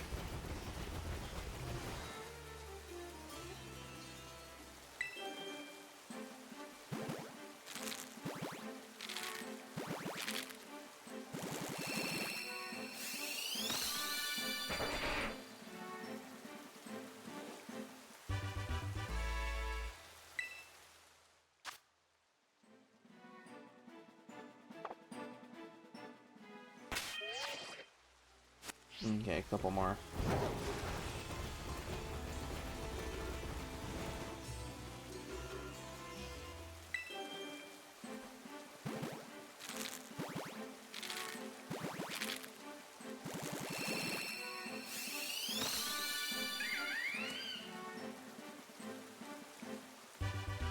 You know, eventually one of these is going to be a shiny, and I'm just not going to be as enthused as I want to be.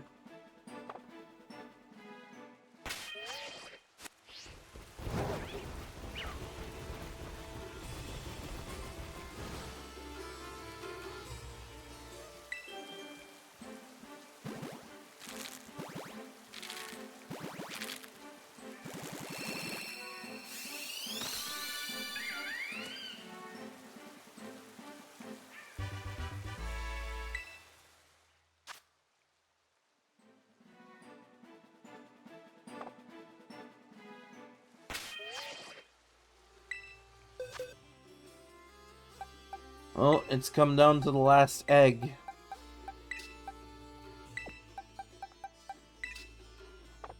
And this one's a monkey.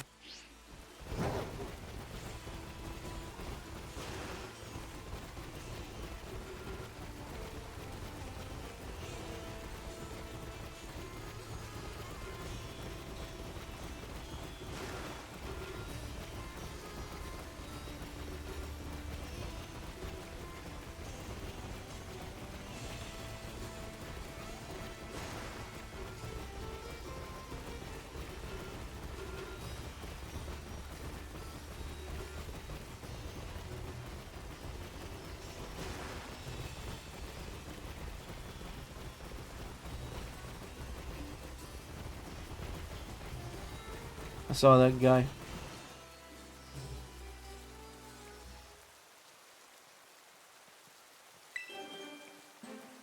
I'm about to end, actually.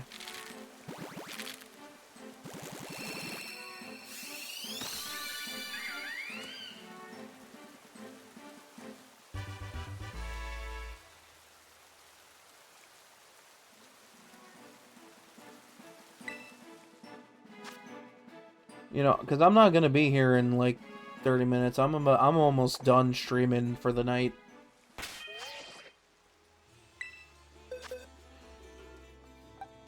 Like, that was the last egg for the night. Also, Crimson Wolf Jr., thanks for the follow.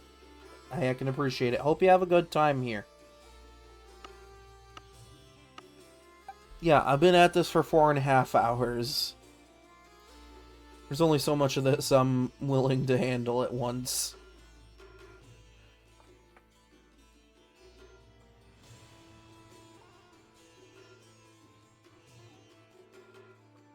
Stretch.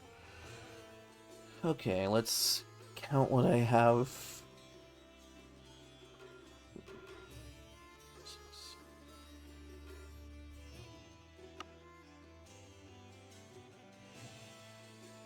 Okay.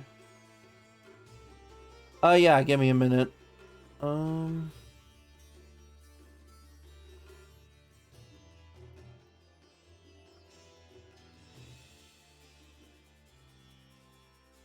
Because I'm counting.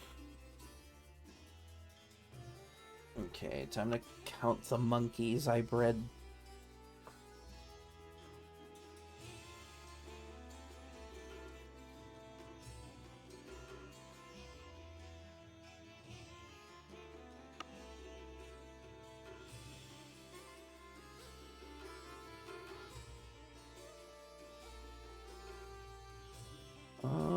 Okay.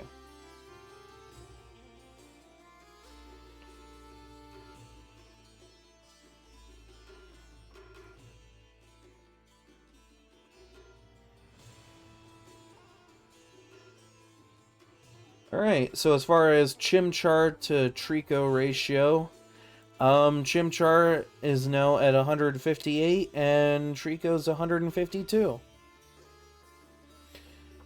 And all it took was 2 really good breeding cycles for the monkey.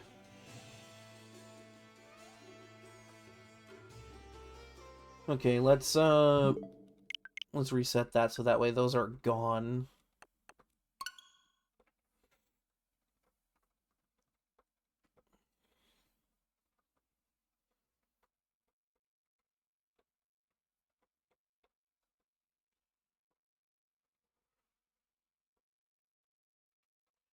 First of all, let me check if I have them. Like I should, but I want to check.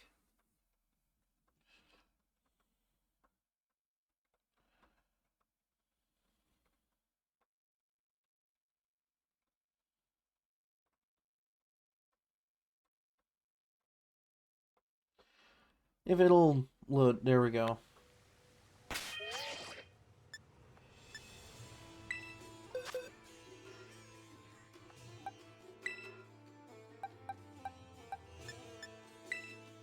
Okay, we're looking for 2 specific species.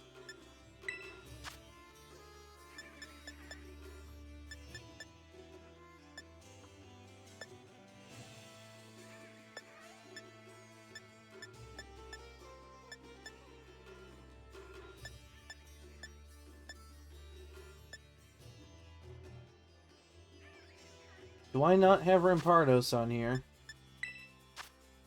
Do I at least have a Cranidos?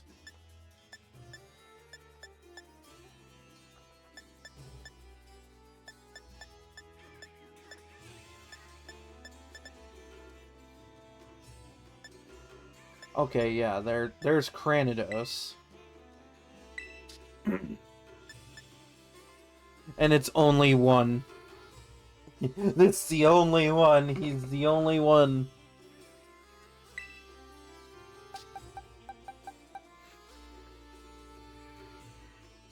I should have extras in Pokemon Home as well, so I shouldn't have too much issue just giving these ones away. I'm gonna put you here for a sec.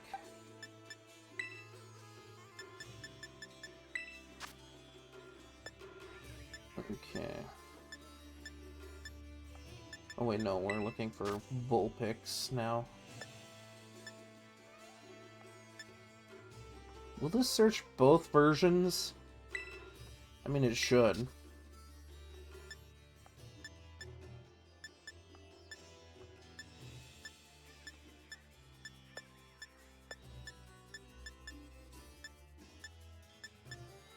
You mean to tell me that in this entire PC box, not one Alolan Vulpix exists here?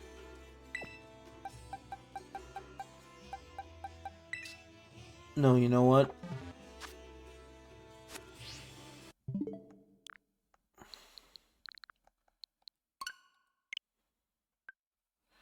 I should have some backed up on here.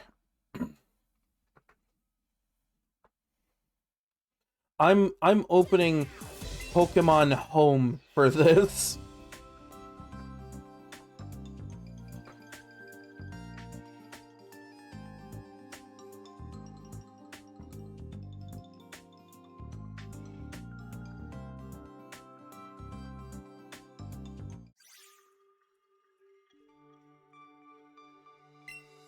Yeah, I have like 450 Pokemon. Chances are I have at least one of each.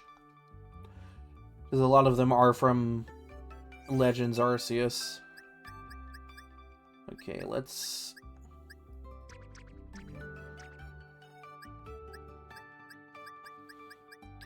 Okay, we'll put them in this box, but I gotta find them first. Well, I know something you can't have. It's my Zorua Gitron.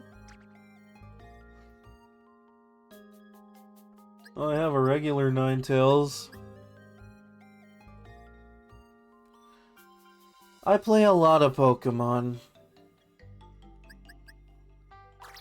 Yeah, we'll do this guy, because he's from Hisui.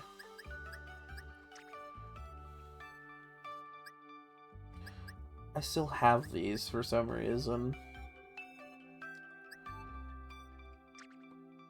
I should have a Vulpix sitting in here somewhere.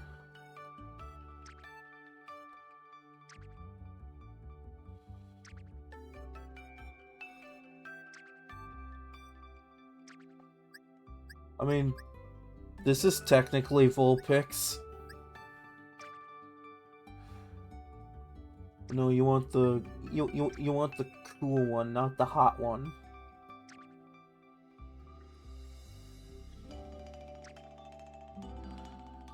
Ah yes, my random shiny Celebi. No one can have that. How long have I had this?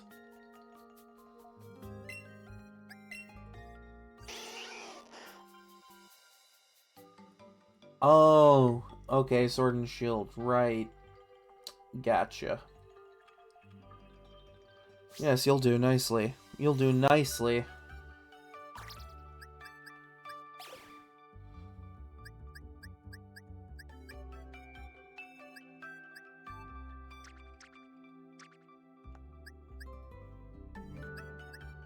Man, I wish I could bring this over. I love this one.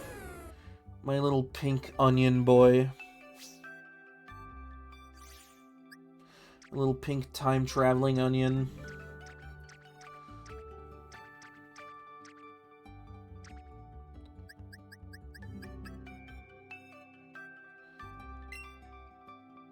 Yes, I know that their movesets are going to be different when they transfer over. This is how this works.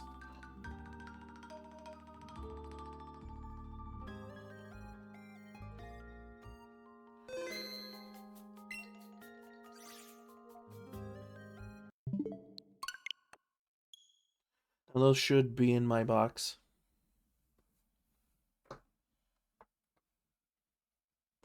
No, I have a shiny Mew that's from a legitimate, like, event from years ago. I didn't even play the game that event is from. I just have the shiny Mew sitting around.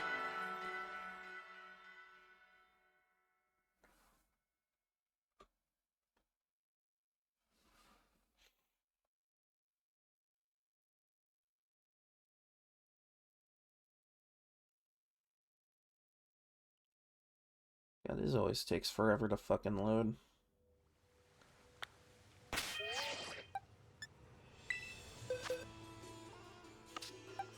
Okay, yeah, there they are.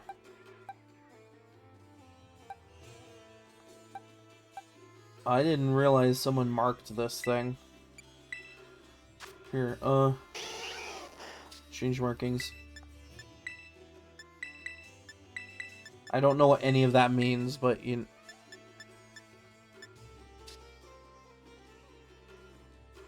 Get the Mew? I think that was a trade. Like someone traded it to me years ago.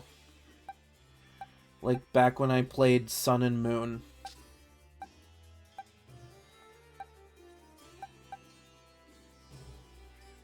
I mean, I have a legit event Arceus in here too. Okay. So these are both ready to go. I'm gonna connect my happy little butt over to the internet.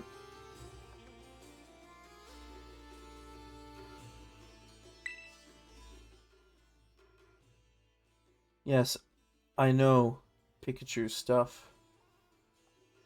Oh, other news. Mighty Smart, and look for shiny Pokemon too. Search for Pikachu and friends. Okay, so that's still an active event. Oh, they are so good.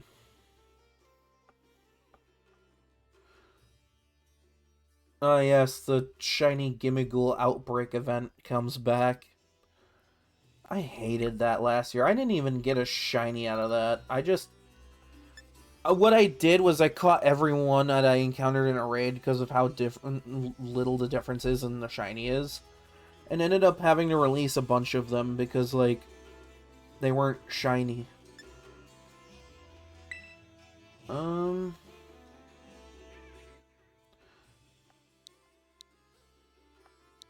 Here we go. Let's, here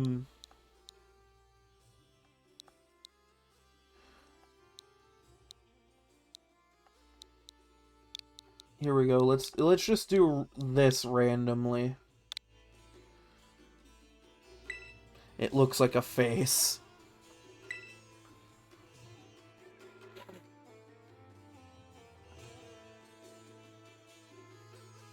And you can just give whatever. I don't care.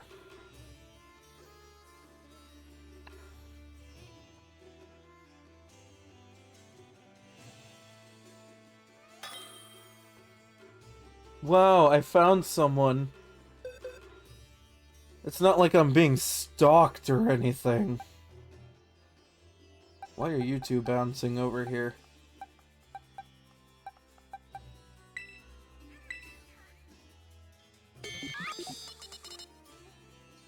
Ah, yes. Porygon Z. The beep boop bird.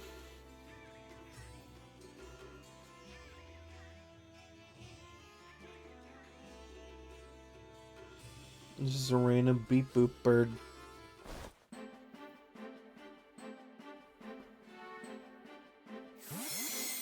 Wait, hold on.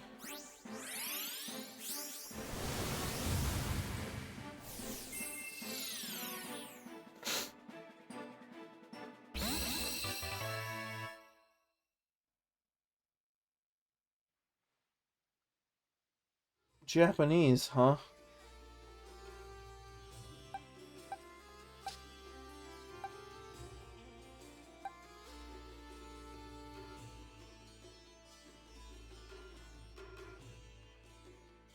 Sick. That's awesome.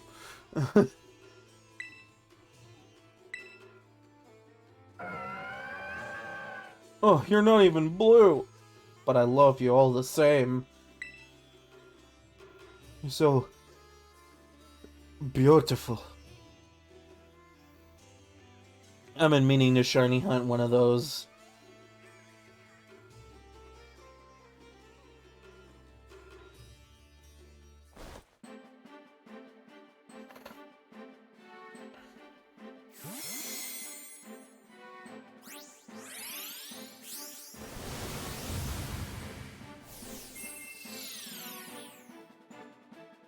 You didn't take this Milotic from Cynthia, did you? I know Cynthia has one of these. Cute, charming. Oh. Oh, okay, yeah, you two are interesting. Spars some closer investigations, methinks.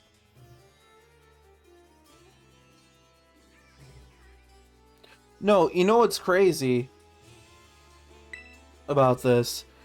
You say you're trying to learn English. I want to learn Japanese. I only know, like, a couple of words. Yeah, I'm sad.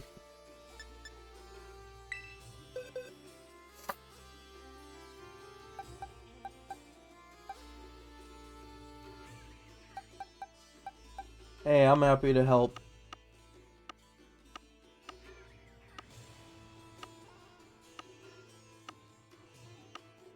Yeah, but I couldn't help but see some parallels there.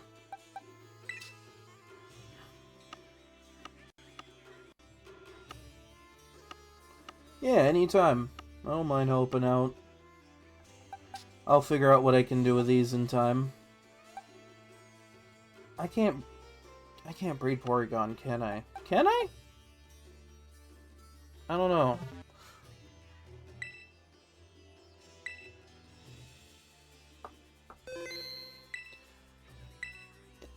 No, it's funny, because, like, you say you're wanting to learn English. I'm on the other end of that.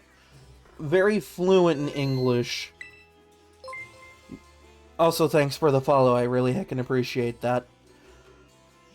And I'm over here going, I want to learn Japanese.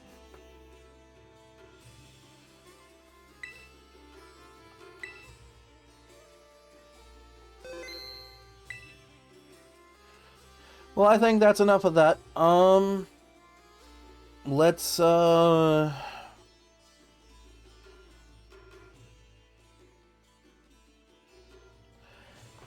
I know a couple of words, but it's like, you know, like baka, and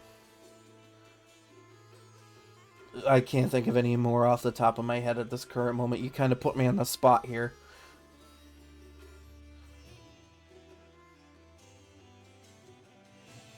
I mean, you can tell I'm interested in Japan. I have a Japanese name on here. All right, let's see who we can raid. Let's see. Let's try to raid somebody now. I'm gonna...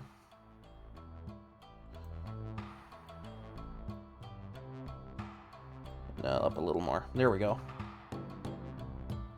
Save that one more time, because I'm paranoid.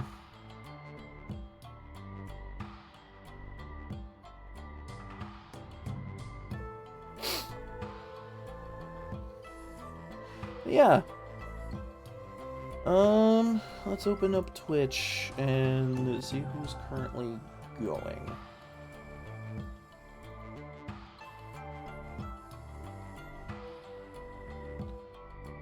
Maybe not you.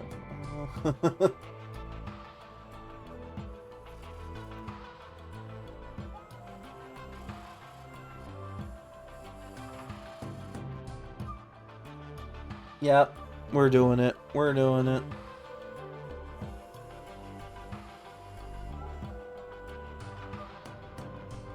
We're doing this. We're raiding my friend, Elise.